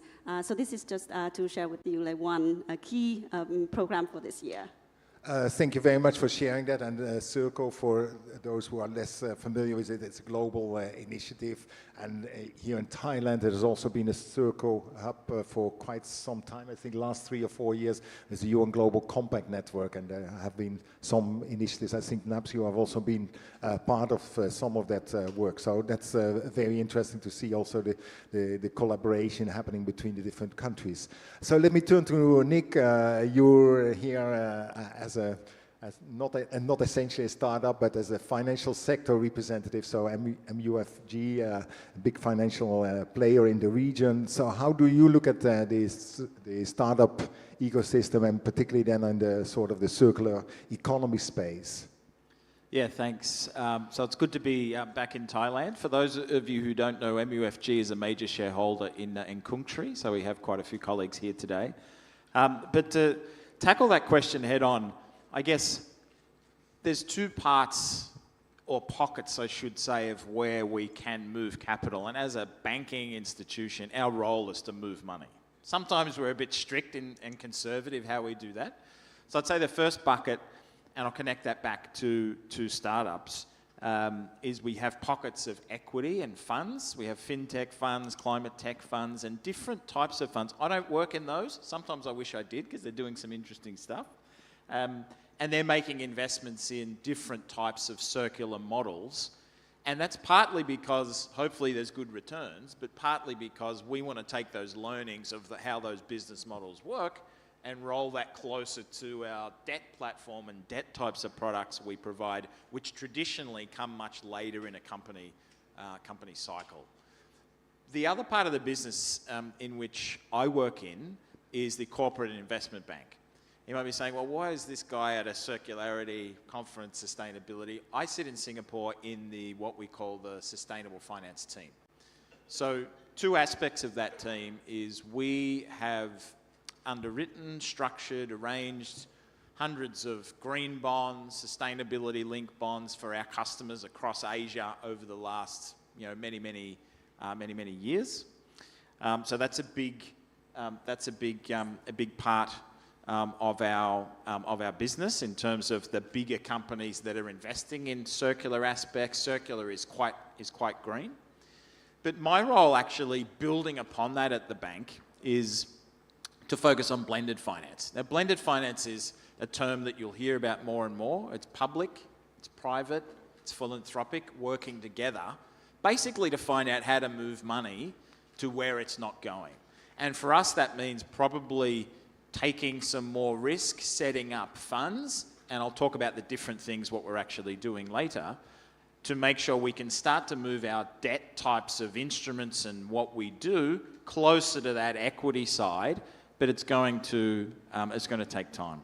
So I'll probably just stop there, but happy to go into any of those other areas. So there's quite a number of things: equity pocket and then debt pocket, and it's really about innovating the debt pocket and getting that closer to the equity side over time.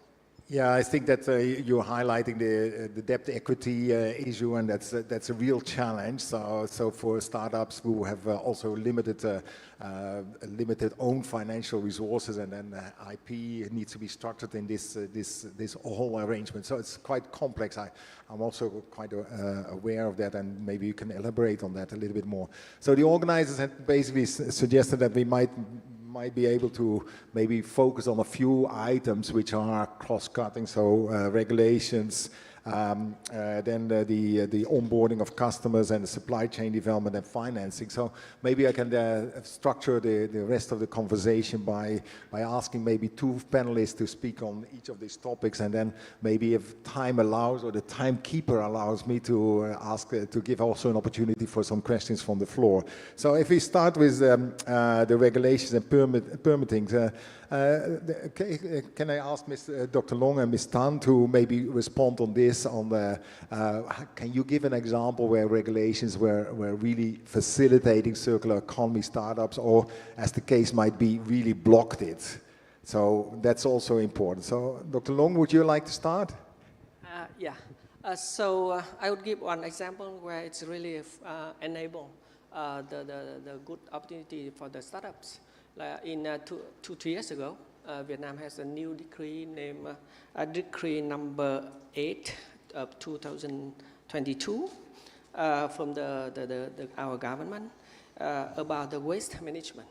It's about like EPR, about encouraging the waste collection and recycle, and also about the support policy for the tax, for the capital assets, and for the technical support from the government. So it's really have a lot of startups really blooming afterward. So it's a good example. But there is a bad example. Okay. So maybe you heard about the feed-in tariff, about the soar of the green energy in Vietnam. Suddenly we become a star, but now star is falling because at first we have the price for the investor about 9.35 cents per kilowatt hour coming from wind and from solar. Suddenly 3 years after, they drop to 7.09. So it's really creates some bankruptcy and really a kind of chaotic situation. And also, several people who involved are now in prison. So I think it's not the enabling environment for the startup should be predictable, right? Yeah. Should be stable. But it's here. Of course, there are a lot of things that I don't know. But what I mean here is that the government plays crucial importance for startups. It helps allocating optimally the resources on the society, but it can also block it. Yeah. That's why. Yeah, I think that really the example of feed-in tariffs has been worldwide being used as a way to encourage investments in green energy. But if it drops back unannounced, then it's really a challenge for investors, and it's not only in Vietnam. I guess that companies have gone bankrupt. Ms. Tan, would you like to add to that?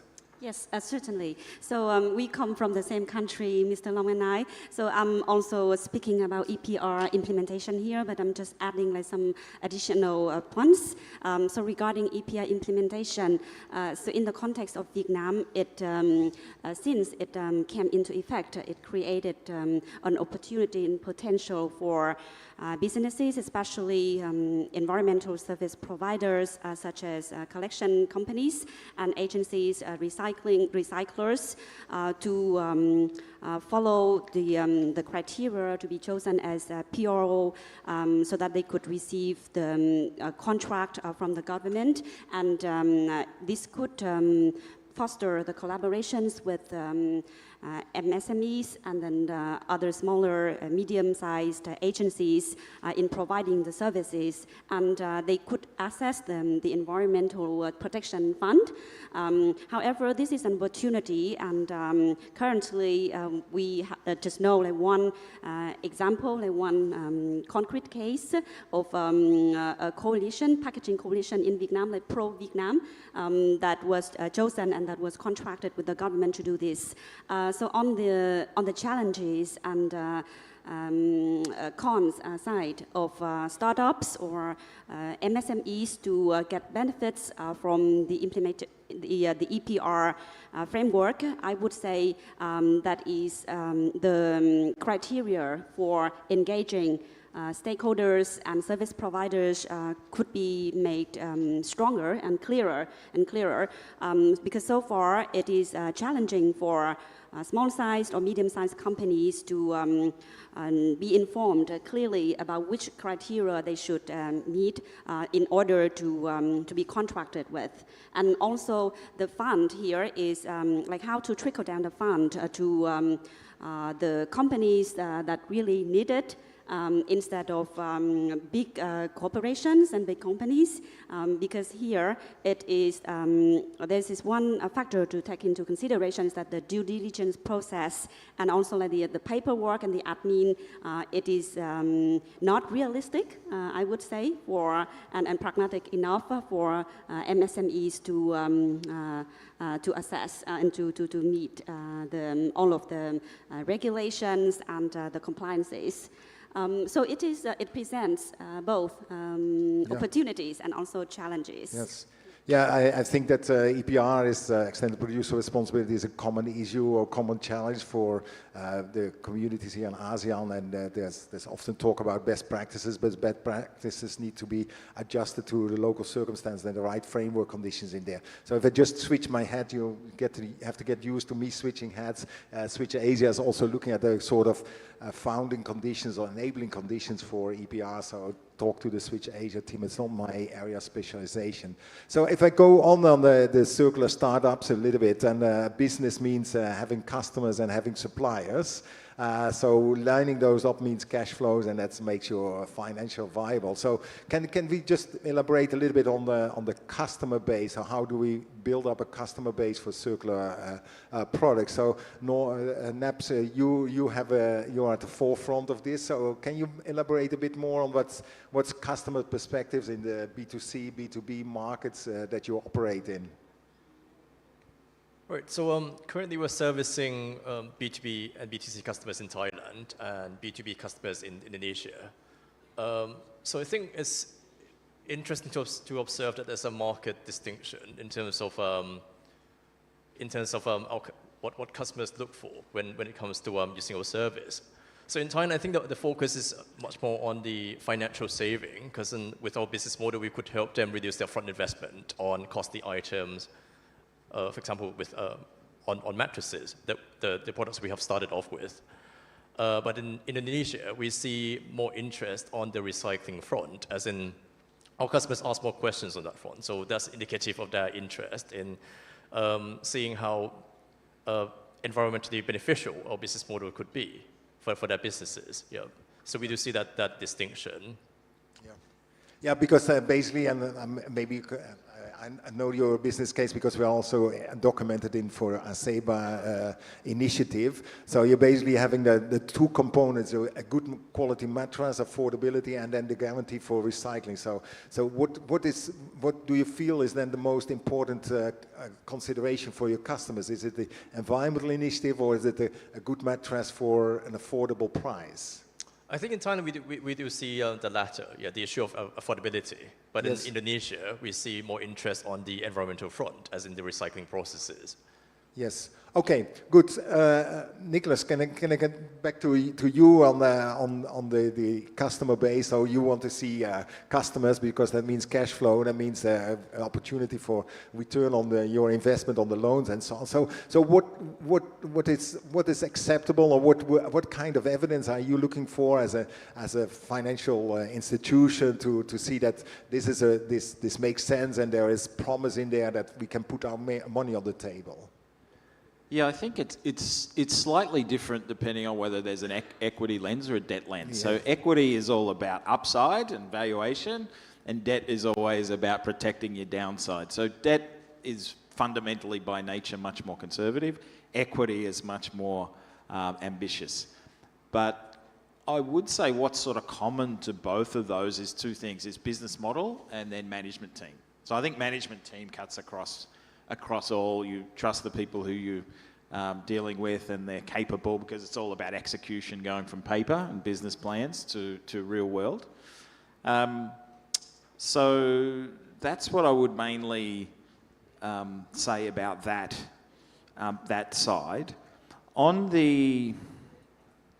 just thinking of how to put this on the debt side.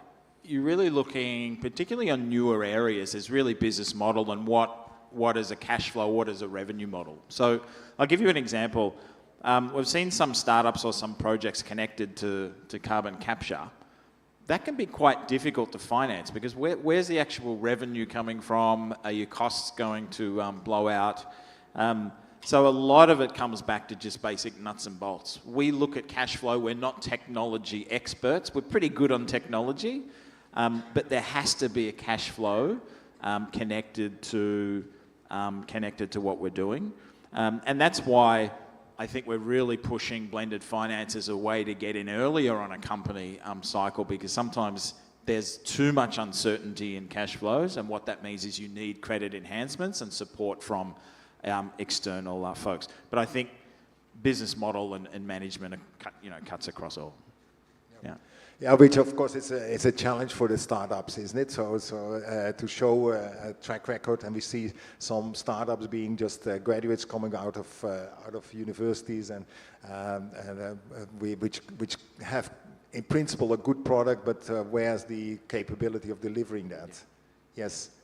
Okay, let's move to the supply chain development. So your suppliers, so certainly Long, you already mentioned on your your impact story on the biogas, so enough, or the gasification, I should say, so enough organic waste is available, bio waste, but how do you organize it that you have a steady supply chain which is of a quality material that you can control, because you have basically a waste stream which can have different variations by day or by hour on running then the process. So how have you addressed some of these issues? That's a brilliant question, come all the time from the banks. Yes. So basically, you know that waste is everywhere. In Vietnam alone, there is 160 million tons of waste, biomass waste, every year. And we burn out 89% of the plant-based waste. And animal-based, we use only about 60%. We are wasting billions of dollars every year. But taking it into the real life is not easy. It's waste now because there's no economic way to use that properly. So we target first at the what we call associated waste, which means that if you grow rice, you take the paddle, you have the rice straw, and you have the rice husk. They are associated with the waste. So there is no good way right now to use that. So year by year, we burn away rice straw. Yeah. Same thing with other type of biomass. So the technology developed, our technology developed in a way that if we simply do the baling with the baling machine, we bale the rice straw that actually normally taking out and put it onto the field, and then they burn it away. It can be simply the bale can be simply the unit of fuel that can fit in automatically into our system without further treatment. Yeah. Then this is really making sense. And we compare in several applications for tea processing, herbal processing, and rice drying, and we see that this is the cheapest ever energy source right now. So it's about like 18% of the cost if we use LPG or we use electricity. Mm-hmm. It's only about 22% if you use the diesel, the oil as a fuel. So it's very low cost, but it's very good in terms of carbon emission. It's negative emission. Yeah. So here I heard a lot, every day here, I heard a lot of people mention our biochar. Our technology is also great, one of the best biochar. Okay, so good sales pitch, but I think your numbers are also quite staggering. If you say 160 million tons, that basically means about 500,000 tons a day. So just imagine on how much material is potentially there, and what's on also the potential for a circular economy if you just can get the scale and the technology and the supply chains sorted out. So, Ms. Tan, can I also ask you maybe to reflect a bit on the supply chain issues, or how we can develop a supply chains for a circular economy?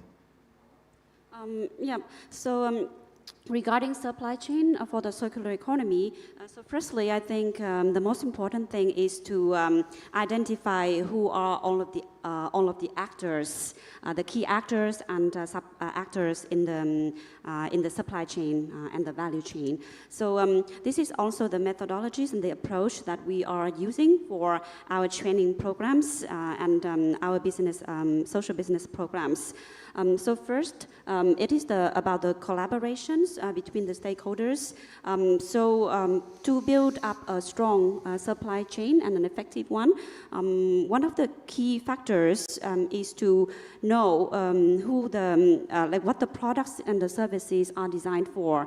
And I think this is related to the customer approach and the customer understanding in the beginning. And because circular economy, I think, is about how to extend the product's life and how to extend the usage phase. And so at UNOS Environment Hub, we encourage businesses and companies first to understand the customers and have the customers in mind when designing the products and the services. Just to give some examples, so companies are urged to think about what the customers really need first, and understanding the sentimental, it's not only about the commercialization, but it's also about the social and cultural aspects behind that. So I'm talking about this because in Vietnam, like, there are also like some cases, and I could share like two concrete cases. One footwear company, they promoted a local brand. And in the marketing and communication strategy, they linked the products to patriotism, which is, I think, is very touchy for Vietnamese users and customers. So they are successful. And another case is a bakery company. Like during the pandemic, they used dragon fruits and combined dragon fruits with bread. So it is also innovation. And this is, and through this initiative, they also supported the farmers who could not sell dragon fruits, a lot of them at that time. So the customers supported them. So I think that this is in the supply chain.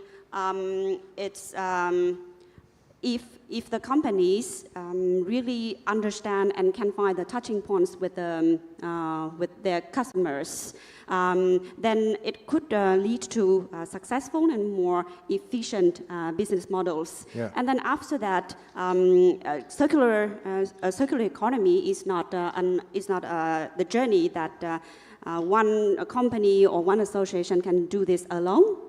So that's why. In any trainings or any business model development, it is important to, it's a fundamental thing, to connect all of the dots and map out all of the stakeholders there. Yes. Yeah, so I think you highlight the importance of getting all the pieces right. So it's customers' expectations and also your supply chain, and getting the stakeholders properly organized in a fashion that develops properly.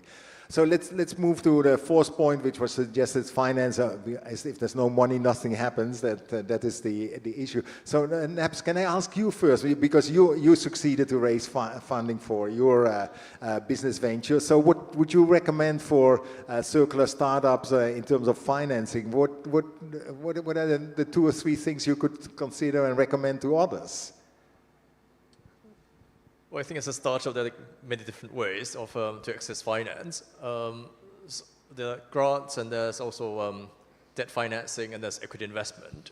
So I think if you're an early stage startup, then it's probably best to focus on grants and try to find, well, the easiest source of equity, which is probably friends and family, I think. And then I think as you move along your startup journey, you could look into debt financing, especially if you have a business model that would generate a regular, steady, recurring revenue stream. In which case, you could also you could issue bonds, which is something we've done. And again, and then as you scale, I think you probably need equity investment to come in to like help enable you to build a larger team and invest in marketing and better like online infrastructure, etc. But at the moment, I think given the pretty conservative investment environment in Southeast Asia, I think the hardest to come by right now is actually equity investment. So that's what the startup circle is experiencing right now. Yeah. Yeah. So I think a lot of startups really have like a complete business model and really have like a good deal of traction, etc. But then they lack the equity investment to scale up. I think that's I've heard this a lot from the conversations I've had with entrepreneurs in the startup world, and also in the circular economy sector as well.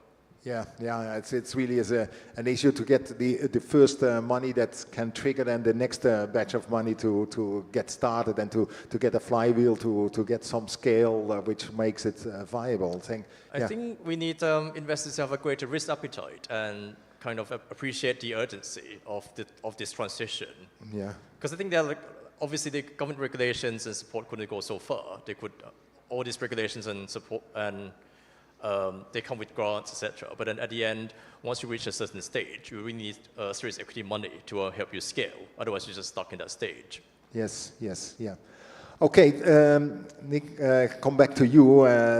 You mentioned already in your earlier intervention, so the bank looks at the business model, so how the dollars is going to flow, how the baht is going to flow, and the team. So can you maybe say a little bit on what you see and what is then also, how can you deal with that? As you say, the money flow is attractive, but the team is maybe not yet there. What options do you see there? So I think there's some interesting innovations. The first thing I'd say, though, as a overall point is the innovation connected to debt finance has not kept up with the innovation in technology. So I would be the first person to say that's a starting point.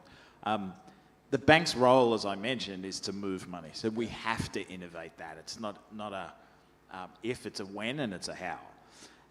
So a few things that we're thinking about, and this is more broader comments across the system as well, is one thing called venture debt, which has really expanded rapidly after Silicon Valley Bank unfortunately went under. Some banks have taken that business, and really that is providing debt against the ability of a company to raise equity. Yeah. That's quite new.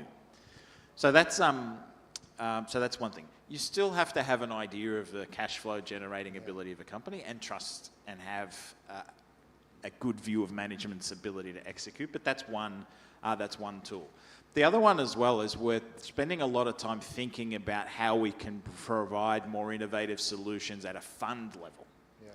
So a fund may have 25 investments. For us to analyse 25 individual companies would take way too long, would be way too punitive, and may not be the most cost-effective way of doing something as well. So venture debt's the first one. The second one is innovating more at a fund level where they can put money down, and that can be in the form of debt as well. The other one is really blended finance funds or blended finance vehicles. So if you put something on a bank's balance sheet, pretty conservative. If a bank lends to a fund of which we have co-created, and we're thinking about co-creating a number of things, you can layer in different types of funds from a variety of players, whether that's philanthropic, whether that's first loss capital from development banks. All of these innovations under the banner of blended means that now I have the ability to influence my management rather than just say, we're not going to put that on our balance sheet, the risk's too high. Yeah.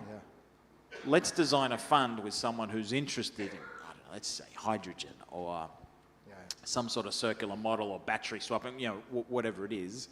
So that's quite interesting. The fourth one that I would say that I think there's going to be a lot of innovation in will be trying to monetize carbon credits earlier. Mm-hmm. So what I mean by that is MUFG is involved in again, different industry, but I'll just illustrate the point around innovation, what's called the Traction Initiative. Now, the Traction Initiative is sponsored by the Monetary Authority of Singapore. What they're trying to do is issue carbon credits for closing down coal plants early. Yes. Yeah.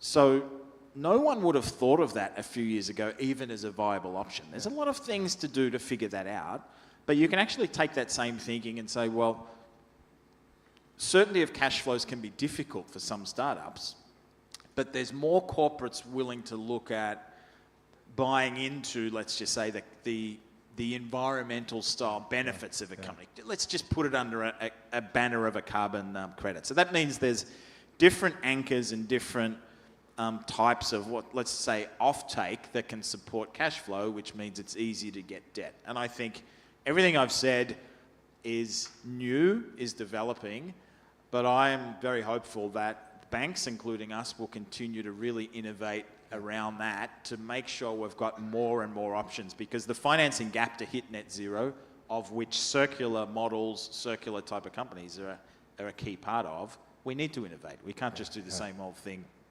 Okay, thank you. I think time is pretty much up. So thank you very much to you four on the panel. I think it's an interesting world, so many things are changing. I think the biggest risk is that we think that there's one size fits all, because that's absolutely not the case. So we can only fix the challenge which you, Nick, was saying, the scale of the issue by finding customized solutions and innovating on different ways, on the business model, on the financing, on being also very precise on what we want to hit, and supporting also the management teams, the executors of the finance to really succeed with the startup ventures. So please join me for a round of applause for the panelists. Thank you very much for your contributions.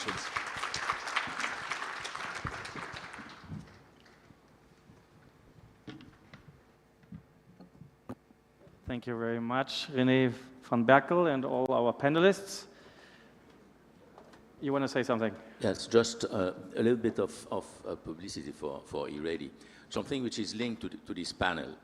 The ASEAN Committee on Science, Technology and Innovation, COSTI, has among its priorities for 2024 the establishment of a technology management hub, which would be a platform where investors, academia, startups, etc., can offer or request services. And we are already supporting that. That's why I was talking about publicity. We just have the 5th workshop that complete the preparation of the prototype that would serve for this technology management hub. It will be presented to the next COSTI meeting, which is from the 7th of October to the 11th of October. And it responds to many of the issues that were solved. How to know where innovation is, how to, for the innovators, how to reach the scale that would permit to reach the economic viability, etc. And it's again one ASEAN initiative that would really respond to this horizontal integration among different aspects of circular economy, the economic one, the scientific one, the environment one. Thank you.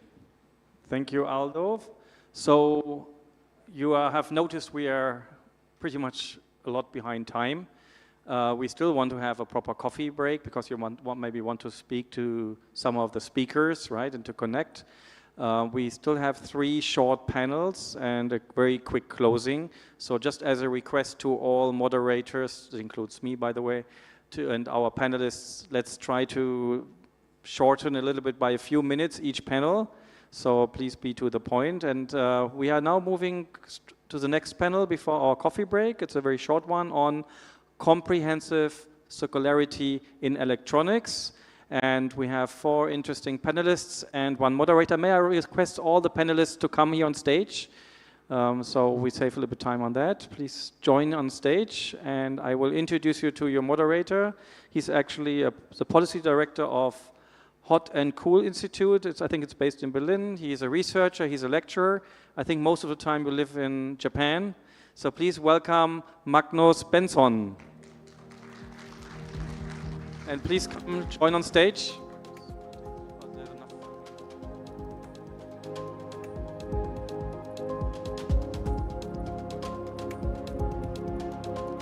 So may we request all panelists to come on stage. Thank you very much, Jost, for your kind introduction. And I'm happy that so many people are still in the room. It's getting late in the afternoon. I'm very pleased to invite to the stage Mr. Kitinan Ananon from the National Science and Technology Development Agency here in Thailand, who has long expertise in electronic waste management and is deeply involved in the work that Thailand is currently doing on electronic waste. And we look forward to learn more about what you are doing there in the next few minutes. Also joining me here on the stage is Michael Bucki, who is working at the EU delegation to Thailand, and who has a long experience as an environmental diplomat, I think we can say, and who will share about what the EU is doing to address electronics more comprehensively, including upstream approaches to circularity. I also would like to invite Mr. Krishna Ramat, who is the founder and director of Dulang, which is a private enterprise in Indonesia, which is working with business-to-business circularity models for electronics, and he will talk more about his company in the next few minutes. And finally, but absolutely not least, Mr. Pakpum Kometsopa, who is the co-founder and director of Reviv Community, who has worked for a number of years in Europe as a circularity consultant, and who will share about his work to build a culture and lifestyles around repair here in Thailand. So please feel free to take the seats.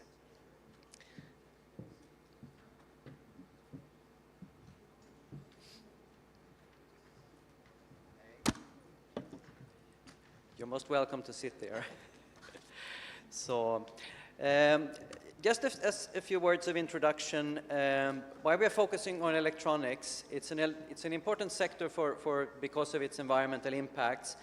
Electronics is one of the fastest growing waste streams, globally speaking, and it's complicated to take care of as waste. It's very complex materials. It's very resource intensive in the production. And the focus currently tends to be a lot on doing more recycling. And although this kind of items, they weigh only maybe 200 grams or less than that. And what we can recycle is only what's in the item itself.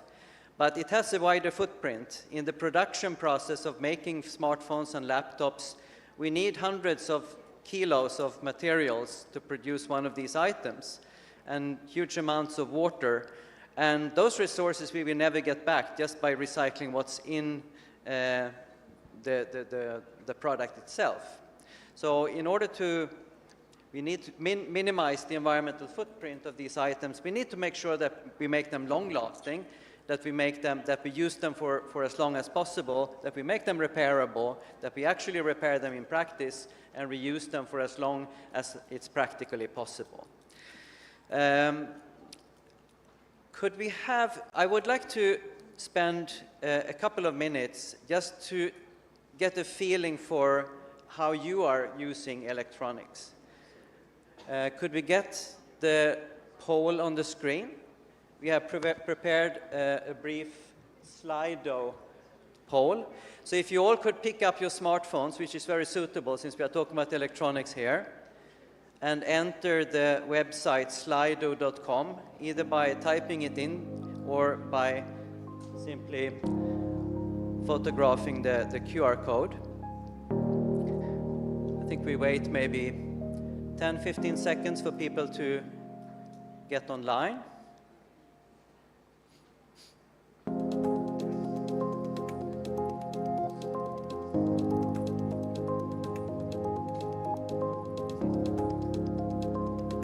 Are you ready to go? Okay. Then the first question, and we have it on the screen. So how often do you replace your smartphone? Do you do this every year? 2-3 years? Do you keep it for 4-5 years? Or have you never replaced your phone? Be honest. No, this is anonymous, you know.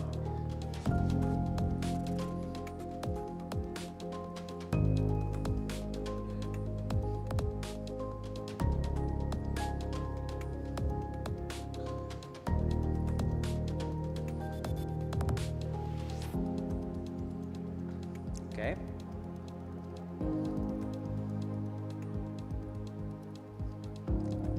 More than 60 people have responded.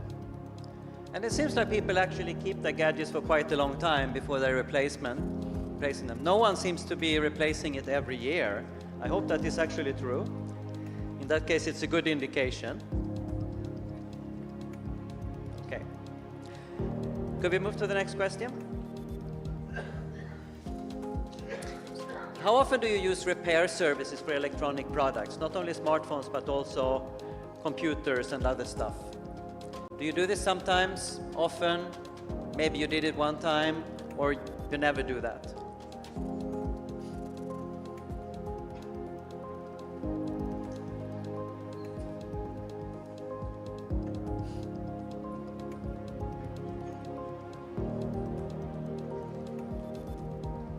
Okay. clear majority are doing this sometimes, but there's also a significant number of people who never do this or maybe only did it one time.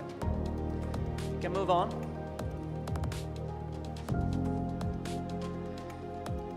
What do you think are the obstacles to using repairing services? Is that they are too expensive, or that they are difficult to find, or that they cost too much, or sorry, that they are unreliable and that the quality is poor, or that you simply prefer to buy new stuff instead that have higher performance and better design, and you want the kind of the newer stuff?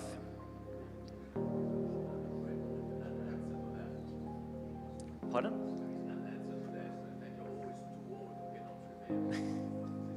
Okay, that stands for you. Okay, we are close to 60 replies. Seems like unreliable and poor quality of repair services is the major issue that people have. Some people also find it hard to find. It's maybe time consuming to do this kind of thing. Not so many people refrain from repairing because it's too expensive or having a preference for buy new products. But we do have a few people who are also in those categories. Move to the next question. Do you ever buy second-hand electronic products? Do you do this often? Sometimes, maybe you did once, or you have never done it.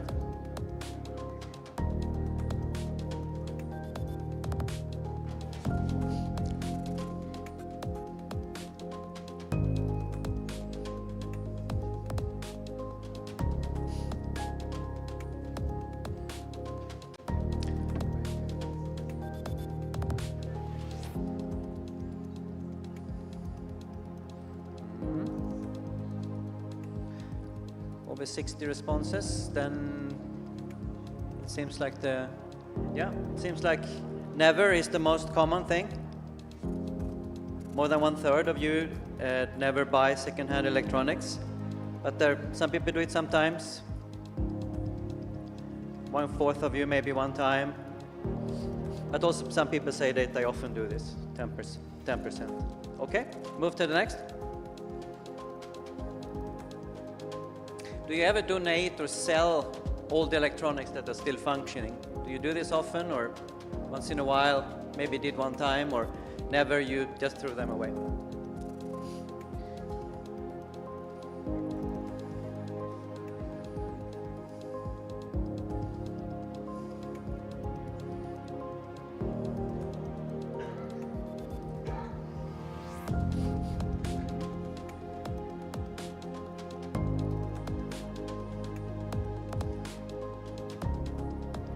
Yes, sometimes many people are saying. So there were not so many people who buy second-hand products, but many people make products available for second-hand purchase. That maybe reflects that the people we have in the room have a higher income than average. Yes, sometimes seems to be the most common here. Can we move to the next question, which I think is the final one? Do you know where and how you should get rid of your end-of-life electronic products so that they get recycled?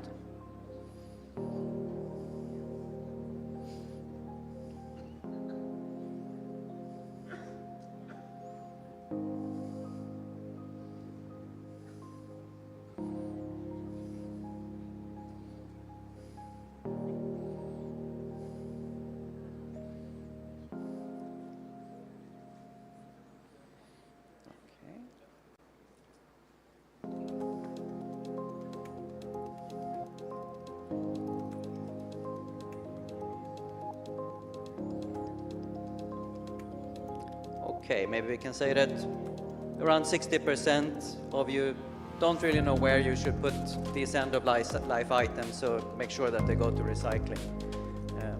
Okay, thank you so much. This gives us a little bit of a flavor for people's behavior related to these items that we are going to talk about in the session.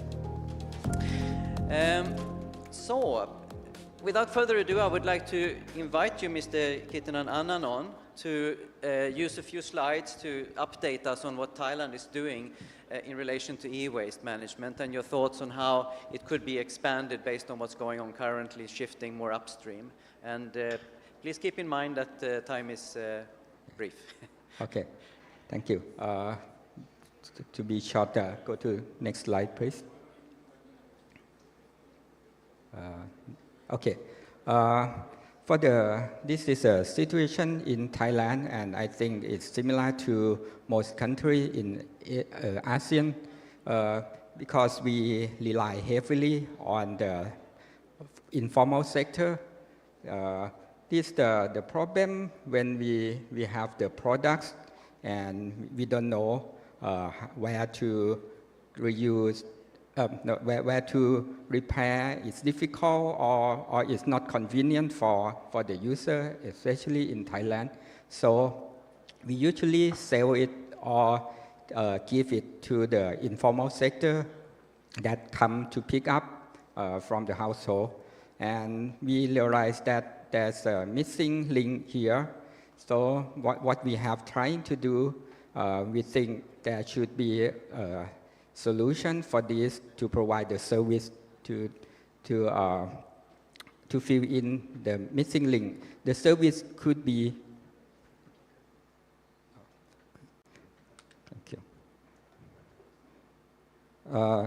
the service can be a repair, take back, or donate, or anything that can help the household or the user to take care of their products, their used product that they don't want anymore. And this could help by reducing, we try to convert the informal sector into the formal sector by give them opportunity to do the service, not just buy and sell the product, or may even take it down and get only the valuable materials. So that the idea. Okay, and this the framework that we try to implement. We have implemented in the local city. The keyword, the main objective of this is to help formal sector incorporate them into the system and provide them the service. Like in Thailand, we familiar with the rider since the COVID. Everybody buy anything, food, drink, and everything with the rider. So we try to convert the formal sector, or we call it the saleng here, to be rider, and just they don't have to go around buy and sell the products or take material from the products and sell it in the market. So we need to help them by find the market with more value. Like recycle market is the lowest value, so we try to find the reuse market and also find the incentive and other funding in order to help them. And this we can accomplish by developing a platform that help them in order to come into the service. We locate we collect the information and locate the source of the products that people want to sell, donate, or want to get rid of them. And with this, we assign to the rider in order to pick up. Instead of buy and sell, they just provide the transport by pick it up and deliver it. So the money is the key. We try to find the source of the money from the market, like a higher value market, and provide them opportunity, secure job, secure income, and better working environment. And we have implemented this in the local city. Just like we do a sandbox, and we work with the municipality in order help them and train people, the collector, in order to do the job. And we give it to the repair shop and other repair and other service like recycle. And this what we are trying to do.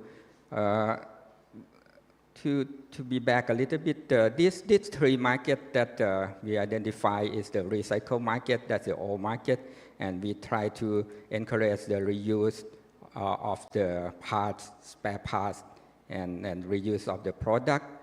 And the third part is the incentive and subsidy. It can come from the government or the from the CSR activity. So that basically the idea that we're trying to implement. And this one we would like to do is in the business environment, so like a startup, and we are starting implement it. So that should be the idea. Thank you. Thank you very much, Mr. Ananon. Interesting to know about these activities. Could we then move on to Michael Buckley? If you could enlighten us regarding what the EU is doing now to address, through recent policy initiatives, a more comprehensive or holistic approach to circular electronics. Thank you very much, Magnus. Good afternoon to all. Good afternoon, Mr. Delarisha and the eReady team. It's a pleasure to have you here. Good afternoon to the Switch Asia team as well, and the team EU Green Initiative, to all the EU and ASEAN and Thai colleagues in the room. It's a pleasure to be here. Before I talk about the eco-design and sustainable product regulation, which was adopted in Europe a couple of months ago, I'd like to address a more central, actually the most important question, I believe, at least for pop culture in my generation: Star Wars or Star Trek. If you think, I hope some people know about Star Wars and Star Trek, and I'm not the only old one to think about it. But if you look at the technology in Star Trek and Star Wars, there are two poles of the future technology that you can imagine. The Star Trek technology is a bit what we are aiming at the moment. If you look at an iPhone or Tesla, they are very sleek pieces of technology. They want to be ageless. They age very fast, actually, but they want to look ageless. They want to look eternal. If you look at technology in Star Wars, on the other hand, they fly between stars and galaxies. They have clearly very advanced artificial intelligence in the droids everywhere, but it looks like a piece of garbage. It looks like a piece of garbage that pretty much anybody can fix. You just, with a hammer, you fix a light-speed engine or something. And I think that shift in imagination is quite important to the topic. So sorry for the slight funny detour, but I think it matters quite a lot, actually. Because now we can go with the serious stuff. If you think about this eco-design and sustainable product policy that we have just initiated, it doesn't have yet any requirements. It's an invitation to create a forum where we would set requirements that eventually would apply to all products that we put on the EU market, no matter whether they are produced in Europe, in China, in Japan, in Thailand, in Indonesia, Vietnam, or anywhere else. They will have to respect a certain number of requirements that we need to set in an open discussion with the stakeholder, which is this very magic word that can mean many things to many people. But ideally, all the people involved in the supply chain down to the consumers and then beyond to those who are repairing, refurbishing, updating, upgrading the products. So, of course, it is absolutely critical from an environmental point of view, and the scope of the ESPR is quite broad. It wants to cover about 65% of all product-related greenhouse gas emissions and 70% of resource depletion linked to these products. For consumer, it has of course a lot of potential in relation to like the performance, the longevity and the quality of what they are buying, as well as reducing their energy bills.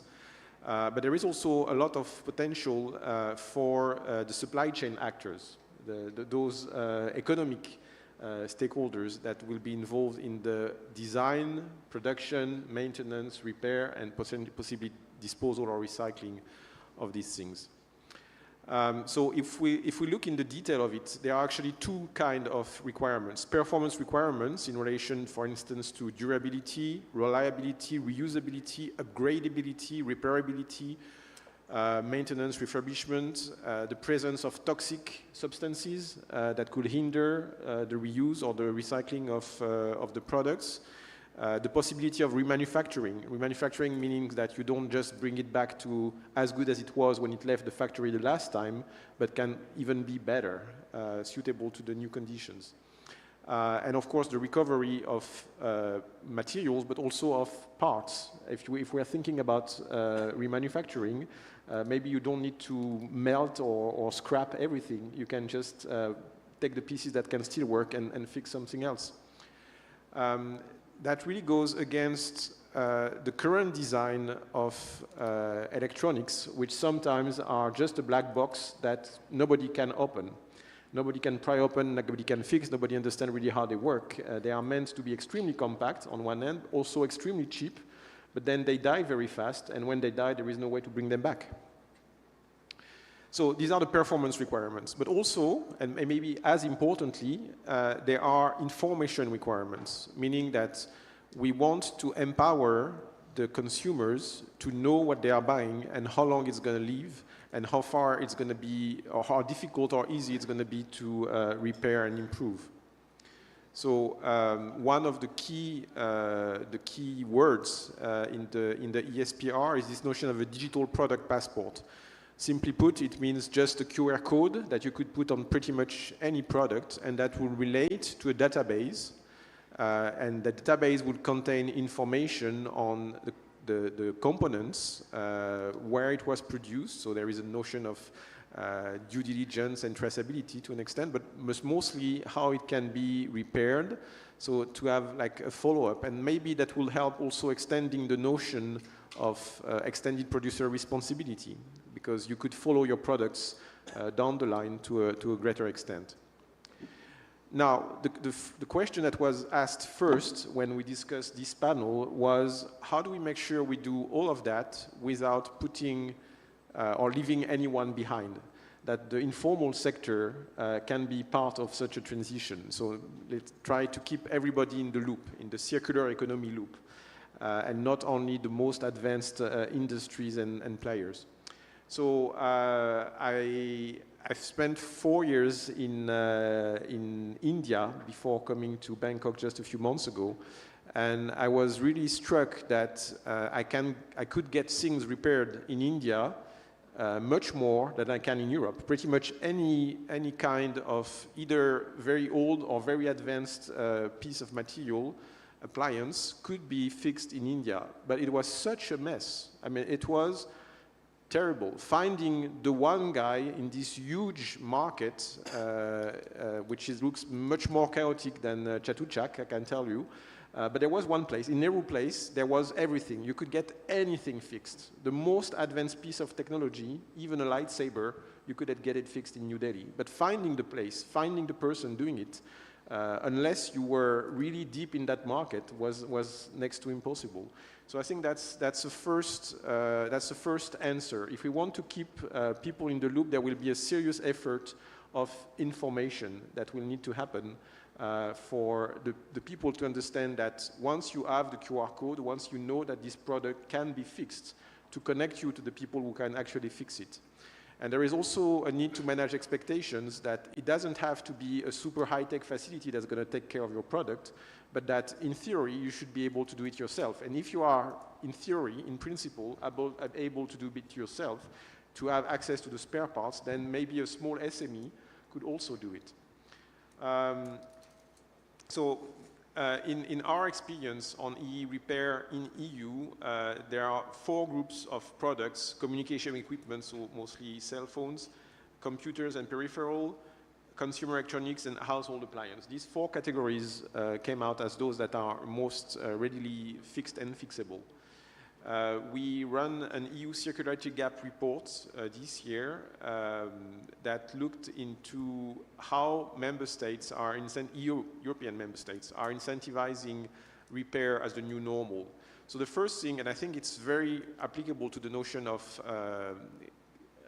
lifting up the informal sector, it came with a tax cut. The number one reason why the informal sector remains informal is because they want to keep flying under the radar of fiscality. So if you start from the principle that if you are a repairer, by default, you will be exempted of tax for a number of years, it's already a strong incentive to try and get more professional and more formal. Those governments also offered repaired bonus, so partial reimbursement, both for commercial operations, so large-scale type of thing, as well as the small SMEs. There was also the notion of repairability index, so the same as you have energy efficiency labels going from A to F, doing the same for different categories of products for repairability. Informing on the notion of design to last, and in particular, when you buy a product, how long is it supposed to live? And being able to prop up to demonstrate that this thing that you are buying today is meant to last at least 5 years or at least 10 years, which is also, of course, a strong incentive to make it durable and maybe to pay a little more for it. The importance of having a policy mix of regulator tools as well as software instruments that address the cultural barriers. That's what I was mentioning first. I think redefining what we think is modern and what is attractive, appealing to the consumers is also part of the game. And then this notion of a portal. It cannot only be a very, like a jungle of very small initiative. You need someone to pull it out, to put it together and make it accessible and convenient to the large numbers. Thank you very much. Thank you very much, Michael. Next, Krishna. Please tell us about what you are doing at Dulang and how it contributes to more circular systems for electronics in Indonesia. Yeah, thank you, Magnus. I actually have a slide if someone can help bring it up. Yeah, thank you very much, Mark. Good afternoon, everyone. I would like you all to imagine the picture in front of you.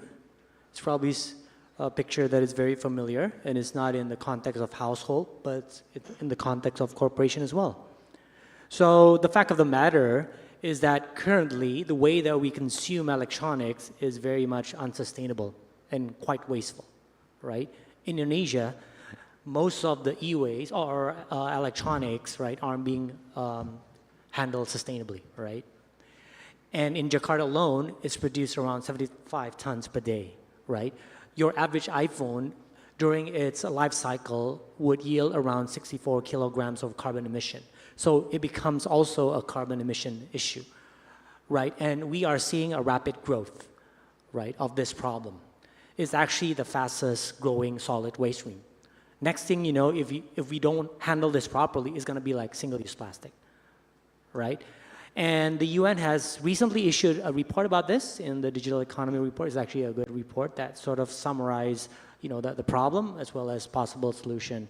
And in the context of Indonesia, right, so I've been privy to a couple of discussions with the grace of the government, including the State Planning Agency with who is also present here. And we've identified the challenges, right, that we face in Indonesia, right? One is the absence of an EPR, extended producer responsibility.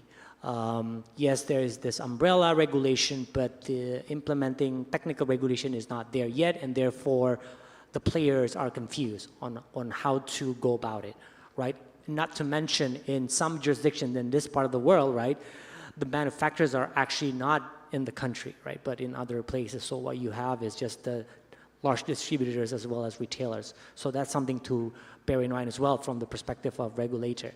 And second is also limited eco-design and innovation. This is something that you've alluded to as well, Mark, and I fully agree with it. I think Actually, if we apply the 3R or the 9 or 10R, what's actually needed is to shift away from this heavily focused downstream kind of approach that is very much recycling first, right, to a more midstream to upstream approach where we sort of try to reduce more or even refuse, right?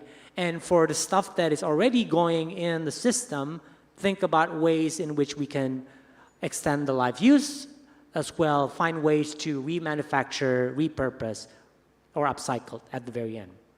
And that at the current point in time is very limited. The next one is undeveloped ecosystem for technology or innovation in the first place. So startups like us actually face like an uphill battle, right? Like we're not a traditional tech startup that is optimizing on the bottom line. We're also not an SME social enterprise. So we're sort of in between. So we don't necessarily fall into the traditional basket of either, right? And that puts us in a very tricky situation in which if you don't get sort of like this catalytic funding, or someone was alluding to blended finance earlier, we probably wouldn't get off the ground. It requires a very strong will that goes beyond just profit making, to be honest, right? Sometimes I actually question myself, why am I doing it? But I remember, it's much better than my previous job at a big corporate law firm, so at least it gives you the peace of mind that you're trying to do something good for the planet and the people. But the enablers of the ecosystem is not there. The funding is not there. So my question, and perhaps could be answered by folks in this room, should we also create some sort of a JETP, like a just circular economy transition kind of program, right? Because it does require a large effort with a large funding requirement, right? And it actually ties back with decarbonization, right? The substantial carbon emission yielded by a lot of these inefficient, wasteful processes, right, during the course of the product life cycle, right? So from the angle of carbon emission, carbon saving, right, there could be something there, right? And might be worth having a dedicated program, right? So, and also I think from our perspective, and having done this, it's not just an environmental problem. It's a social inclusivity problem as well, right? The fact of the matter, a lot of folks in developing countries like Indonesia do not have access to our basic tech. Like we take for granted having a smartphone or having a laptop or having your standard home appliances. A lot of people in rural areas in Indonesia don't have those, right? I have an intern that told us that in his university, right, there are students who cannot afford to buy laptops. They would need to go to the library. So that's a problem. And inadequate e-waste infrastructure. I think in Thailand, there's something that is already being done to sort of tackle this. I think we can sort of learn a thing or two. And what we are thinking of is also something along the line, right? Because there are legacy infrastructures. For instance, in suburban as well as rural settings, there are rural banks. And at the moment, it's very linear because they're optimizing for just collection, right, to be further distributed to a landfill or recycled. But what if these local waste bank could be converted into a circular hub where folks can repair their stuff there? They can just walk 500 meters. That would make repair much more easier for people who are on the fence, right? Like they cannot afford to go 10 kilometers just to get their phones or laptops repaired, right? And that goes back to the point about how you make reuse as well as repair much more easier. And in the same place, you could actually perhaps trade your used electronics, right? You can buy and sell your mint condition laptops, home appliances, your microwave, right? At the moment, these infrastructures are not there. People just ended up hoarding their stuff. And if their items are collected by trash pickers, some of them, frankly, illegally does material recovery, right? So they would extract, and it creates a lot of problem, not only to the soil and water, but also to the air, right? For instance, if you want to take copper from a cable, you need to burn the freaking cable, and it creates air pollution. So what we do, or how we think we could sort of help with the problem is We take the excess from corporations because they have a gazillion used electronics, they don't know what to do, and we try to redistribute them to SMEs, retail, and certain targeted end consumers, right? And what we want is actually this. What we want is to go full circle and not just doing what we just explained earlier, e-commerce, but we want to do a true innovative way of consuming, for instance, by way of device as a service. Perhaps we need to rethink the way that we consume electronics. Do we actually need to buy them, or we can just rent them out, right? In some markets, this model has been proven, right, to work, right? And also what we want to do is for items that cannot be sort of, reused, repurposed, then they just need to be recycled. So, but we also want to enable that. So going forward, we want to sort of be the full life cycle platform. Yeah. I think the last thing that I want to say is that if we want to make it work on a grassroots level, on an individual level, it needs to be a lifestyle. It needs to be something that people adopt, right? Either you make it cool or you make it as a need. And it starts with this thinking that, do I really need to buy a new phone every year? Do I really need to buy a new laptop or phone, like once there's a new model? Like folks can do their part just by not buying new stuff every time and just repairing their stuff once it's broken, right? And it would yield a lot of sort of positive impact. So I think the key is how can we enable digital circularity as a lifestyle? Thank you. Thank you very much, Krishna. And the call for lifestyle changes, I think, is a great segue to our last panelist here, Pak Pum. Please share with us some of the work you do in Revive community and some reflections also on what we have already heard. Sure, and I have 40 seconds to actually finish to wrap this up. I'll give you 5 minutes. Okay, I'll try my best. So actually very interesting to talk about, Krishna, about repair and the climate change. I was in this UN civil society dialogue to talk about why we should have more policy to push forward repair economy. And then at that point, someone asked me, why is it repair related to climate change? And that kind of sentence already has appalled me throughout the whole meeting and the session, because clearly there's been still a disconnection for people to really understand why repair economy really matters towards sustainability, even though it's the most important things. And when it's come to the policy side in Thailand, if you look at the BCG economy development plan in Thailand, where we talk about bio, circular, and green economy, if you look at the 250 pages, only the 4 words that is related about to repairing. And none of them really become like a trivial actions coming out from the policies or the plan. So what we really need to make through is, in order to push forward repair, we really need to make a transformations on the policy as well. Because repairing, unlike other intervention on circular economy, is really contradict with the current economic models. We're really trying to push for consumptions of products and production of materials. So we really need to also shift to the policy side, and that's what we're trying to do within Revive community. So Revive communities, we are a nonprofit. We're not even registered, actually. We're just a volunteer groups of purposeful consumer trying to foster repair and reuse culture in Thailand. Our mission is very simple: make Thailand support the right to repair with policies. And where we're going to do that is through 3 strategies. First, we built the tools.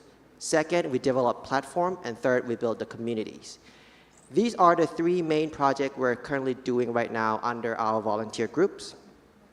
First is we have a 1-1 platform, which is a matchmaking platform that connects consumer with local repair shops. This includes the informal ones. I did not copy this from Europe, by the way.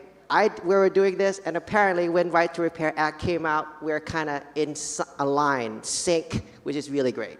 The reason when we're trying to do this is because when they talk about repair circular economy, I am sick of hearing corporate downstairs claiming about circular economy all the time.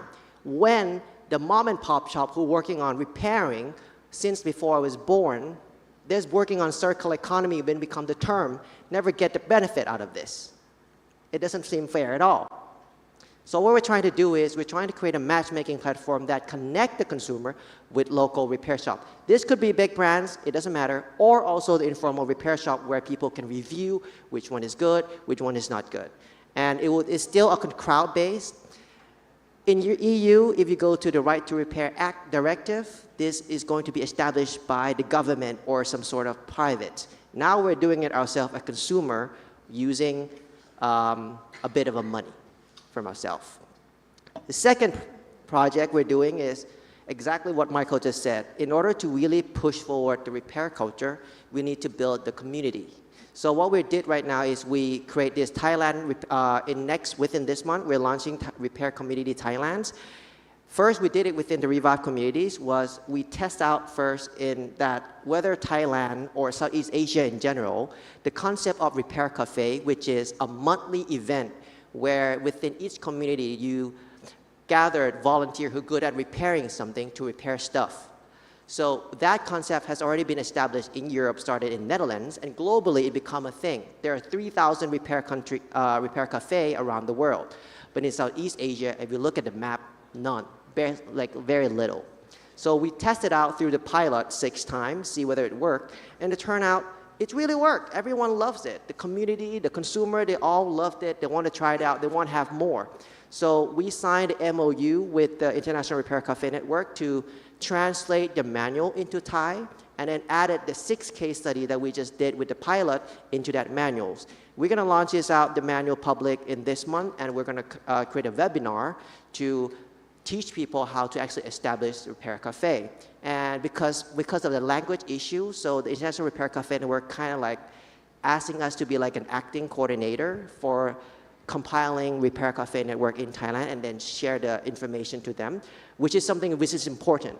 Because in order to have the Open Repair Alliance, the idea is to compile information on repair. So we was also trying to do with that as well. And then the last one is we're going to develop a repairability scoring system index.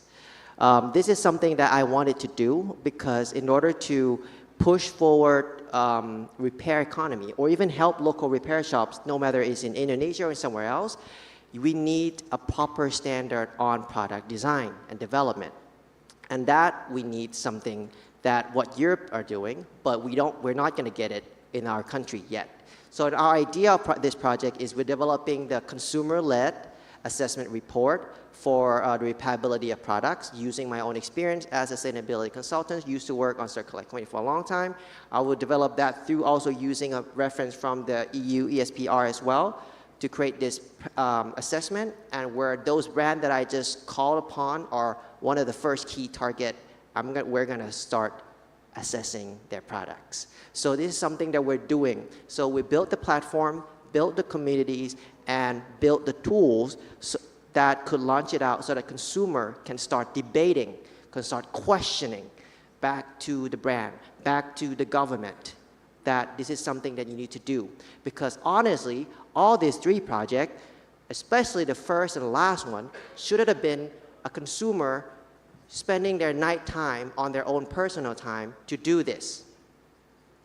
Am I right? Yes. So that is pretty much what we're trying to do in Thailand. Excellent, thank you so much.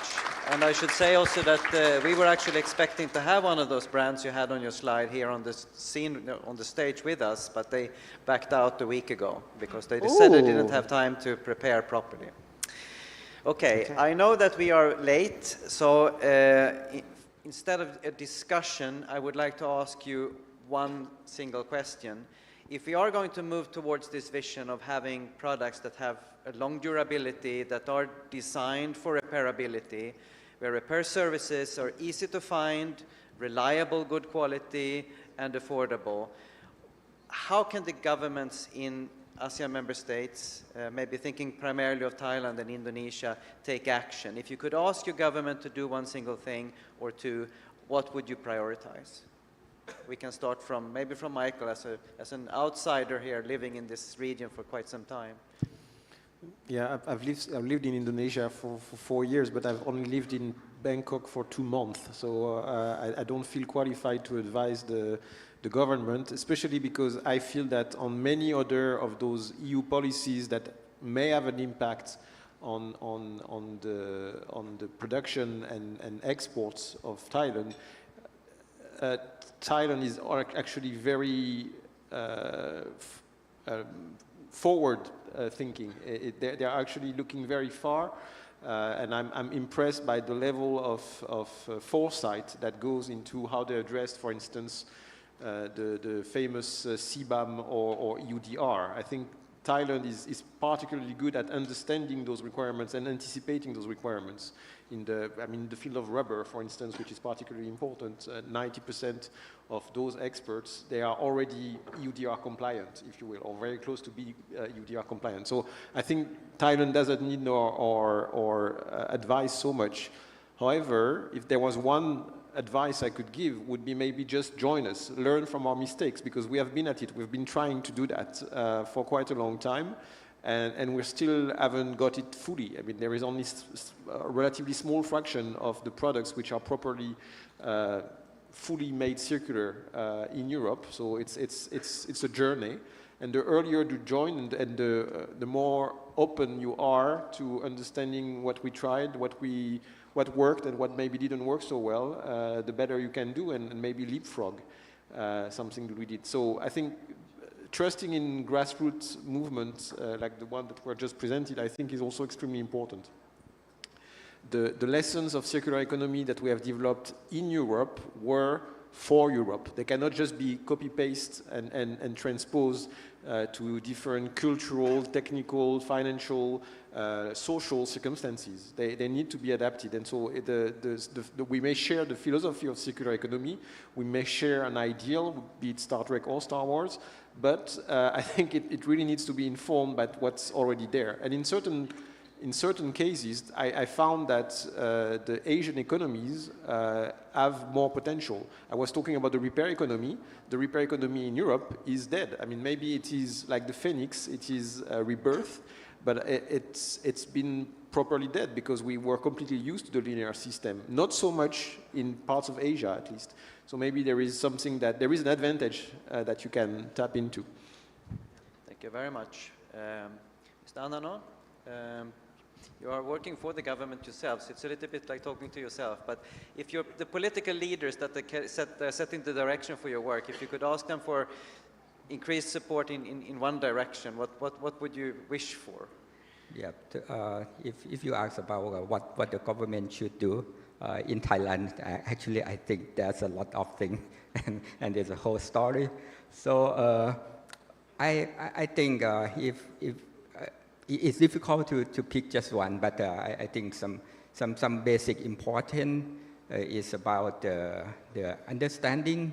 Thailand is drafting the law to control the waste, and when we do this, we work on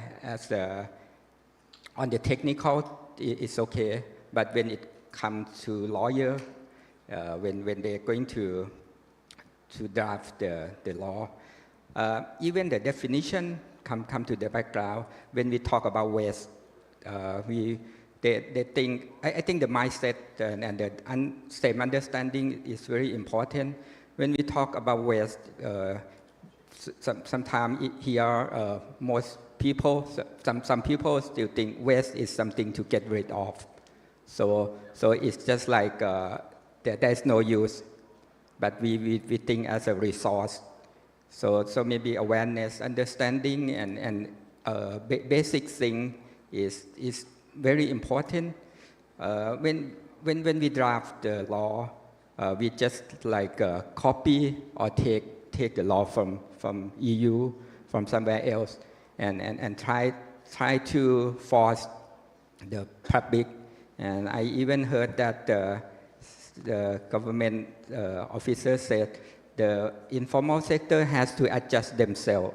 When the law comes, then everyone has to adjust. But why don't we focusing on the context or the fact of the country or the area. So I think that the very important thing. Why we have pushing this for a long time, but it is still on the way. Maybe because of we're not focusing on the real problem that need to be solved first. So if everybody just come back and look at the problem and admit that it's a problem, then we can find solution. But if we just want to have the law or do something like other people do without considering the fact here, it would difficult and could happen like this, keep prolonged and never end. Thank you. So a stepwise approach is needed. Thank you very much. Krishna?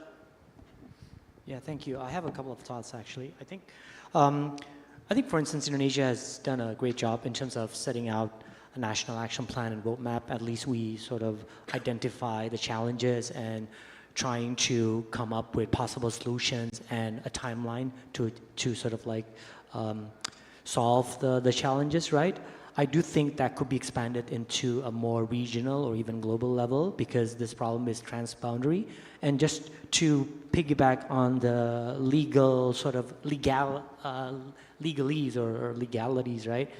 I think we also need to rethink our waste laws and regulation. For instance, in Indonesia, I think the laws and regulation pertaining to waste management is quite linear and doesn't account for a circular economy framework. For instance, the definition of a waste could cover mint condition items that are just being hoarded at homes.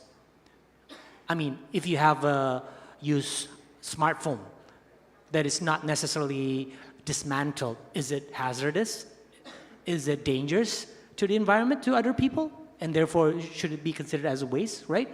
Because I agree, when we think of it as a resource, it would unlock this whole new world of circular economy. It is an economy. People can capture value along the value chain. And just to follow through on that point, right? There's a lot of grassroots movement as well as private sector players, including startups, that are willing to participate to also solve the problem, but they sometimes are faced with regulatory challenges. And therefore, I would say one of the solutions will be sandboxing, regulatory sandboxing. Allow these initiatives, right, to play around a bit, see what works and what not within a certain period of time. And the benefit for the society and the government is that they'll get innovation. Otherwise, you cannot expect innovation without a little bit of, trials, right, experiments. And the last thing, and probably the most important thing, it's useless to have a lot of programs and events, right? What we need is a follow-through and proper fueling, i.e. funding. And that is missing, particularly for the early stages. You perhaps have certain instruments or structures for later stages, right? You have the, sustainable link loans, the green bonds, whatever, right?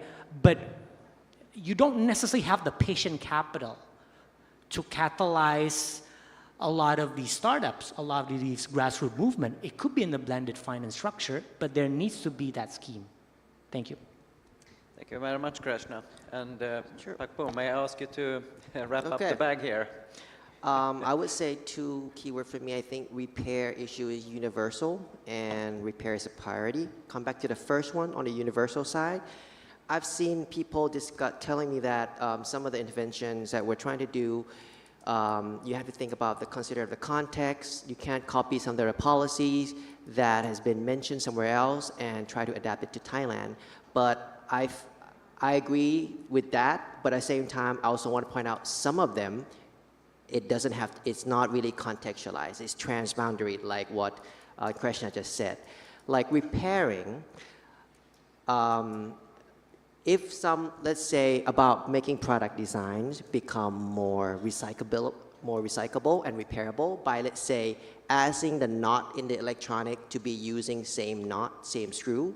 So in order to improve repairing and recycling, That kind of policies related to product design doesn't have to be stick to European only. This is something that should have been also implemented in Thailand, because with this, it also helped local repair shops to be able to fix their thing easier. So some of the issue that has been done with trying to create barriers toward product repairability is not done based context. It's been done by globalizations and capitalisms. We got the effects at the same time. So some of the intervention policies related to improving the repairability of our economy can be done universally. You just need to figure out which one is that and which one that we should consider being using our context, where, let's say, like you said, like Michael said, mom and pop shop, or like repairing business in Thailand or in Asia in general is still prospering, is still abundant compared to in Europe. So this is something where we could think about where we wanted to do it based on the context. And last one is repair priority. I think what government should do is pretty much give more priorities to repair. If you go down to the Sustainability Expo right now and look at all the circular business idea or intervention they're doing, based on the circular economy, you will find that none, apart from Dulang and some of them downstairs, very few will talk about repairing. Because if it's not mentioned, it's not priorities. And by not having a priorities, then the consumer also will not be able to engage with it. Let me give you an example. I complained this 2 years ago when I was invited to talk at Sustainability Expo. Take a look at water aluminum can. I'm pretty sure none of you want to drink that aluminum can, but you don't have the access to refill water stations. How many actually know the refill water stations in the event today? Where is it? You know? It's actually on the first floor if you go in, and it's to the left. But there's only 2 of them that I found. Last time it was even harder to find. You didn't want to drink this aluminum can, but you just don't have access. You don't have the information. You don't have the awareness to it. That's why you're not having it. So setting up those priorities, this event clearly doesn't prioritize water refill stations because of the corporate issues. But for this, the same thing as repairing, setting up a priority is a very key thing to do. You need to, if the government want to do something about its circular economy, start putting more priorities toward repairing, not just recyclability. Thank you. Thank you very much. And with that, we need to wrap up. I think we have made the case very powerfully for more attention being given to repair, why it's needed. And we have got reflections on what is needed to do, that we need both top-down and bottom-up initiatives, and hopefully connecting them. We do have quite a lot of repair happening already in the region. It's possible that ASEAN and South Asia are, in that sense, more advanced when it comes to Europe in terms of circularity, repair for electronics. But it's something that we need to protect the workers in this industry and to upgrade and make it better. We saw in the poll that many people are reluctant to use repair services because they doubt the quality and the reliability of these businesses. So it needs to be more professionalized. And hopefully we will see some follow-up on this and more attention be given to repair as it so much deserves. So thank you so much to the 4 panelists, and join me in giving them a warm round of applause.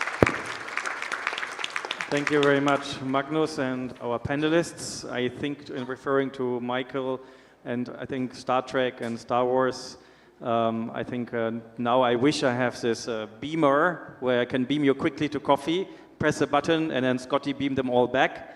I think we have to go the traditional way, and also using one of these many R words we are using here. You have about 50 minutes to re-energize. We have 2, and I promise, shorter panels.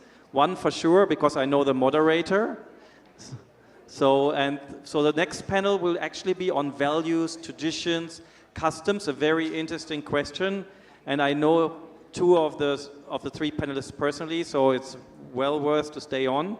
And then we have a final panel also with Dr. Vichan from the former Permanent Secretary of the Thai government being with us, and President of the Thailand Environment Institute, and 3 other speakers. We will be shorter, so that we target 5:30, give and take, to finish. I know some of you stay on anyway, so please bear with us and re-energize. I don't want to use recycle yourself, but re-energize yourself. There's coffee, tea, and snacks outside. See you at 4:30 sharp, and there will be, when you come back, an evaluation on the table. So just a pre-warning, it will come any moment with another QR code, not to be mixed up with the agenda, so that you can actually also give us feedback. So thank you very much for your attention. Please re-energize and see you in 15 minutes. Thank you.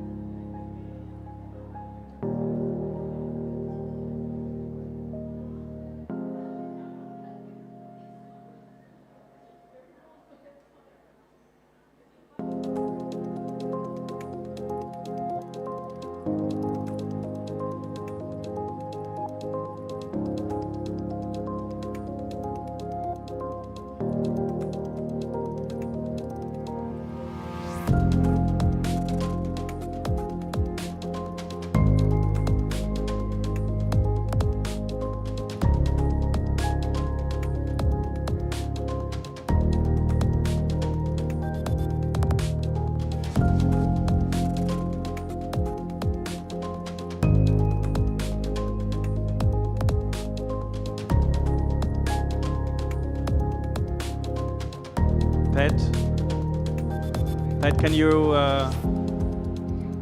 can we send someone with a sound signal outside? Yeah.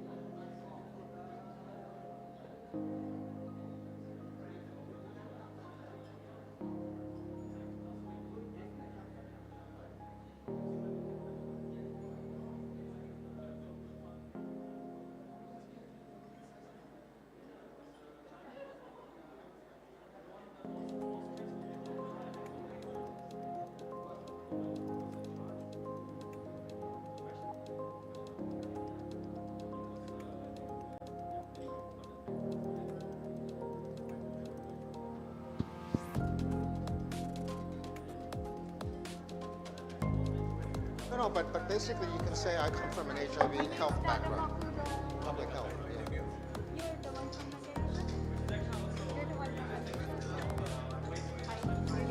Yeah. Yes, and I come from that silo, so these silos don't talk together. So, colleagues, we are going to continue. And while our colleague David is trying to steer people in, so ladies and gentlemen, we are coming now to the last session, the last block of today, and we're talking now more about the future. So in the next 30 minutes, we want to shed some light about the way forward towards circular societies based on actually Southeast Asian traditions, cultures, values, norms. And I'm going to hand over to your moderator, and he's actually the Deputy Executive Director at the ASEAN Center for Sustainable Development Studies and Dialogue. but he's also a former public health expert, and still a probably public health expert, not a former. And I think he brings some fresh perspectives. So ladies and gentlemen, please give a warm welcome to Mr. Anthony Pamwal Ratana. Thank you, Joost. It's a pleasure to be here late in the day, and I'm still quite very proud of the rest of us here because you're still here. So congratulations. We'll be doing this session on ASEAN concepts and values, but before I say that, and I want to keep on talking so everybody else will come into the room. You know, we've heard sessions from this morning and leading up to the previous section on electronics waste. We find that we're coming down, localizing, and so we want to continue that theme in our session. And I want to start this session by saying that circular economy is interpreted, is strongly influenced by local conceptual practice. I myself have a difficulty explaining to my wife what circularity means. I say, you know, she says, what are you talking about? You mean the wheel goes round and round? I said, no, it's like sufficiency economy. And then people will say, oh, okay, I understand. So that's what we want to talk about today, because at least in Thailand, it's called sufficiency economy or pa piang, sufficient. It's sufficient. You know, similarly, in Vietnam, there are many issues, many contextual practices of tic chu, which means thrift, or which trong tien nien, did I say that right? Respect for nature, you know, which share many common principles supporting the introduction of circular economy in the country. In the Philippines, and I think we discussed this, in the Philippines, their EPR law focuses strongly, you know, on Filipino values and traditions with regards to kapwa, or shared responsibility. Diskarte means resourcefulness. Pakalang, respect for others. Kalikasan, nature and the world. And utang na loob, which is gratitude and reciprocity. When we talk about culture and values, I think you see this a lot. You may not think we work in the socio-cultural pillar, but very little discussion is on socio-cultural aspects. And I wanted to bring that up today because I think it is key to the sustainability of what we do. I discussed with one of my colleagues in an international logistics company a couple of months ago, and she said, I quit my job. I said, why? She said, I can't stand the culture. So you may not think that the culture is important, but for many people on a daily life, you know, they quit their job. I'm getting married, I'm moving over back to Europe, you know, because I can't stand the culture in my, but your international company is so, you know, they talk about sustainability, they have, you know, insights and, you know, things of that sort. So that's what I think we're going to start off today. And I think we have very distinguished guests with us. To my left, Dr. Yulia, who is basically an anthropologist and an ecologist. She's at the Center for Transdisciplinary and Sustainability Sciences at IPB University, Indonesia. Yulia is an anthropologist and a sociologist with advanced research methodologies on social and human sciences and social policies. This session is done deliberately to bring people from other disciplines to discuss circularity. Imelda Dada Bakuda, an expert on climate action to achieve circular economy. Dada was also the COP28 Senior Advisor on Food and Agriculture. And she's also the co-chair of the Global Alliance for Climate Smart Agriculture. Dada has worked as a senior advisor to ASEAN and ASEAN member states. And to my farthest right is Professor Abdul Razak, who is the former rector of the International Islamic University of Malaysia. Also in his experience discussing transdisciplinary teaching. And I think this is what we want to discuss about shared concepts in ASEAN and shared values and how we can bring that to the fore. Zoe was invited to serve as an expert for the Futures of Higher Education project at UNESCO's Institute for Higher Education. I want to start actually briefly with a simple question. This question that I always ask myself when I talk to my wife. And I'd like to ask Dasul to discuss how is the term circular economy explained or defined in your country, and is this widely understood or not? Thank you very much. Greeting of peace and a very good afternoon. Thank you so much for having me here. My voice is not so good, so I'll try to be as brief as possible. This particular question is a very important question for us because economy is not something which is new. Economy has been with us for a long time, except that we have our own interpretation of what economy is all about. Economy is about well-being. Economy is about balanced life, and that's why I like this tagline, good balance, better world.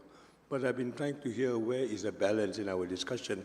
Nobody seems to articulate what balance is all about. For us, traditionally, economy is about bringing balance back to the community, meaning to say that we need to work with one another. We need to say that we need to actually balance things out when the things are not balanced. So what is the balance that we are talking about as far as my community is concerned? Perhaps also with Indonesian, we have the word called sejahtera. Sejahtera means about a harmonious balance of coexistence. That is finally what life is all about, and therefore the economy needs to work around it. So when we talk about economy, not the word economy alone, but it has to be balanced out with what? One is what we understand now, the welfare of nature, and also the welfare of other human beings. These three components is a balance that we need to maintain when we talk about economy. And therefore, the word economy, I was telling Anthony, if we keep on going to use the word economy, despite this adjective of secular or growth or linear or whatever it is, we have already got the idea of economy being economy alone. So I want to separate the word economy as eco-nomy. The eco means about the balance with nature, the balance with human person. Economy could be the monetary part, whatever else that we talked as far as business.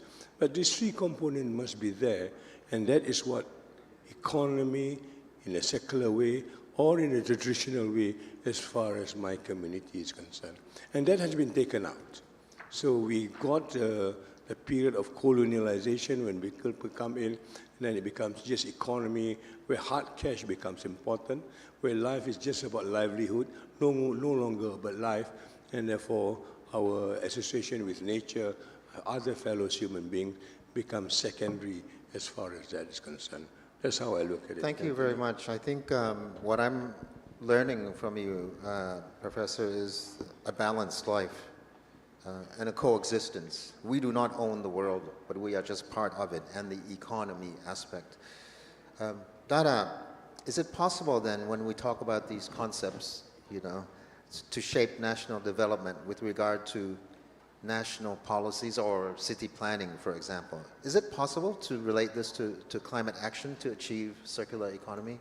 Thank you very much, Kantoni, and good afternoon to everyone. Congratulations for still being sitting on your seats. And Kantoni, your question, right? As some of you in the audience know, I'm a climate change expert working on ensuring that our food security is there amidst climate change impacts. No? So for me, I view circular economy as a series of climate action, a chain of climate action. And everything that we are doing here, we've been discussing even from the side events yesterday, is really reduction of greenhouse gas emissions and adaptive capacities. So as a climate change expert, I'm often there in the middle of interpreting science to policymakers. And this is sometimes a very tedious scientific endeavor. I'm going to have a workshop 2 weeks from now on monitoring, reporting, verification. We're measuring, we're trying to be exact, we're trying to be very scientific. And yet, I think there are so many unaccounted, unmeasurable ways that we could use, such as the cultural values that we are talking about, that could actually contribute towards climate change adaptation and lowering greenhouse gas emissions. As Asians, or at least as a Filipino born in the early 70s, we are born into circular economy. Our nappies that our mother brought us, we inherited from a previous child born, right? The crib that we were born into was inherited as well from a cousin, from an older parent. So we were born into circular economy. And as we grow older, the circular economy narrative continues, right? Our parents, my mother especially, would really warn me against wasting rice, right? She has this concept of mabubusong in the Philippines, which means your hands will stick together if you don't eat all of your rice. And this is really reflected on sufficiency principle, on really what we're trying to do on reducing food waste, right? And I know that in every culture, there's always some story, a narrative about fish. You can't really turn your fish unless you finish one side, right? So these are many things that that can contribute to climate action. And one of the key component you mentioned already is kapwa, the Filipino word kapwa, which means mutual care. We are part of the ecosystem. Everything is so related. And we wanted to make sure that we are mutually caring. So all of these traditional wisdom is really contributing to climate action. And when we talk about policy making, as I said, we are ever so reliant on science, on technical expertise. But we have forgotten these cultural values and social stories that are out there, because most of the time people resist change. People are terrified of change when we are introducing new policies. We think it's something that's going to stop us from what we are used to doing, right?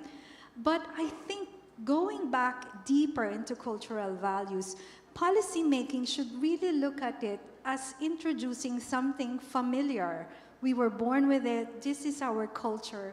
And I think a lot of the, reused, recycle, reduced, the language should not really be so foreign, but that the language should be utilized to really incorporate what is familiar to us, the stories that our mothers told us. And I think there's a better future of policy making and expecting change if that is the case. Okay. Thank you for that first round. On that issue, I want to ask Julia that, so does that mean when we talked about scaling up, scaling wide this morning, does that mean, we have to do it now and we have to learn from other people, we have to learn from the people that practice first, or will that not be sustainable? In other words, we want to scale up because it's the fastest thing to do, but by scaling up without going deeper, it will fail, or there's a chance of it to fail, much more than a chance for it to be successful. Okay, thank you. So we heard also the first sessions, the sessions yesterday is about scaling up. Yeah? In social innovations, we identified 3 different kinds of scaling. So scaling up, it means that impacting of policy and regulation. Scaling out, it means impacting of great numbers. Scaling deep, impacting on cultural roots. So if referring to the intergovernmental science policy on biodiversity and ecosystem services in 2022, on value assessments, it examines institutional change that is required to create the system change.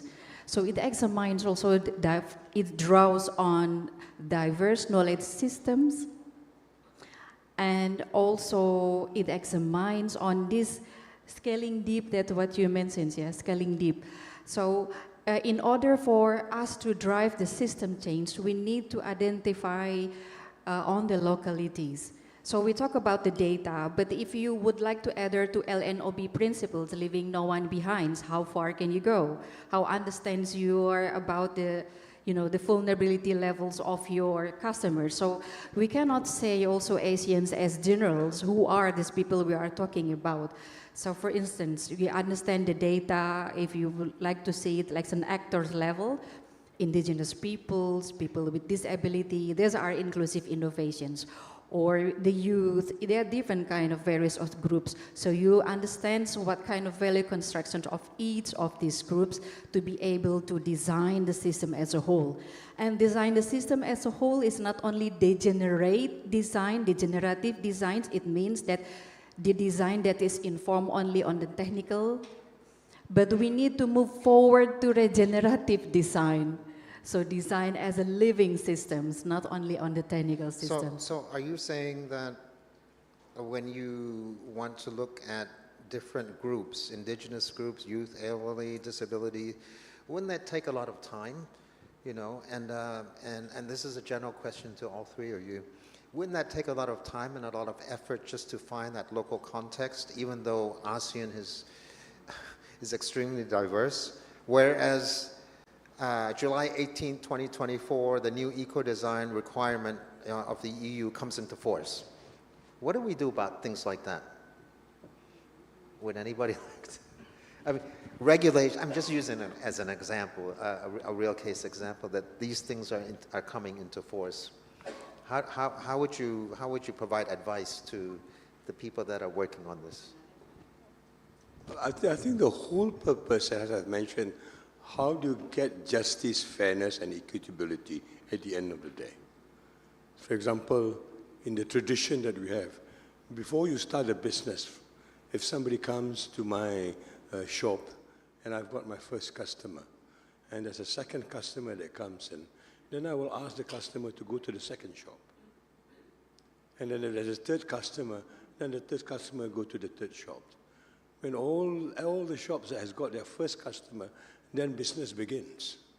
So there's no way of trying to monopolize and just make my business the only business. My intention was basically to bankrupt all others. We want to make it in such a way that how all of us can prosper with one another. I think that's a concept which is now gone. Basically, when we talk about competition today, competition is about how to vanquish the others, so that I can be the only monopoly. I mean, I just give you one statistics I read the beginning of this year by Oxfam. Oxfam say beginning January this year, 5 billion people has gone to poverty. 5 billion people.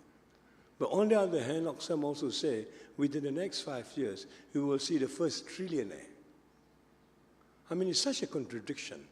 When there are so many people going to poverty, yet we are trying to celebrate the first trillionaire. In other words, this whole thing called economy, it's not something that is about everybody else. It's about just some group of people, and that group of people will be the one who tells us what economy is all about. And that's why I think this word economy now needs to be re-understood again. And I am suggesting we say eco-nomy. Eco means everybody else, and the rest, I think, will need to follow. So the whole purpose of economy, secular or otherwise, is to create this fairness among ourselves. If I'm my community, then among my community. And then it will spread out and so on and so forth. But the intention has to be that. It cannot be just me for myself. And this is what we learn also from the pandemic. At the end of the day, if you do not know how to distribute wealth, how to be equitable, how to sympathize, how to empathize, I think all of us are gone. And how to get that values in through economy or otherwise, or education. I've talked about education a little bit. But how do you bring this value back into the so-called economy on the question of ethics? I think is one of the very important moral questions that all of us have to answer. Thank you, Daso. When you talk about values, I mean, I begin to think that even companies talk about that. You know, they start with our company values are such and such. That's why we do what we do. So I just wanted to underline that with the discussion that when we talk about values, it's to talk about who we are and how we live and how we operate in our lives. Dada. Yeah, and Kuntoni, you're very right. We're surrounded by deadlines everywhere, right? There's this ticking deadline. We want to meet net zero in 2050. We wanted to achieve the SDGs, where we're ending hunger, and circular economy has a lot to play in it. And yet when we look at the gaps on how to arrive there, everyone keeps saying we need more funds for technology, right? To transform the food system so that it's lower emissions. We need more sustainable technology. And we're forgetting the storytelling of our cultural values that's already an easy fruit to get. We start from there because it doesn't seem to work that, you know, all the scientists of the International Panel, Governmental Panel on Climate Change, the IPCC, all 500 scientists have warned us that the most horror stories are 1.5 degrees. If we don't reach it, there's actually extinction everywhere, right? And circular economy has a role to play in that. And so we are all going into technical discussions, which is rightly so.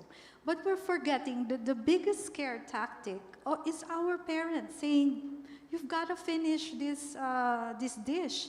Don't forget to finish the rice. So, and you know, avoiding food loss and waste is there within our mothers, our cultural values. It doesn't need a lot of technology transfer. If the 1.5 degrees is not doing it, let's go back and work with our mothers with this value of how they raise us. Yeah, thank you for touching my heart again by talking about our mothers. I think what this session is attempting to do is that we have to dwell upon us ourselves as part of the environment, as part of the world, and that we're not over, you know, conquering. We're not challenging the world, but we are a small part of it. And I think, as my 8-year-old would say, you know, if you set a good example. CEOs should set a good example. CEOs should have the benchmarks to work from internally out. And that's what I think part of the concepts and values, at least in sufficiency economy, says you be the example. You decide where you want to place yourself in moderation, in reasonableness, in risk aversion. And so it starts from the inside. And I think, however, I think the criticism is that inside sometimes does not develop into policies and regulations, and I think that's where the struggle is with ASEAN. Whereas I think in Eurocentric, sometimes it starts on policies and regulations. So we have to meet on both levels on an equal basis. Yulia, you were going to explain further from Dada. I would like to also to describe 3 different types of values that we recognize. First, the balancing, like you mentioned earlier about the balance. The economy is the balance.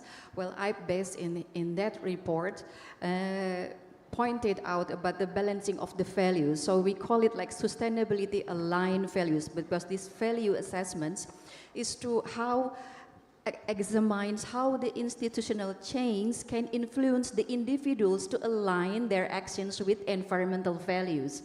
So that's what is really necessary. So there are 3 different kind of values. The first is instrumental. It's like functional values. We already identified that.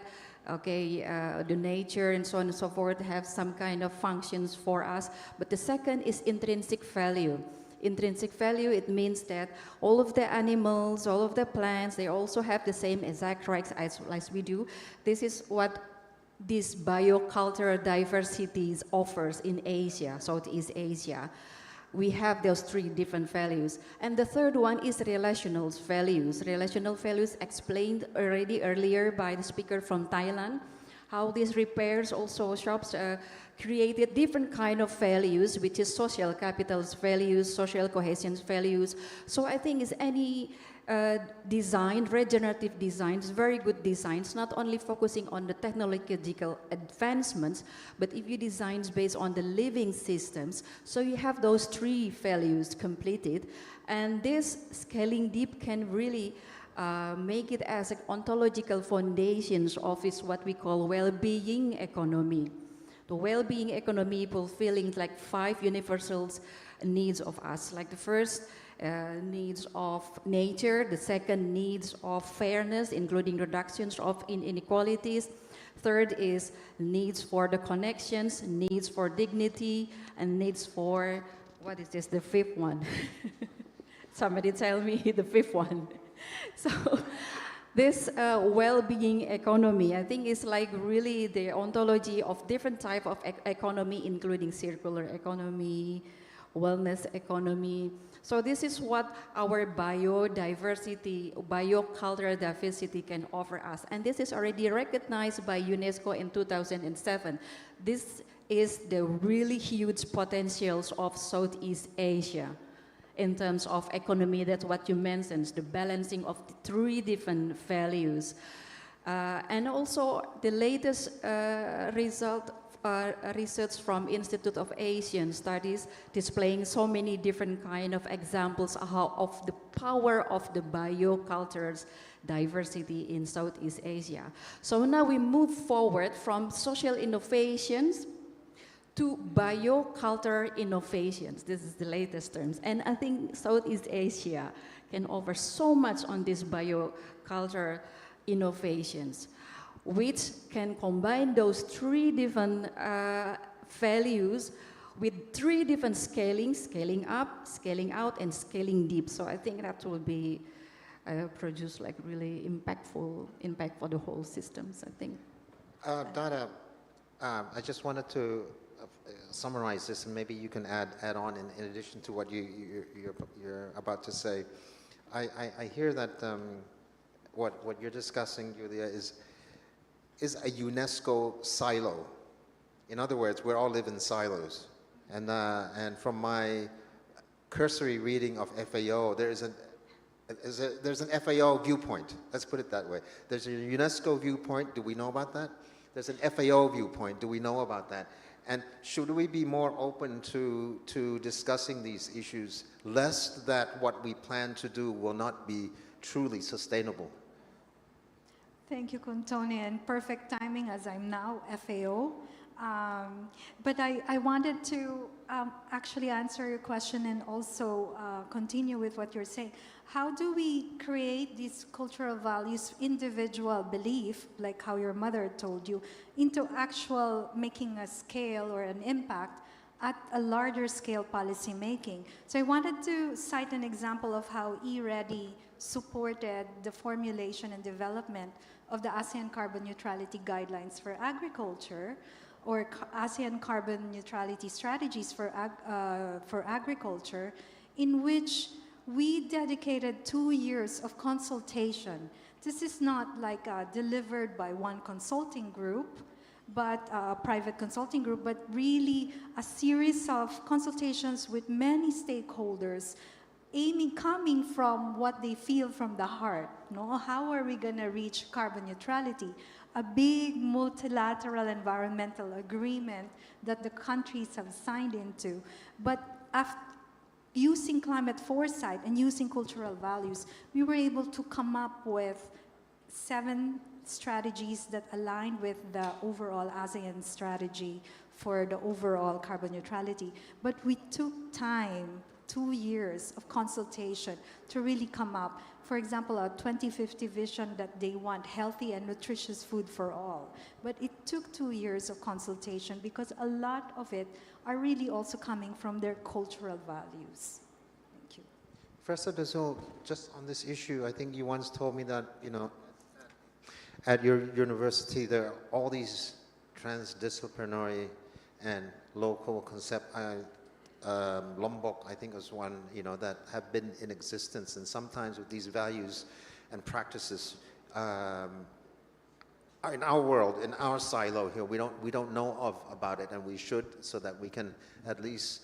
I think about how do I tell my mother? How do I tell my children? And for companies, how do you talk about circularity amongst your senior management? Some of my corporate friends say, I got a problem here. I got to talk about circularity in my senior management and the employees and then our buyers and then our supply chain. So I need help here. You can get this help from local traditions and concepts and values. We believe, for example, at the heart of education is the education of the heart. It is one organ that has not been taught anywhere in university as far as I know. We talk about the values means it is not, you're not going to teach values because different people will understand it differently. What we do in our university is that they go out and practice it. I'll give you a simple example. Every of the university students in my university will have to work with the community and solve a community problem. And they are told in the first semester how to do community profiling, community analysis, community problem solving, and so on and so forth.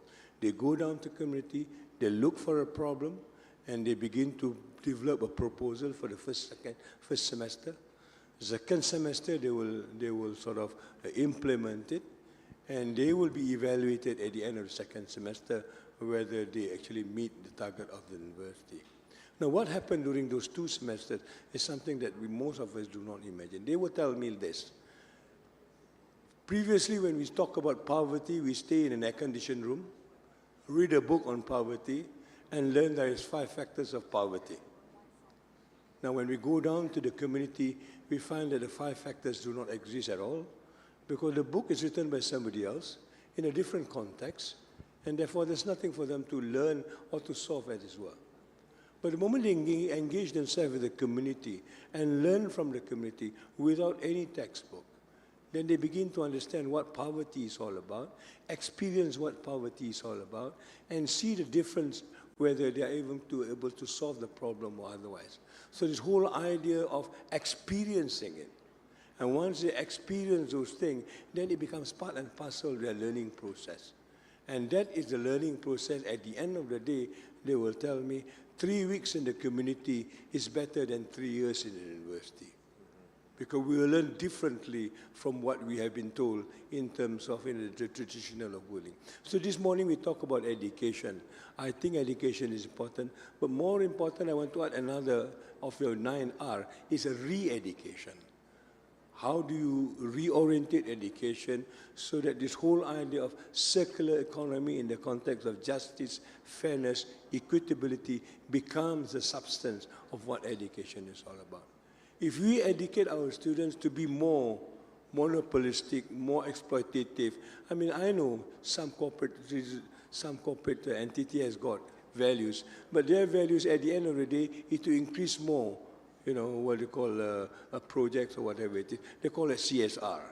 CSR to me is not the kind of value that we want to promote, because at the end of the day, it is about making more profit in a different way. So how do you change this whole thing in the context of education is something that we are grappling with. And alhamdulillah, I think for the five years now, we have solved, I've got databases on it, 600 of the community problem within the surrounding universities. Now we have created what we call a community, a combination from the word community and university coming together, meaning that the university is to serve the community and the community is also to serve the university. There's no longer this division between community and university. They need to work together as far as the well-being of the community and the universities. So we have economy and we have university.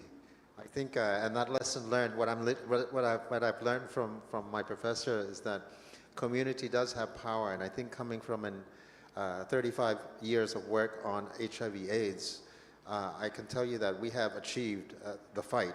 In other words, community, people with HIV actually influence policy at the local, national, regional, and international level. So that's from another silo. Final words, please, Yulia and Dada.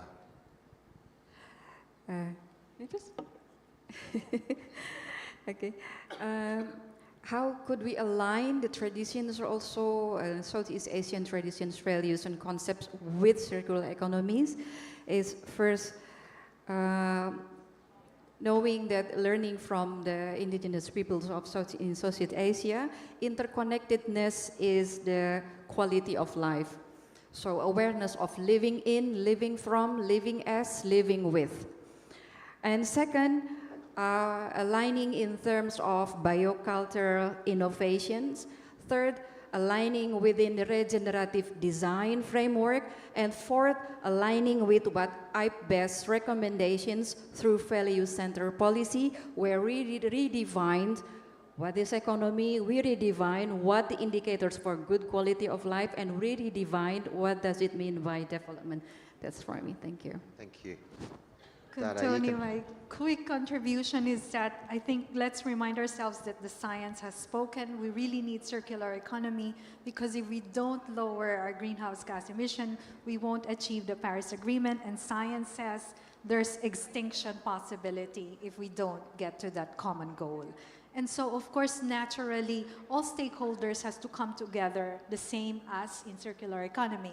Businesses, the private sector, policymakers, the science community, the academe, community organizers.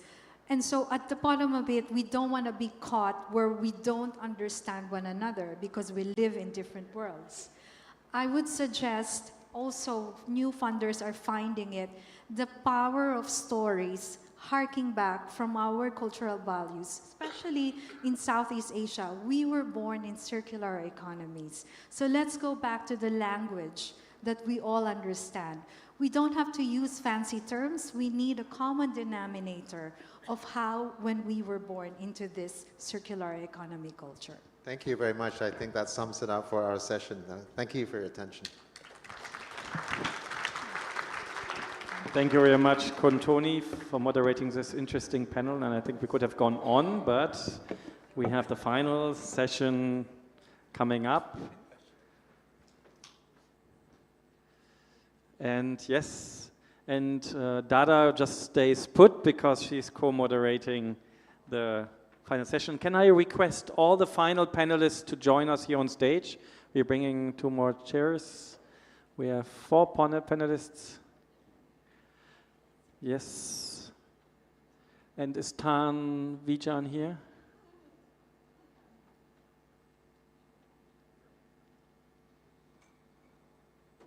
Dr. Vijan, youที่ไหนครับ? Oh, here you are.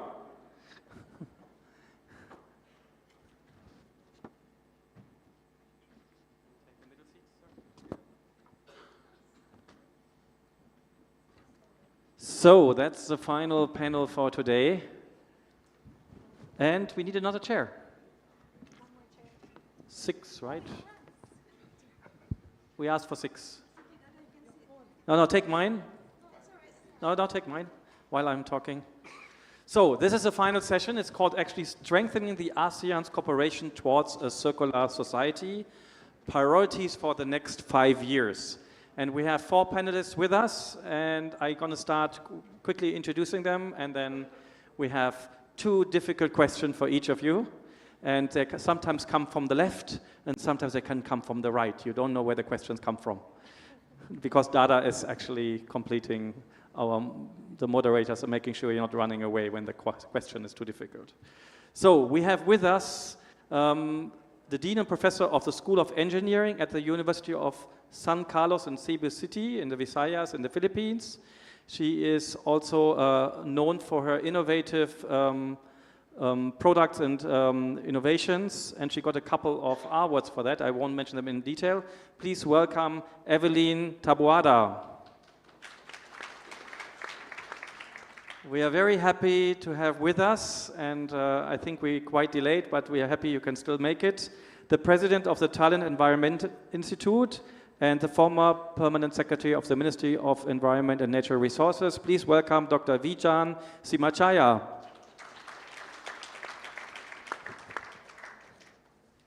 Then we have with us a senior fellow of the ASEAN Study Center at Chulalongkorn University and also an advisor to the ASEAN Socio-Cultural Community Research Platform. Please welcome Dr. Lip Lee Te. But last but not least, we have with us the Assistant Director for Analysis, Monitoring on Finance and from the Socio-Economic Division at the ASEAN Secretariat, who is also not only international trade specialist, but also a feminist economics advocate. And she's actually responsible for, in her current role, for the development of decarbonization strategies and initiatives for the ASEAN Economic Community Pillar. So please welcome Ibu Latif. All right. As the co-moderator and as the speaker from the last panel, I ended my speech with science. So we'll start this panel session with science. And this question is directed to Dr. Evelyn. Many of our strategic action points are really science-based or guided by science. And can you tell us, coming from the academy, what are the top innovations that we can look forward that will accelerate circular economy?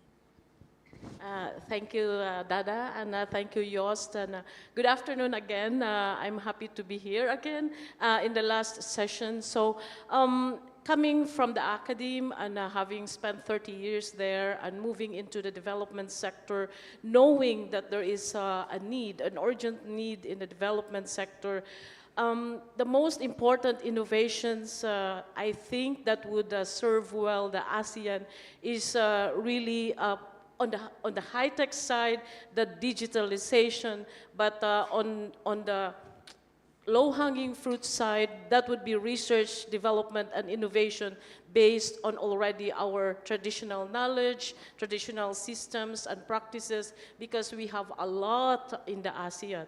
And knowing that we are at the center of biodiversity, we need to actually highlight this important resource, and the most important one is the human capital.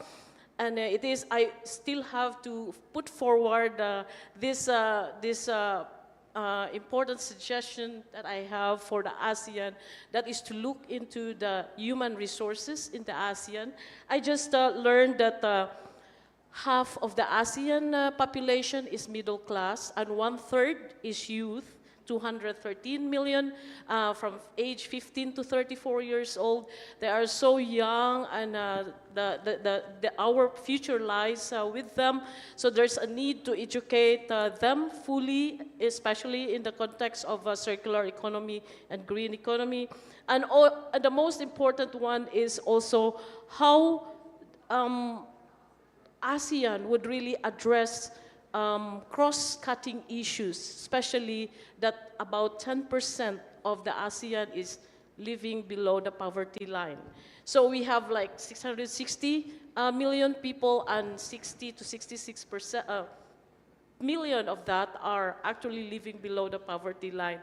And it is a challenge in the academic sector, research, development, and innovation sector on how they would really be brought forward and be participating in this initiative on circular economy. So I mentioned earlier that, of course, there is this informal sector and there is the youth that we need to capitalize. And then in the context of the ASEAN, we're actually doing good. We have to just enjoy the learning curve in the ASEAN. We have this ASEAN Circular Economy Stakeholder Platform. It has this knowledge hub. And together with our big brother, the EU, big brother because they are really also big, 27 member states, they have this EU Circular Economy Resource Center, as mentioned earlier. This could be a vast resource also that we can mine and then contextualize based on the ASEAN needs and ASEAN culture. And in this case, one more important point that we just have to continue the work on the knowledge, innovation, research, and development, knowing that we need to really engage with our stakeholders in its true sense of the word, cross-sectoral engagement, and also looking at cross-cutting issues, especially gender.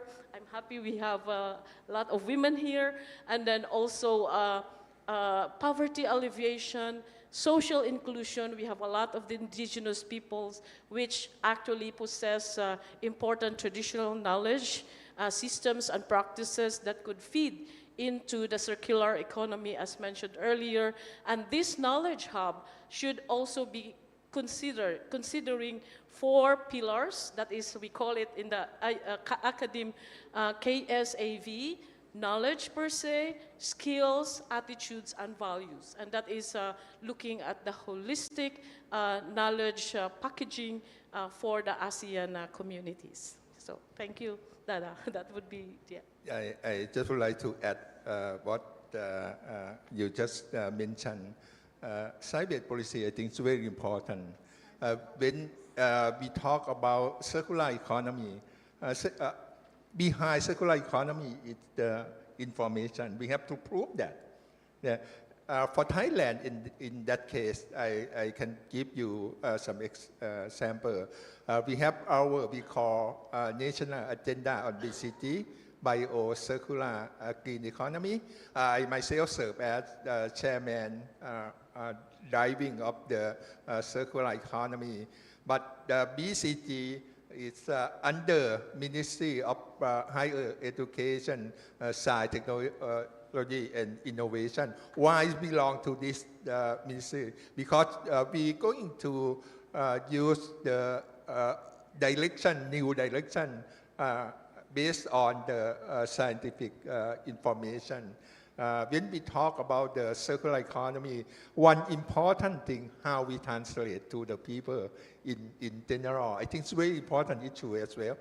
5 years ago, when we start to look for the circular economy in Thailand, we have our BCT assembly and we also facing not just only Thailand, among 5 ASEAN countries, we are the top ranking of the region, 5 countries distribute to the marine plastic debris. Just why when we talk about what the issue we have to bring, and people can understand circular economy, plastic is very important issue because we would like to answer how we can sell our idea to the people in general. We have to dealing with the plastic problem. Plastic can recycle, can reuse. Circular economy is the concept that can apply to plastic pollution, among other issue, construction material, for example, and also food waste, food loss, and also another pilot issue as well. This is the why science policy is very important, especially for the new emerging issue. We have to prove that, and we have to apply, for example, for modeling what is going to be next if we use this. Also, all of them is based on scientific information. Thank you very much, Tan Vijan, and we come back to you to explore this a little bit more. But we talked a little bit about science. Science is one stakeholder group. We talked about many stakeholder groups today, right? We had the startups, we had the private sector, policymakers. So I wanted to ask Telip Lee, as an advisor to the ASEAN Social Cultural Community Research Platform, how could all these diverse stakeholders be more actively engaged in formulating, in implementing regional initiatives? How do we integrate them more, in your opinion? I can give more. Ladies first, and then you can add on. Okay. I would like her to go first, and then you, sir, to add on. Maybe you have some additional ideas. I'm not sure I have any magic answers because there are 660 million people in ASEAN, 1,000 languages, 1,700 islands in Indonesia alone, 7,641 islands in the Philippines, of which about 2,000 are inhabited. So how do we go about this? I mean, in thinking of the discussions in the last 2 days, I thought, I mean, we have a very difficult problem at hand. As ASEAN is the fastest growing region in the world, and it's also one of the most diverse. But we have inherited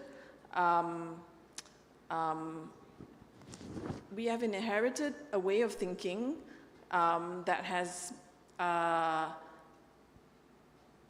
that our education systems have informed our way of thinking. And so this is what we bring to policymaking into these discussions.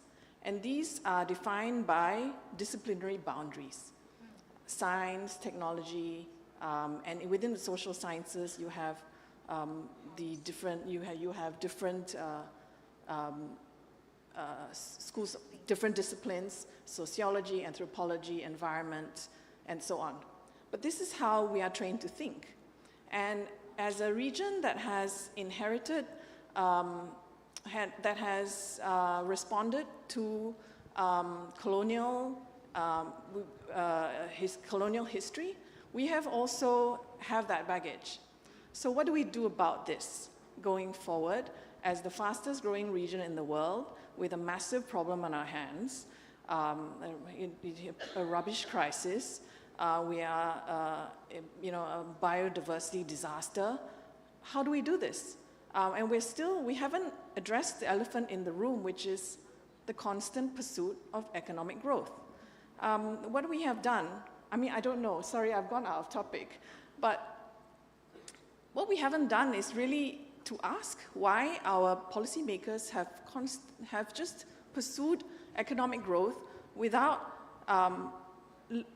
asking in the, like, why are we pursuing economic growth? We have Professor Zulkifli just now talking about well-being economy, biocultural, economy, and so all those things.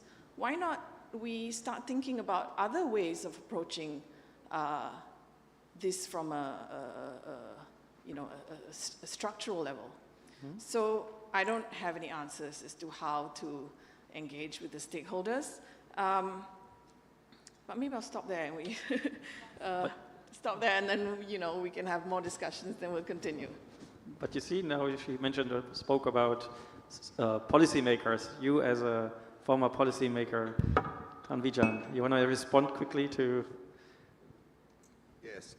For the policymaker, I think regulation, I think, is very important. I can give you some example. Thailand developed, we call National Action Plan on Prevention of Single-Use Plastic Pollution maybe 5 years ago. But in terms of implementation, we still have problem, especially for the store. We already banned under the plan, but no regulation to control. Regulation is very important. And also already mentioned science-based policy, also really important for decision maker, but how we translate scientific information to the people in general, to the policy, also very important. Some maybe sophisticated scientific information or formula, something it's really hard for them to understand. And some issue have to link to other issue as well. Right now we have facing with climate change, but not just only climate change, biodiversity loss, even the pollution problem, not just only local pollution problem, but transboundary pollution problem. I mentioned about the plastic, marine plastic could be also transboundary in nature. How we work together, similar to the transboundary heat pollution, but plastic also the example of the transboundary pollution. ASEAN have to since ASEAN already have framework for a circular economy framework, and also since Thailand At that time, I myself also served as permanent secretary of the Ministry of Natural Resources and Environment. We also initiated the marine plastic debris problem with the ASEAN, also submit to the ASEAN leader, already approved. But in terms of join hand and work together, I think it's very important issue for ASEAN, how we set our agenda and work together. That's very important. And since Director Wong Sok also with us today, implementation also very important. And lesson learned from country to country also very important. Thailand, right now we also develop the new regulation on the drafting of circular economy, and the extended producer responsibility also behind the circular economy framework as well. But we can learn from Philippines already apply, Vietnam already apply. We can learn from other ASEAN countries as well. Yeah. Indeed, Kun Wijaya, there's multi-dimension of multi-problems that Kun Lip Lee also mentioned, problems that you have also presented, and there are multi-disciplines that are also responding in order for us to achieve circular economy. So I think it's about time we ask Ibu Latifa, Dr. Latifa, who's working a lot actually on cross-sectoral coordination in the big structure that we know as ASEAN Secretariat, right? And we are very particularly excited to know that the ASEAN Carbon Neutrality Guidelines for the whole region has now come up with 8 key strategies and 16 initiatives to complement the action points in the national determined contributions of the member states. And circular economy has a big role to play in this. But one of the very big things that we need to do is to also achieve cross-sectoral coordination. And we know already the challenge that we're facing in that. As we all know, everyone is in their silos. So, Ibu Latifa, please enlighten us on what ASEAN is doing in order to overcome this very big challenge. So, let me share something. Let me share one of the 2 weeks ago, no, I think earlier last month, early September, I attended a high-level forum for multi-stakeholder partnership organized by Papenas, Indonesia's government. And it was interesting because one of my panel was from ISO, and they were talking about, and he was saying that, because ISO just recently introduced 3 standards related to circular economy. And that's actually quite important for us to have like a global reference. And what's interesting is that how in coming up with that standards, they reframe the mindset from looking at waste into resources. So waste, I mean, we're not talking about waste, we're talking about resources. And this is, I'm trying to allude to the importance of awareness and the challenges in trying to create or breaking down the silos in cross-sectoral related issues like circular economy. Because in drawing from the discussions in the previous panel, we talk about education, right? One of the challenges is to unlearn what we know. Unlearn what we know about economy, unlearn what we know about environment, unlearn what we know about supply chain, about everything. And then trying to come up with a new knowledge and relearn, but creating that space to unlearn is so difficult. And this is where we face with a lot of challenges because different stakeholders may not have the appreciation of the difficulties that another stakeholder may be facing. For example, in the supply chain, ASEAN's aspiration to create a regional supply chain. Because when we talk about circular economy, what we need is the economies of scale. A lot of it are being discussed at the national level, but we also realize that to create a supply chain regionally, there's problem of feedstock. And how do we create this? How do we create the demand for it? And we want to create in a safe way that environmentally safe, and it also create a new source of growth. So when we speak with different stakeholders, for example, you speak with, I do apologize if you have customs officers, but we speak to customs officers, they will say that, "Oh, just let us know what it is. You know, we will, if it has a beak, if it quack, it's a duck. You know, they will just tick the boxes. But we need to understand, the customer will need to understand the aspiration that maybe the trade people has in terms of creating this, and what are the challenges, what are the environmental implications. So at least for ASEAN, what we have done for the circular economy is we have created this focal group. I think I've alluded to it in the morning earlier. So the focal group hopefully will be able to sit at the table and discuss what are the challenges and be frank about the perspective that they have from their sector. This is important, and at the regional level, another sectoral body that we're setting up is for the carbon neutrality. Again, right now what's missing in ASEAN is having that cross-pillar, cross-sectoral platform. And we are hoping to set up a new sectoral body called the ASEAN Task Force for Carbon Neutrality by the end of this year, hopefully.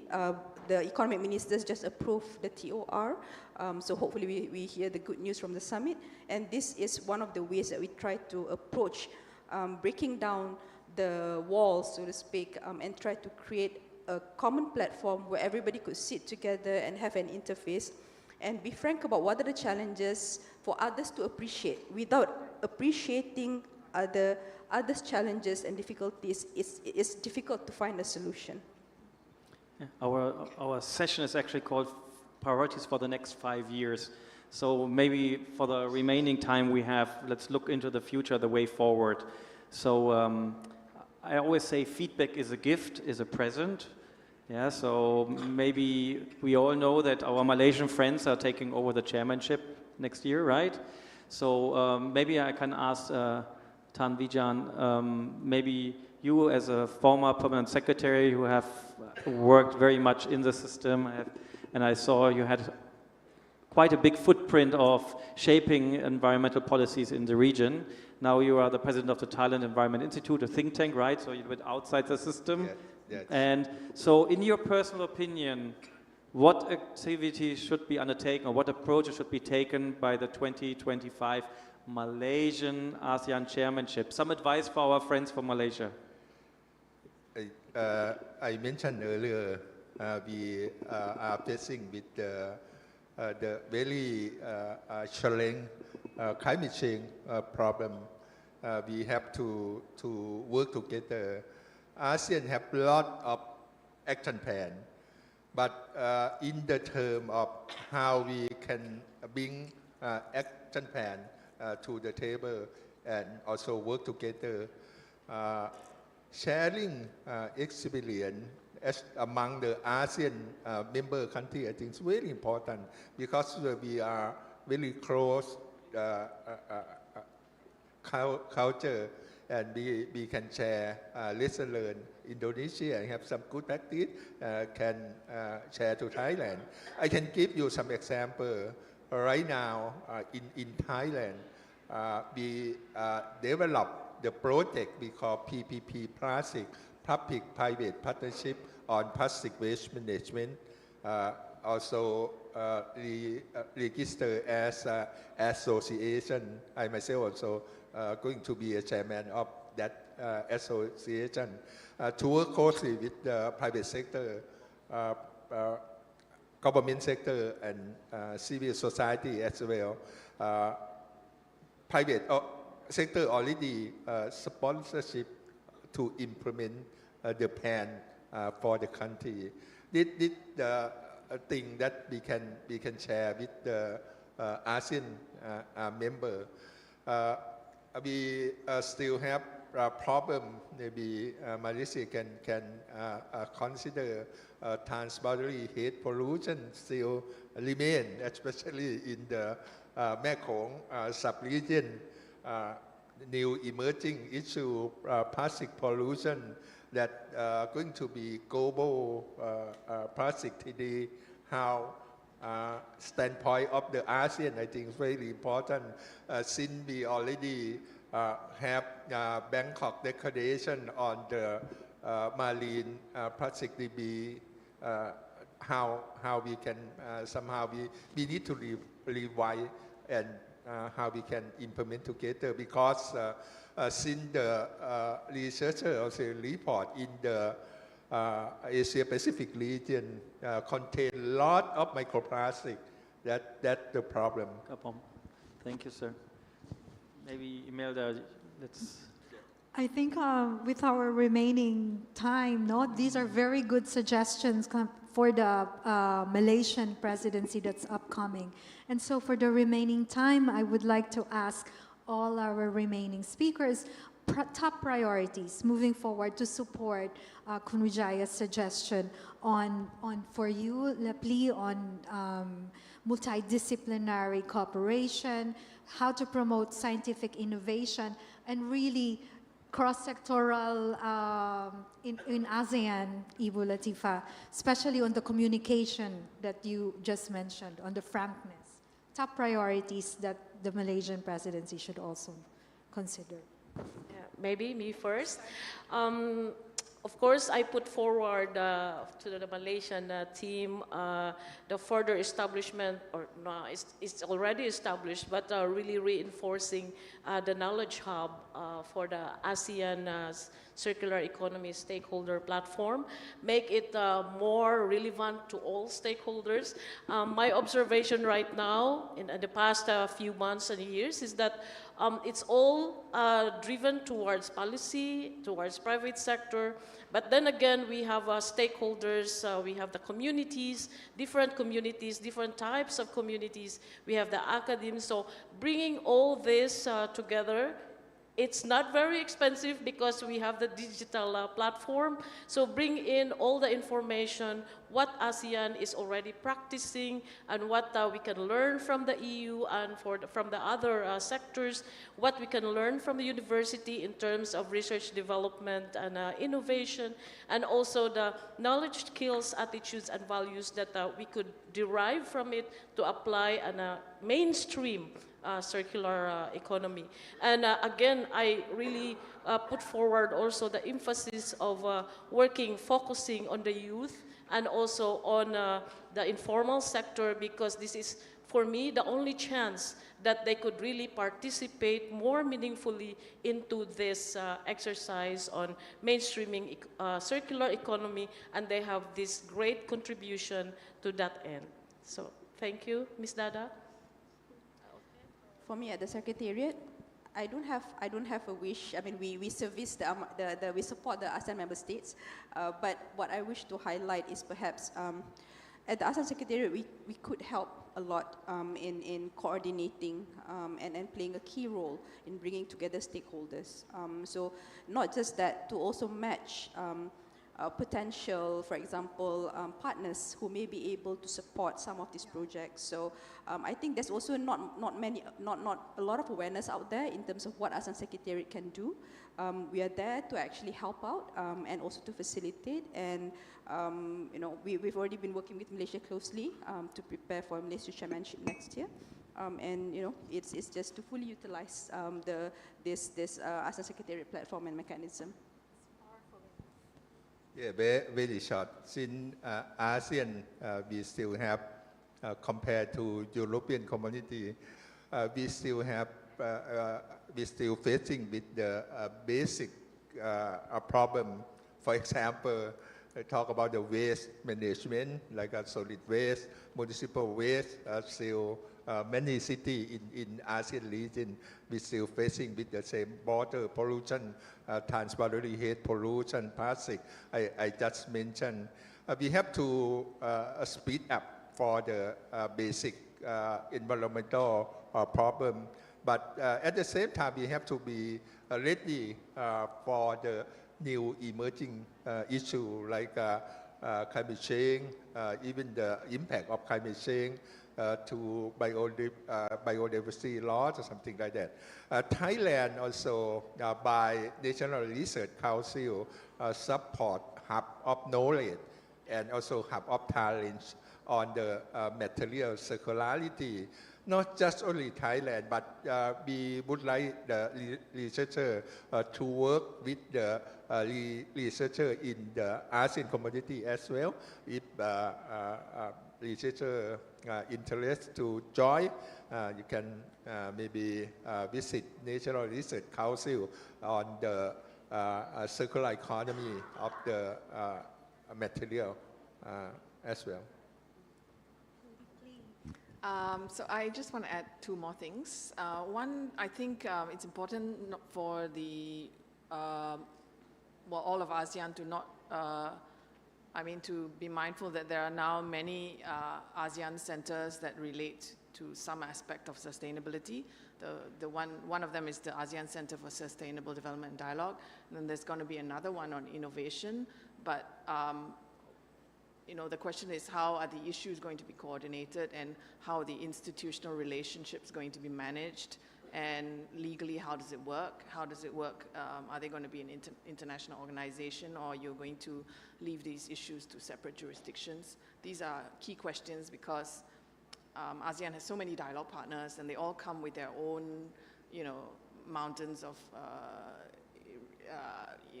project requirements. Then the other thing is, I think it's important to also consider the implications of not considering the synergies between new regulations, new technologies, with local knowledge and practices, and the capacity to adopt these new regimes, because the neglect of these issues might bring out the existing structural problems that exist within developing economies, such as inequalities. What else have I written here? Inequalities, weak institutions, lack of rule of law. All of these issues can be undone with a touch of a button, because we know how connected we are with digitalization. I wouldn't underestimate how these issues can be extremely problematic if we don't attend to the ability of these communities and the societies to adapt to the changes that are coming, and especially from elsewhere. Thank you. Thank you very much. I think I'm looking at the red zeros over there. We are over time. I want to finish with a quote, or personal motto maybe rather. If you want to know the future, you have to create it. That's a very quite well-known slogan many futurists use. I would even say, if we want to have a sustainable future, we have to create it together. We realize there are a lot of different stakeholder groups that have a role to play. So thank you very much to all our panelists for sharing. And we are going now to finish our forum with some key messages from the head of the Environmental Division of the ASEAN Secretariat, and maybe 2 minutes vote of thanks from one of our hosts. So please give a warm welcome again to Dr. Wong Sok while we are vacating the stage for you. Maybe 3, 4 key messages from you, sir. You want to go there, or you want to? As you like.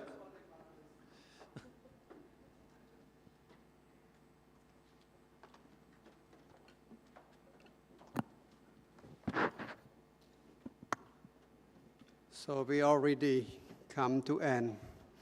Congratulations to you all for great success of Second Circular Economy Forum. Thank you very much for this sort of great success. I think this is significant different from what happened in the first Circular Economy Forum. Now, I just would like to know who had participated in the first Circular Economy Forum. Raise your hand. So, the number is very low. So this to inform that this second circular economy expands significant to various sort of stakeholder. So you can see this morning it's full sort of room. So all that sort of key player come from different part. Private sector, academia, public sector, government, industrial, startup, and all sort of civil society as well part of that solution.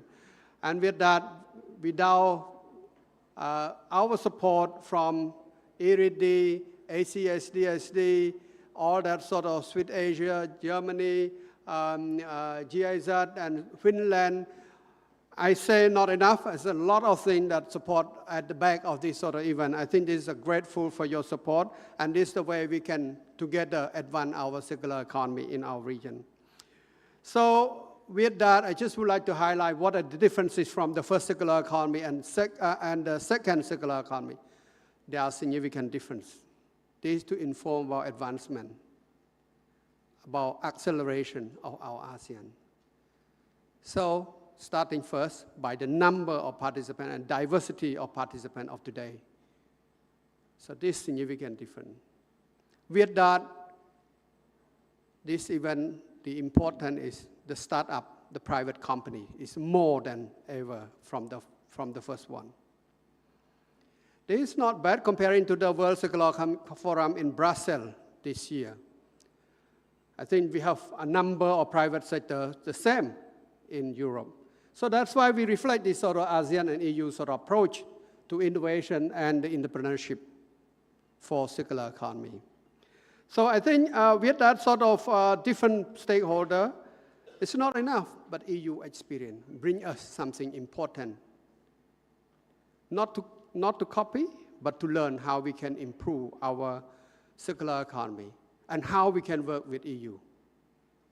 Not only EU, but other partners as well. I believe this is quite important. ASEAN tried to do this sort of multilateralism sort of engagement. It's not because of just only for political government to government, but also importantly to private sector, the startup company and so on and so forth. So I think this is the difference that I would like to highlight. The most important last point of the differences I would like to highlight, enrich or abundance of circular economic information, insight, practice, and experience, and also policy and so on. This is very much developed. You compare from the first circular economic forum to now, very much different. It's not similar. A lot of advancement. Some countries like, in Philippines, in Thailand, in Indonesia, circular economy in place in the country. I count it just only 2 or 3, but all have been advanced in different sort of directions. Cambodia also have this sort of strategic circularity. So a lot of countries have much far advanced from the circular economy.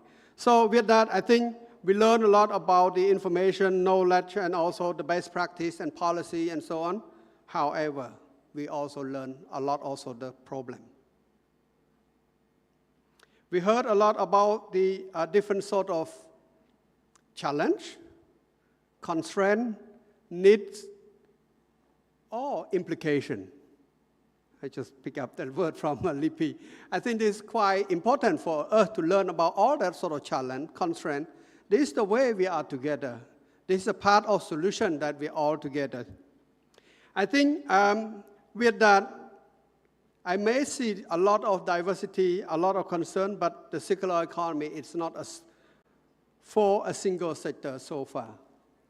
Sorry, I should not flush this. I not really call for flush that yet, but I mean, the circular economy is not a single sector. It's not a single panacea for treat of the circular economy in the region.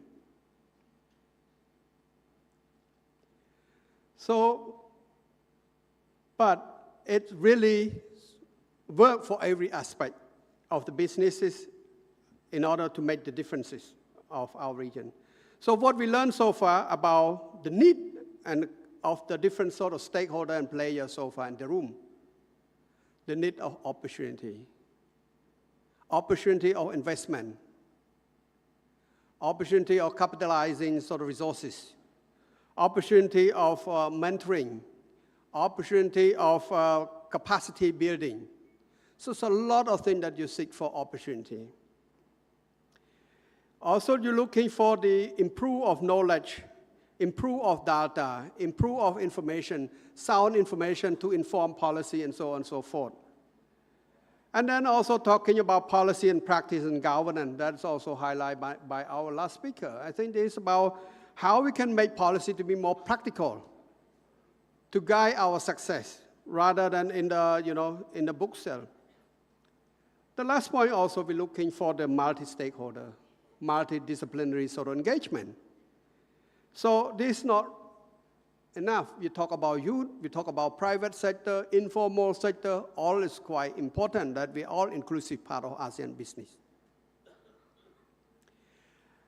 We learn all of this about this sort of challenge, but also the way we need. So what should be next? So we learned from the last panel. So this is the way I would like to share with you all. I just try to capture whether this could be important for us as a top takeaway message. So we need to promote and support strengthen ASEAN and AMS initiative of circular economy for advancement. This involves continuous sort of talking about circular economy because we have very diverse sort of circular economy. Improve of the circular economy and adaptive learning, never enough. It's a part of evolution of society and business, that the way we have to adopt this sort of cultural practice for making it better.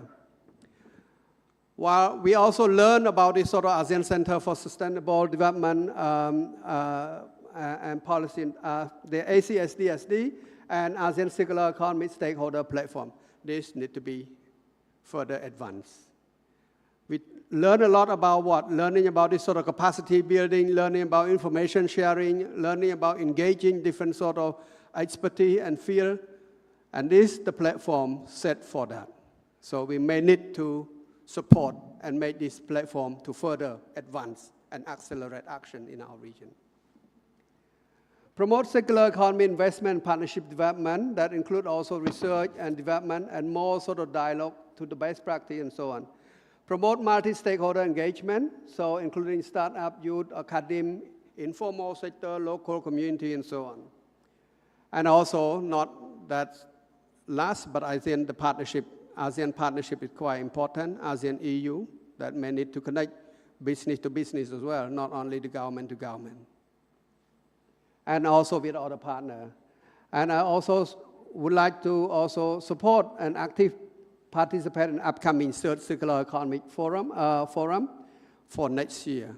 With that, as you may have learned also from my colleague from ASEAN Secretariat could help and could assist or facilitate member state partner on this regard. So therefore, we're looking forward for your cooperation and support for next year, 2025 ASEAN Chairmanship to Malaysia. Thank you very much. Thank you very much, Dr. Fong Sok. And before I hand over the mic to Kun Tony to say the final 2 minutes of this forum, number one, a request again. On the table, there is this black-looking QR code different from the agenda. If you, before you leave the room, be so kind to scan it and give us some feedback so that our third forum will be better than the second one, right? So we always want to improve. And then last but not least, there were questions about, can I get this PowerPoint or that PowerPoint, and can I get a picture of myself? So we had this professional photographers running around. So I was informed that actually your center is going on the website in probably a week from now, trying to put on all the pictures and the PowerPoints we can get hold of. So there will be probably an email by Kun David or colleagues to all participants that are registered to inform you when the time is right to visit the website.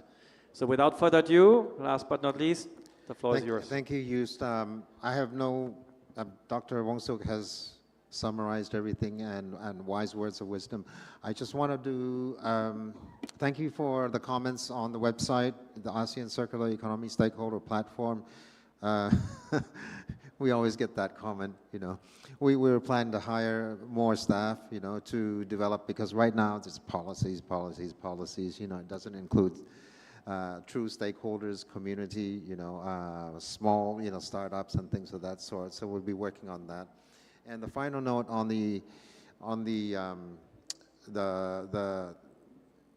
third ASEAN Circular Economy Stakeholder Platform. We have no ideas at the moment, so any ideas are welcome.